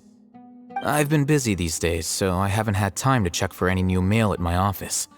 I only now have some free time to attend to personal matters. Have you always been so busy with your work? Of course not. I'm only busy these days because several sages have been dismissed recently and the whole Academia was practically turned upside down. Kainari told us they all went to train in the Avidia Forest. Apparently they will spend the rest of their lives there. That is already the best possible ending for the likes of them. 4 of the 6 great sages were possessed by their desire for power and attempted to create a new god. In order to pull it off, they even imprisoned the other 2 rational sages. To imagine such things could take place in the Academia. I don't know where to begin. Yeah, you're right. Feels kind of strange to hear them called that after all this time. But then again, the 6 great schools sounded pretty impressive too. Yes, at least that's how they're supposed to sound. It's said that when the Academia was first founded, the Dendro Archon herself established the 6 great schools, each representing one of the 6 different types of wisdom. Numerous Darshans have sprung up and faded. Only the 6 Darshans attaching themselves to the 6 great schools have stood the test of time and obtained permanent seats in the Academia. Now, the 6 Darshans are nearly synonymous with the 6 great schools, and the leaders selected for the schools are the 6 great sages. Among the 6 great sages, there is one central leader, the Grand Sage. Unfortunately, only the sages from Vahumana and Amorta remain now. They were imprisoned for opposing Azar and were only rescued after Azar's downfall.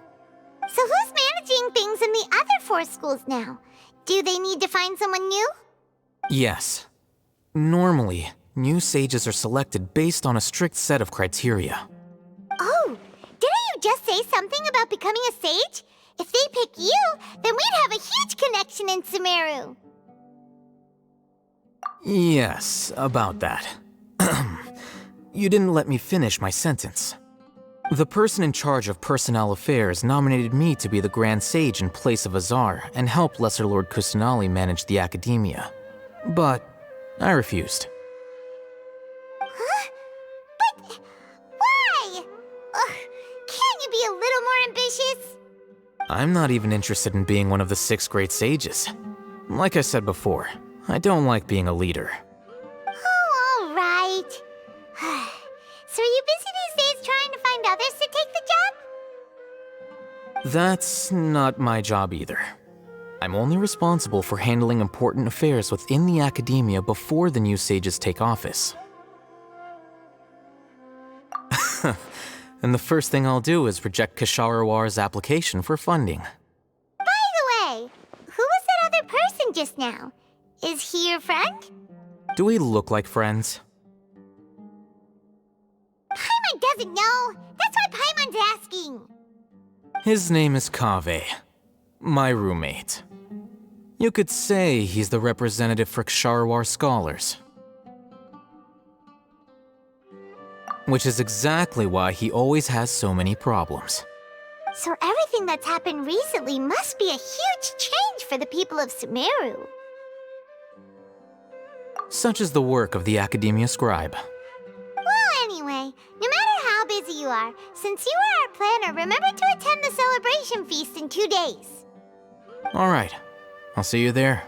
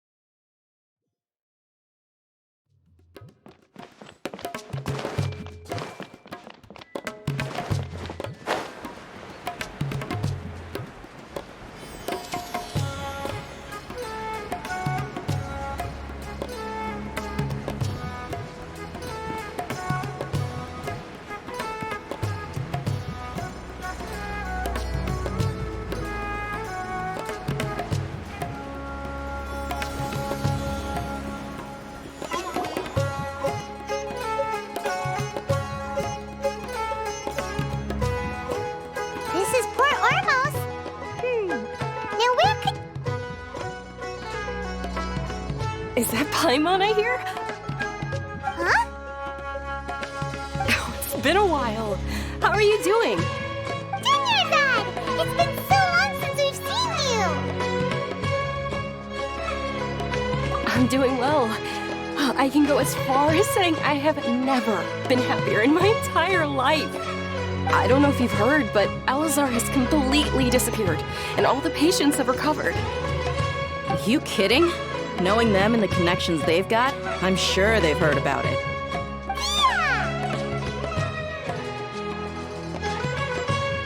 That's right. My lady is feeling better now, so I'm accompanying her for a walk. Why do you still call me that, Dia? You've already informed my father of your resignation. I guess I'm just used to calling you my lady. Old habits die hard. Resignation? You mean you're quitting? Yeah, I might start losing my edge if I keep being a bodyguard for the Homayanis. You know that my parents and I are fond of you, and that we appreciate you very much. It wouldn't be a problem if you wish to continue to be our bodyguard. I'm not a woman that's easily persuaded. You should know that by now, my lady. When I took this job, I'd already decided that I'd quit as soon as you'd recovered. It's time for me to get back out there and chase that horizon. So what are you gonna do now if you're not gonna be a bodyguard anymore? I want to take a risky job and put my body to the test again. Huh? But we literally just finished one of the most dangerous jobs ever! Are you getting bored already? I know. If I hadn't joined in that plan with you, I wouldn't have come up with this idea. I guess I still get fired up by that feeling of going all out in a fight. It made me realize that I'm still a mercenary through and through. Life is short, and I'm happy that I got to be a part of that operation. But the whole thing also made me realize that there are still many problems in Sumeru, and as a desert dweller, I'm still not completely ready to settle down on this side of the wall. Well, I remember a friend had someone bring you a message. You mean I'll hate them? I didn't expect him to still remember that. I thought he was joking. We just came from talking with Al-Haytham at the Academia. Did he tell you that he suggested that I come work at the Academia? What? I heard that Azar and his cronies fell from power, and Al-Haytham told me that now was a good time to find a job in the Academia, but only if I wanted to. Whoa. Paimon can't see you being anything other than a mercenary. Me neither. But I think Dia would look great dressed up as a scholar. Ugh, forget about it. I wouldn't last 10 seconds in there. Al-Haytham probably just liked the way I worked and knew I'm good in a fight. So he suggested I find some work in the Academia. But you know, if you take him up on the offer, Sino might actually agree and let you become a Matra. Because you're super amazing! The Matra have all the talent they need as long as they have Sino. I prefer to be free to live however I choose. In fact, I chose this job from the very start because I knew it'd be right up my alley. Even if being a mercenary means facing all kinds of danger. A lion has to return to the wild sooner or later. If anything, being your bodyguard has been unfamiliar territory for me. I don't want to see you go, but I'll respect your decision. I'm glad to hear you say that. Come on, no need for the sad face. It's not like we'll never meet again. Once the whole Dendro Archon thing is settled, everything in Sumeru will take a turn for the better. That makes me happy too. But a peaceful society will probably mean less demand for mercenaries like me. Before long, we'll be a dying breed. So I'd better get to work while I still can. Huh? But wait a second! You make it sound like you're leaving now! Well, no, not yet at least. I promised my lady I'd stick around until next week. So, have you been in Port Ormos this entire time? We were wondering if you had received a letter from Nilou. Oh, did Nilou write to us? She heard that you were seen in Port Ormos, so she sent the letter here. Huh. It was probably sent to the inn that we're staying at. My lady has been very energetic lately and keeps taking me on hikes, staying out even into the night. By the time we get back, the receptionist is usually off napping on the job. Right, and we tend to leave quite early in the morning, so the old man on duty is also usually dozing off. So what it really sounds like is that the person on duty is always asleep. I bet the letter's at the reception desk. I'll go check later. No wonder there wasn't a reply. You never received the letter. Good thing Nilou asked us to come and check on that. Sorry to make you two come all the way out here. It must be something important for Nilou to specifically write to us like that. Yes, she said they were preparing a victory feast in the Grand Bazaar, and will also be celebrating Sino's reinstatement as General Mahamatra. She was hoping you could come. Great! I'll be sure to attend. Count me in too. But is there some sort of dress code or anything for the feast? Can I just show up looking like this? Since it's being organized by Nilou, I don't think she'll be too picky about that. If anything, I think she wants to see us as our most natural selves. All right, then this is how I'll show up. The feast will be held in 2 days, so don't forget. Sure. Thank you so much for letting us know. We'll see you there. Oh, by the way, do you happen to know where Sino and Raman are? The General Mahamatra always comes and goes without a trace. Normally no one knows his whereabouts. Oh. But last time we met, he mentioned that he had something to do in Aru village. You can try your luck there. As for Raman, your guess is as good as mine. I only remember he said that he had something to discuss with Sino. You can ask Sino when you meet him. Don't mention it. You better get going. All right, on to our next stop.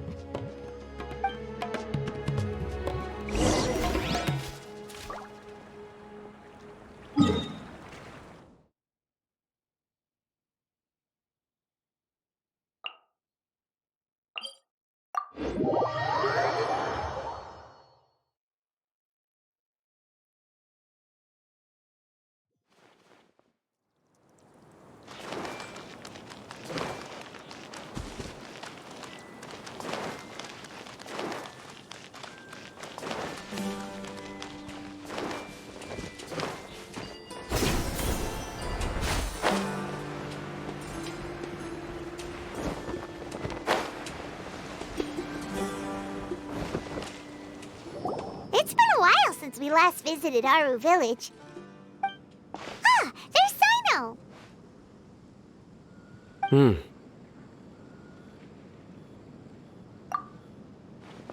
What brings you here? We recovered well, and Tanari agreed to let us leave, so now we're out and about again. It seems Gandharvaville's medical treatment is still as good as ever. And Tanari is recovering well, too. That's good to hear. Yeah, you're the one who brought us to him when we lost consciousness, right? Thanks for that. You're welcome. Tainari has excellent medical skills, and Kale is quite attentive. It was the best place for you. But why are you just standing here like a dead tree? I'm meeting some people. Oh, you mean Candace? I've already talked with Candace and the village chief. They're still at the usual place. You can go there if you'd like to see them. But you know one of the people I'm meeting as well. Oh, by King Deshret's blessing, my friend suddenly appears in the desert. Don't tell me you've run into trouble and need us to help now. Roman! And... huh? Sitaria? Oh, you know me? Oh, well, you're pretty famous in the academia. Don't worry, these are our friends. No need to be so guarded. I see. I'm doing well. Many good things have happened recently. Same here. Really, I feel that my whole life has started to shine after suddenly finding a new direction. Oh, tell us everything. Yeah, you go ahead. Alright, well, I suppose I should start by saying I've decided to leave the academia. What? It's not that I've given up on being a scholar. Instead, you could say I've found a new identity. I will no longer pursue research like a typical scholar, but I have not completely given up on my relationship to knowledge either. I can see what you're saying now. What do you mean? I plan to leave the academia and return to teach here in the desert. Wow, so you want to become a teacher? Sitaria will return to support education here and teach people from the desert. She can't teach everyone on her own, but there are many of us Eremites all over Sumeru. She came to discuss a collaboration with me and hoped that I could bring her ideas to the Eremites. Yes, it's my hope that the Eremites can help me select a group of smart people with the best aptitude for teaching. I'll teach them, and after they've finished learning from me, they can go educate more people. That is the true meaning of education and the spreading of knowledge. The people of King Deshret suffer from sandstorms, exile, and ignorance. Miss Sitaria is more than welcome to come teach here. Her arrival is like a star shining in the desert night. The stars have always guided caravans, thieves, soldiers, and travelers who get lost in the night. They lead those in the dark out of trouble and back to safety. Oh, please. Where's all of this coming from? I'm starting to feel a little embarrassed. You deserve these compliments. Mercenaries are accustomed to danger and don't fear death, which is why we recognize extraordinary actions that common people would easily overlook. Sitaria's idea will bring much good to many people. At first, I feared it was destined to fail. Everyone knows that the academia doesn't allow scholars to teach in the desert without permission. As you know, all knowledge is under their surveillance and control, and very few desert dwellers are as lucky as me. But what I heard at that time has been haunting my heart, as if there were lightning bolts constantly bombarding my soul. Sitaria, you tread a treacherous path, and the longer you ignore it, the tighter the academia's grasp on you will become. Sitaria, why haven't you gone home? Never forget that the desert that belongs to you lies elsewhere. Miss. These words sparked something in me, and I knew that I had to bring something back to my people after going home. I gathered up the courage to approach the Grand Sage, only to find that he was no longer at the academia. Lord Sino told me that Azar didn't belong there anymore. Azar has received much-needed punishment. Though, if you ask me, it may have been too light. You probably have already heard. Lord Sino helped me obtain permission to leave the academia for the desert, and accompanied me here to discuss collaboration with members of the Eremites. My plan was able to go smoothly thanks to him and Rahman. You're all doing so much for the desert. Aside from that, I also have some other business to discuss with Sino. Lesser Lord Kusanali has allocated many resources to support and develop the desert. I've done some business for her, and part of it required the assistance of the Eremites. I applied for a few batches of educational materials from the academia, and sent them to several groups in the desert, as instructed by Lesser Lord Kusanali. I believe the people will make good use of them. That's exactly what the people here need. Physical books and other related items. If it weren't for Sino and Lesser Lord Kusanali, I'm afraid we'd never be able to get our hands on them. Apart from this, the academia is also recruiting scholars that are willing to teach in the desert. I'll let you and Satarian know as soon as I have any more news. We must be persistent about this, and maintain these resources to ensure long-term effectiveness. This is the first time in hundreds of years we've had a glimmer of hope. I think this may be the turning point for the desert. Remember these words. Here lies our faithful priest, Kasala. His wisdom is a miracle among the people, deserving of high praise and admiration. I hope people with wisdom like that priest will rise again among the desert dwellers. Then we'll once again see the wisdom and glory that once shook the world. Enough about us. Are you here to discuss some business too? No, not at all. We're actually here on behalf of Nilu. Nilu wanted to write to everyone, but she wasn't sure where the letters should be sent, so she asked us to come find everyone personally. A celebration feast will be held in 2 days at the Grand Bazaar.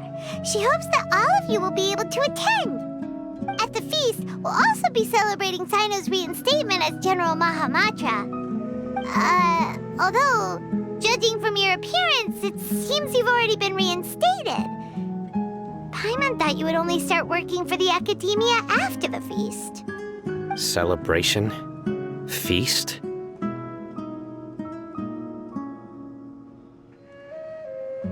It's the first I've heard of it. Tighnari was right. He really didn't know. This feast is for you, Sino. Sounds to me like you'll have to be there. It's rare to see that kind of expression from Lord Sino. You must not like feasts very much. No, not really. But I'll go. Well, I still have a lot to handle here. Besides, I need to look after Miss Sataria in the desert, so I'll have to pass. I'm afraid I won't be able to join you. Although, if you'd be so kind, please give a message to Miss Nilu for me. The message is, I'm sorry for how I treated you before, but now I understand the beauty of your dance. It's like a light shining in the sky. You and the art you symbolize are not only beautiful, but also lively and powerful, so much so that it was prohibited. Please keep dancing, and someday I'll be able to appreciate your art in person. Okay, we've got all that down. Our job here is complete as well. Oh, Sino, remember, party's in 2 days. Make sure you're there. Got it.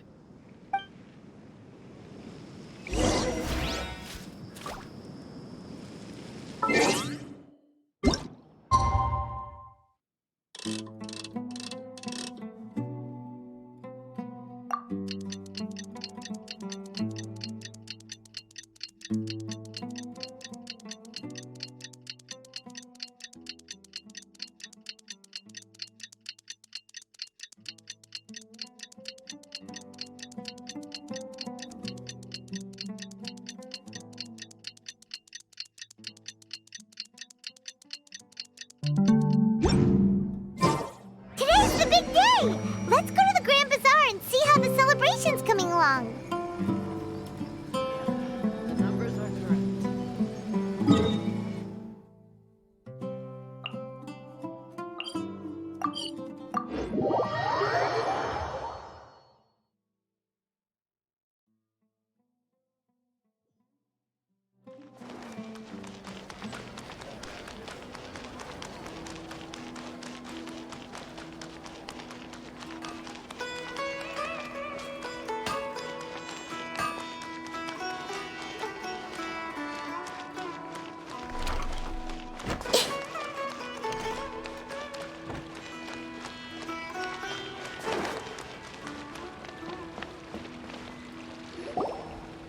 Everybody's already here.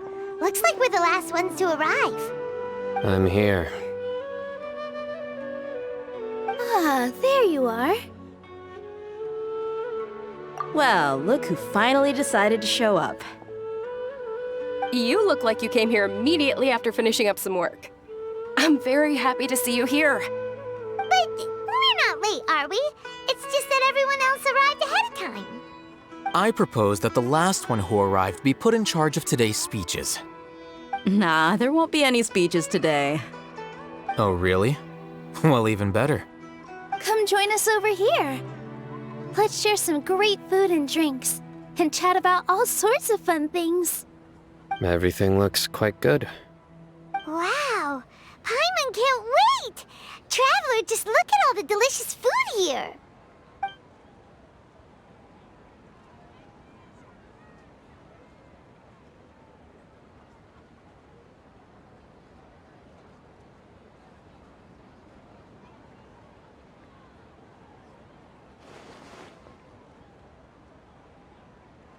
Whoa! It's so delicious!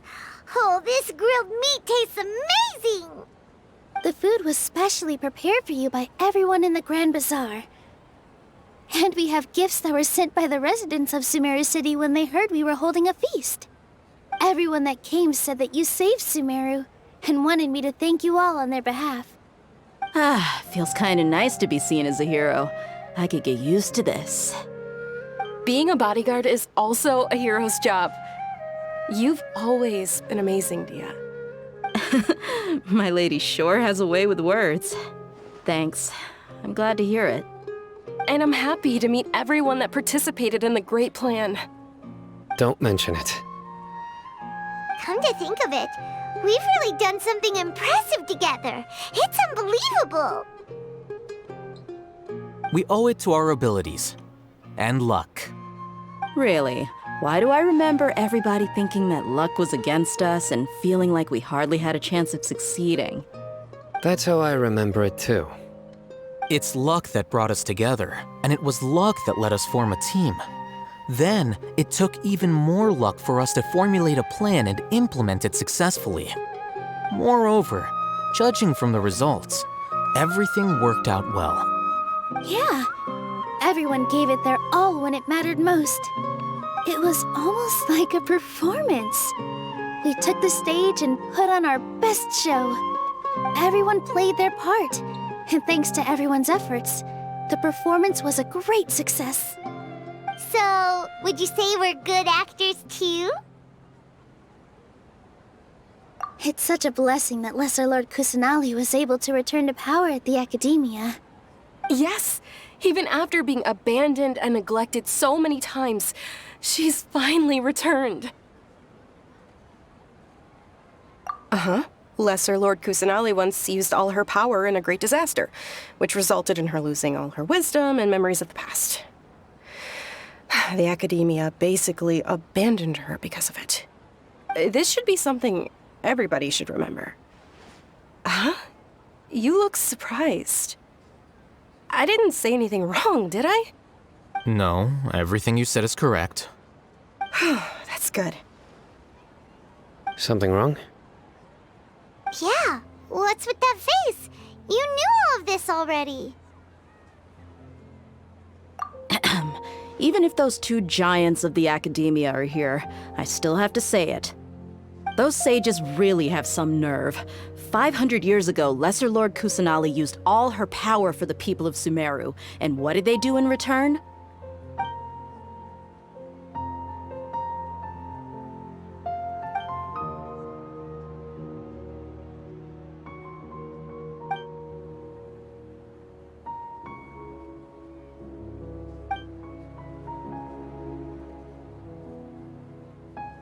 If you bite the hand that feeds you, don't act surprised when it turns into a knuckle sandwich, right, Sino? Perhaps I shouldn't say this, but their treatment of Lesser Lord Kusanali calls for a more severe punishment. You could simply tell Lesser Lord Kusanali that you wish to have Azar and his accomplices severely punished. I respect our deity's decision and won't interfere in any way. While we're on this topic, Why didn't you accept the Academia's invitation to become the Grand Sage? Are you trying to say that I'm fit to be a sage? Not at all. But every person handling the selection process has said that you are the most suitable candidate to lead the Academia right now. Why? Because he dethroned Azar from power? Could you try to put it another way? This is a good thing, yet you're making it sound like I overthrew Azar for my own personal gain. But seriously though, I always wondered if you had some personal motives behind it. I did have my own motive, but it had nothing to do with being a sage. If the rules of our nation were suddenly cast by the wayside, then it wouldn't be long until chaos ensued. I had no intention of letting their dreams disrupt my life. By that, you mean your life working as the Academia's scribe? Precisely. Wait, is that all? So, that's the only reason why you joined us and came up with all those plans? It's reason enough. You've certainly got quite the personality. You flatter me. All right then. How about you? You've already resumed work as the General Mahamatra, right? That's right. Will you be happy with that life? It's not about being happy. There are merely a lot of things that I must do. Even so, keep your spirits up and try to be happy, okay? And try to smile more every day, just like I'm doing now. Thank you. I'll keep that in mind.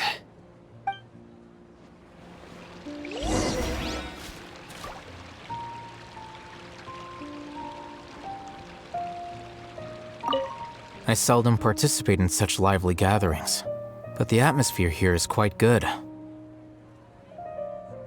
No. This gathering today has a unique meaning. The Grand Bazaar is lively because the people here feel happiness from the bottom of their hearts, unlike the farces at the Academia. That happiness is an emotion that'll be forever alien to those bookworms who have driven themselves insane by studying. I seem to have taken both keys when I left the house. Oh well.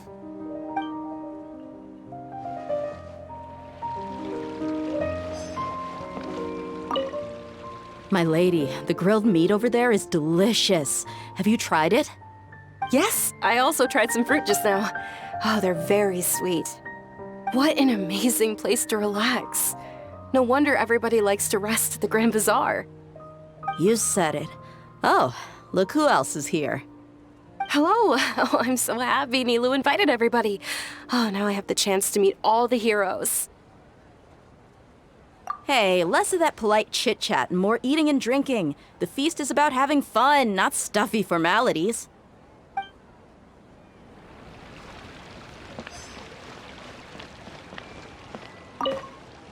The atmosphere here is good, and everything is delicious. Yeah. I don't often come to such places, but it feels quite good. I have a lot to handle these days. Otherwise, I could show you around. There's always next time. We're friends after all. This feast is pretty good. I like it.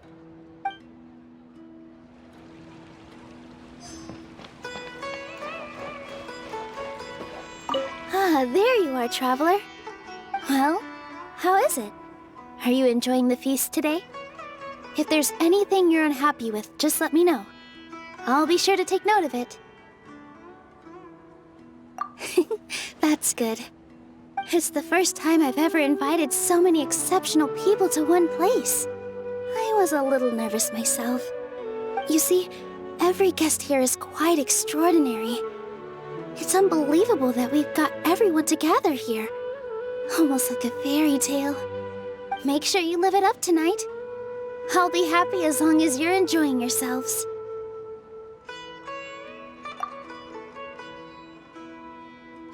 I'm honored to have her think of me this way. If I have a chance in the future, I would really like to invite her to one of my performances. I can't explain why, but I just feel elated right now. Thank you.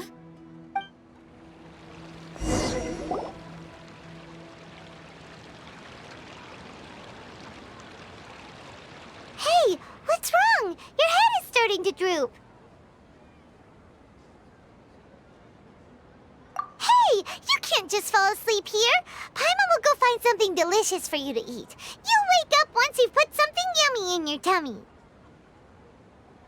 Of course, just wait here for Paimon.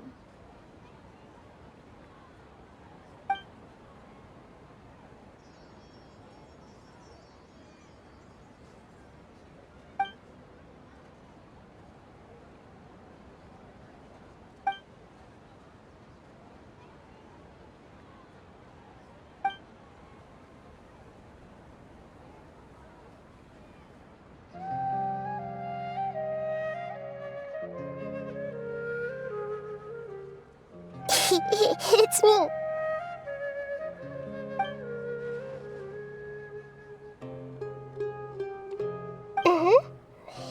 You may blame me for being a bit too self-indulgent. I was thinking about talking with you, and the next thing I knew, I had made a connection with you. The connection between us is amazing. It's like flora and the fence it grows upon.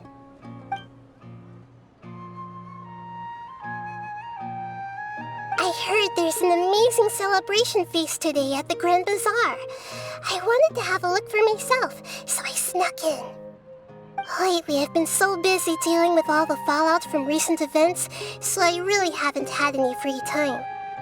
Although you've already helped me with a lot, there's still one more thing I hope you can help me with.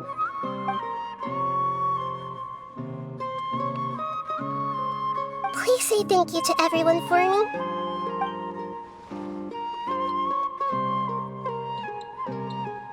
Oh, is it not convenient for you to do that for me?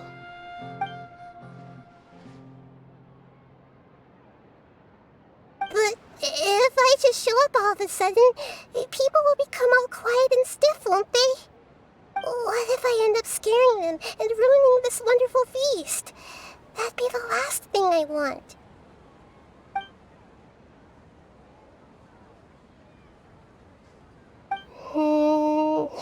Let me think about it. Okay.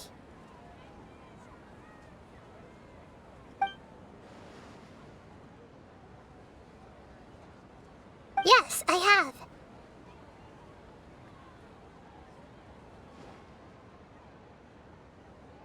You said I should go thank everyone as myself, right?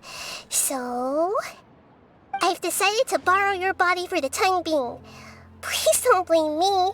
The flora also climbs up to the fence to get closer to the sky.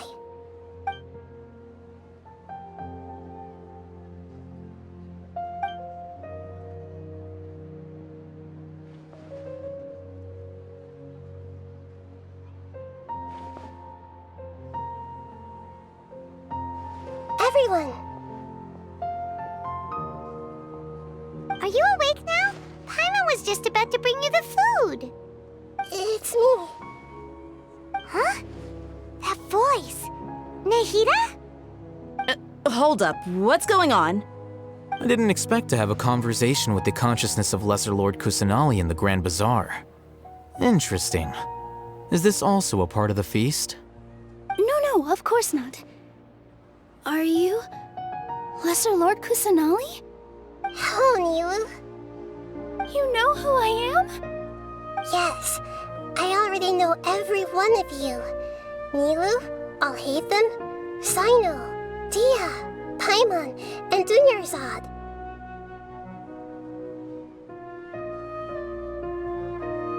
Lesser Lord Kusanali?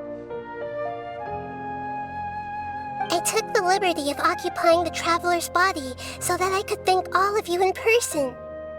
Thank you so much for rescuing me, even if that meant placing your own safety in peril and taking the risk of becoming enemies with the academia, the sages, the doctor, the balladeer, and even the entirety of Sumeru. Without you, without any of you, I would have been in a much more difficult situation. Had you not helped me to resolve the crisis, not only I, but Sumeru and even the entirety of Teyvat would have suffered great misfortune. People refer to you as the heroes who managed to rescue a god. I'm quite fond of this name. It not only explains your identities, but also bears witness to your relationship with me. Please, allow me to present to you my most sincere gratitude. Lesser Lord Kusanali, you have done so much for Sumeru, and I didn't even have a chance to do anything for you. You don't have to do this. Dinyarzad, the suffering you endured during your illness is also proof of you being with me and praying for me. Thank you. You don't need to be so ceremonious. It's always been my duty to protect you.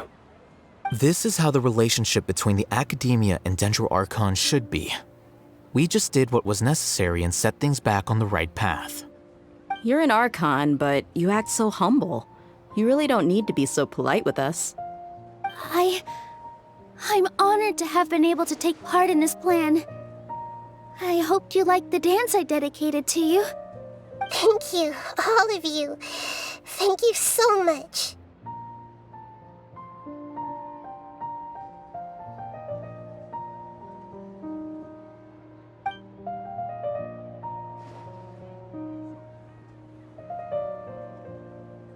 Yeah.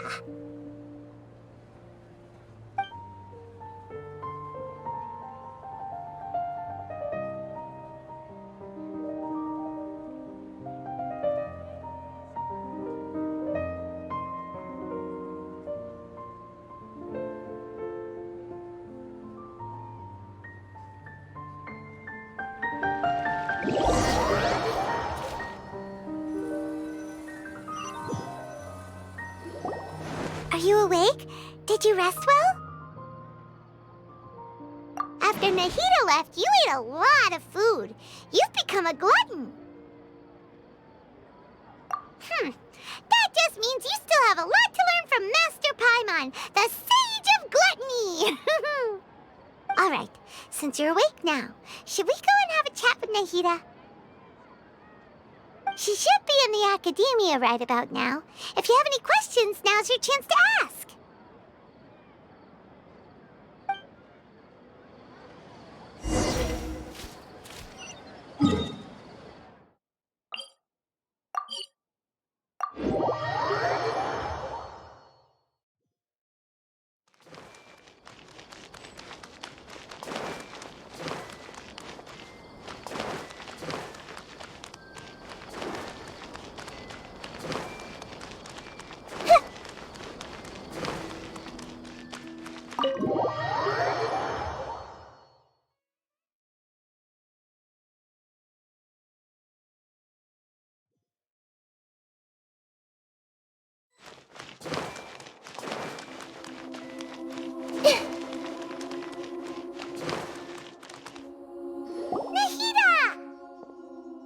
Hello, Traveler and Paimon.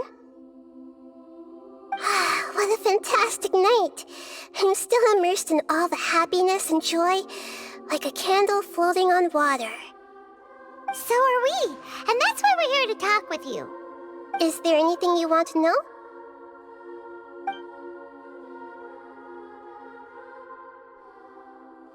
After recent events, the Akasha can no longer function as it used to. I've given it some thought, and have decided to shut it down permanently. But this is definitely not a bad thing. Even from the beginning, I've been planning to shut it down. The Akasha's centralized administration of knowledge has always restrained people's curiosity and curtailed the number of paths available to them. I don't think this is good for Sumeru. Although people may initially feel a little uncomfortable with the loss of the Akasha, they will soon understand that this life is more suitable for them. And as for the future of Sumeru, I'm preparing to regain control of the Academia. The former sages have received their punishment, but the new sages have yet to be selected. I will oversee the process personally. I hope that the new 6th grade sages will be more focused on academics. Sumeru needs such leaders more than ever. The other big issue is the people of King Deshret. All the residents of the desert, in fact. They have been mistreated for far too long. I've already taken some measures to address this. It will take some time to rebuild everything, but no matter if it's culture, friendship, or trust, we will rebuild it. You mean, what happened after the doctor put you to sleep? Not exactly. The top-ranked Fatui Harbingers, up to number 3, possess power comparable to that of gods. I was no match for him in that kind of situation. However, in spite of the bad situation, I still managed to make a fair deal with the doctor. I'm sure you remember the entity that changed your fate, the Heavenly Principles. In fact, the Heavenly Principles has been quiet since the Conria disaster 500 years ago. I used this point as leverage against the doctor. I told him that the Heavenly Principles may be awakened if I destroy the Gnosis. Although it was just a bluff, he still fell for it. I assumed that the Heavenly Principles wouldn't just stand by and let such extensive damage to its laws take place. And as for what I exchanged for the Gnosis, the exchange served as both punishment for the doctor as well as a boon of new knowledge that I couldn't refuse as the God of Wisdom. He's still in a coma. I've hidden him like how one would hide a feather. I know you have many misgivings about him, but as someone who had become a god, he has retained a number of very useful features. Don't worry, I'll keep an eye on him and make sure he doesn't do any evil. In addition, there are still some mysteries left in him. Some things may be very clear from my perspective, but he is still yet to understand them himself. His future will be determined by fate. Is that where you're headed next? Fontaine, the Nation of Justice? As far as I know, that nation operates in a judicial system. Does their Archon personally judge people? No, there's a Chief Justice in Fontaine. Generally speaking, the Hydra Archon, Focalor, won't preside over individual trials. However, even then, Focalor will still make herself present at just about every trial. It seems that she just likes to immerse herself in that sort of atmosphere. As Archon, she still reserves the right to influence the final verdict. Anyway, let's just say she's got, a very unique personality. Are you sure? Isn't there something else you haven't asked about yet? Huh? You mean... About your brother. While you were resting at Gandharvaville, I took some time to perform an Irminsul search for information on your brother. Yeah! Isn't Irminsul a repository for all the information and memories of Teyvat? So there shouldn't be anything on her or her brother. This is true in your case. Irminsul indeed does not have any information on you. However, there must be something different about your brother, because as it turns out, the world has recorded information on him after all. What? There's only one possible explanation. He belongs to this world.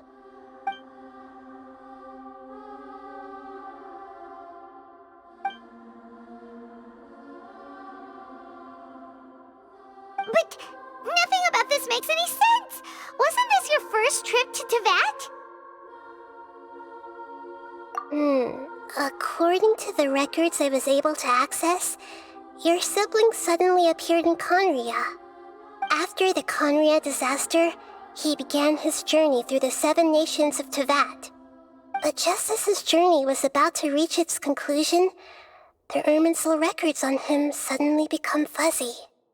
What do you mean, fuzzy? Did something happen to him?